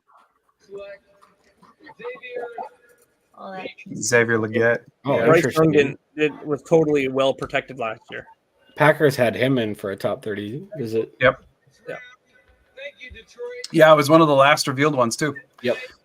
There was another one that got revealed earlier today. I didn't catch it. They were like, this guy had a top 30 visit. Really? Oh, I didn't see one today. It was like it happened already, and it just got revealed that he visited 7 teams. I forget who it was though. Okay. Yeah, I didn't see. Morgan via Zoom said, "I'll play anywhere they put me. I just want to play and win for this team." Hell yeah. Yeah. Let me see if I can find it real quick. All right, guys, going into tomorrow, if you could pick 3 players we leave tomorrow with that realistically, right, where they might go, who would be your 3 players tomorrow? Like our top 3 Packers that we want? Yeah, like who, if we draft 3 people tomorrow, who would you love to see? I can go first. You know, I would love to see Jaden Hicks. I would love to see like a Cooper Beebe or Christian Haynes, and then probably Edgerrin Cooper would be my. And I know DeJean Cooper or whatever. Why am I having trouble with names today? There, bud. Cooper is on the freaking board. I'm talking if we don't trade up or anything. I'm sorry, I've been sick all week, so like all the names we've studied and stuff have escaped my brain all of a sudden. Just all melding together. Jesus. I will say I would not be shocked if Buffalo is actually thinking DeJean. Yeah. Micah Hyde's a free agent, and they just got rid of Poyer. Yeah, that's what That's why when I said earlier they could definitely take cornerback. So they got rid of Tre'Davious White too. Yeah, they did. Connor, thank you for the kind words and for hopping in. We are going Thanks, to be Tim. live during tomorrow as well. And if you want to hear more from John and Claudia, they are going to be live on Saturday too. Whew. Yeah, we're here all the way through. Every pick of the draft, we'll be here. Kamikaze, to answer your question, yes, it is for Goot anyway. Yeah. I don't know. Who else do you guys have in mind for your top 3 tomorrow? I want to look at the draft board. I just want to Okay, I can throw out some names. Justin's got 2 of mine. Cooper and Powers Johnson. Okay, I like that. That would be good. I mean, Johnny Newton's still sitting out there. Yep, that's one of mine. If we want to double dip on O-line, Kingsley Sumatea is still out there. Yeah, he's a stud, dude. I'd be okay with that also. I like Chris Jenkins a lot. I like Chris Jenkins. There's I mean, actually like decent- my 3 would be Cooper, DeJean. Yep. Then probably Johnny Newton, and then Marshawn Nealon. I was just gonna mention him too. I like Marshawn Nealon a lot. Another name haven't mentioned yet. Kool-Aid McKinstry. Yeah. Good call on that one. Yeah. Maybe Peyton Wilson. Peyton Wilson be interesting. And then last one, Christian Haynes. Yeah. I suck. There's like 12 players I'm looking at. Yeah. So you guys, I think we're all consensus. Like if we had our shot at either Cooper DeJean or Kool-Aid, we'd probably all say Cooper, right? Yeah. Yeah. I would. Yeah. Cody, Lombardi Time Brews is YouTube is his main go-to. YouTube, we live stream on YouTube, Facebook, and then we also have pre-recorded shows that go out on both of those platforms, as well as Spotify and most other places you can find podcasts. Yep. And generally we do like 2 pre-recorded, maybe 3 pre-recorded episodes a week, and then we go live once a week, and then we go live for every game as well. Dang, you're working, son. Cody's gotta get them clicks. Yeah, I'm jealous. I wish I had more time. If you want to get some clicks, go and just make a rage video about the Jordan Morgan pick. I'll be I'll be the least happy person in the water park tomorrow. Because I want to be watching the draft and spending the time with you guys, but family. So. And we'll give one plug. I'm probably contractually obligated or something. Bleacher Report tomorrow, 11 a.m. in the Bleacher Report app, exclusive. You'll see just me in front of my piano desk here talking about what happened tonight. And then also looking ahead to tomorrow, looking at the board, talking about what the chances are that the Packers trade up, what it would take to trade up. I don't know. I'll be there for like 20 minutes. They pay me much. And then I'll also be doing a Q&A for Bleacher Report tomorrow as well. And then maybe on later in the weekend as well. They've left that a little up in the air. So nice. But yeah, Bleacher Report exclusive tomorrow. And then for sure, Jake, Tyler, us, Brian, Simon. I don't know if you guys are going to be here tomorrow night. Simon. Brian, you said no. I'll be Simon. I will be. All right. You'll be the man with the angry face in Thief River Falls, Minnesota tomorrow if you happen to be there. Yeah.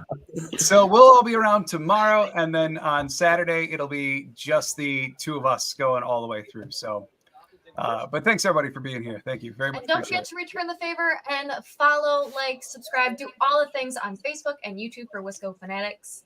Yeah. Build one happy community. Like and subscribe to all of it. Yes. For both channels. All the links are down in the description, so you have no excuse. That's right. Justin, find them too. Justin, if you're looking for more Packers fans, all of us. We also cover Bucks and Brewers and Badgers. So if you want more on that, we're live on Wednesdays. Yeah, they're like, we don't have enough time. We cover one team. I'm busy watching the games. I just want to point out Gary's comment. This has been one of the best interventions I've ever been to. Top 40 interventions. It's a good way to end it. Top 40 for sure. Yeah. So, all right. I do believe it's time to sign off, unless anybody's got anything else. Nope, go Pack go, and a lot of things will come into picture tomorrow. It'll shape a lot of what our vision. So go Pack go. Indeed. All right, thanks everybody for joining us. Thanks for being here tonight. Come back tomorrow night, or else you're dead to us. So have a great night. Hope you enjoyed tonight. And as always, go Pack, go.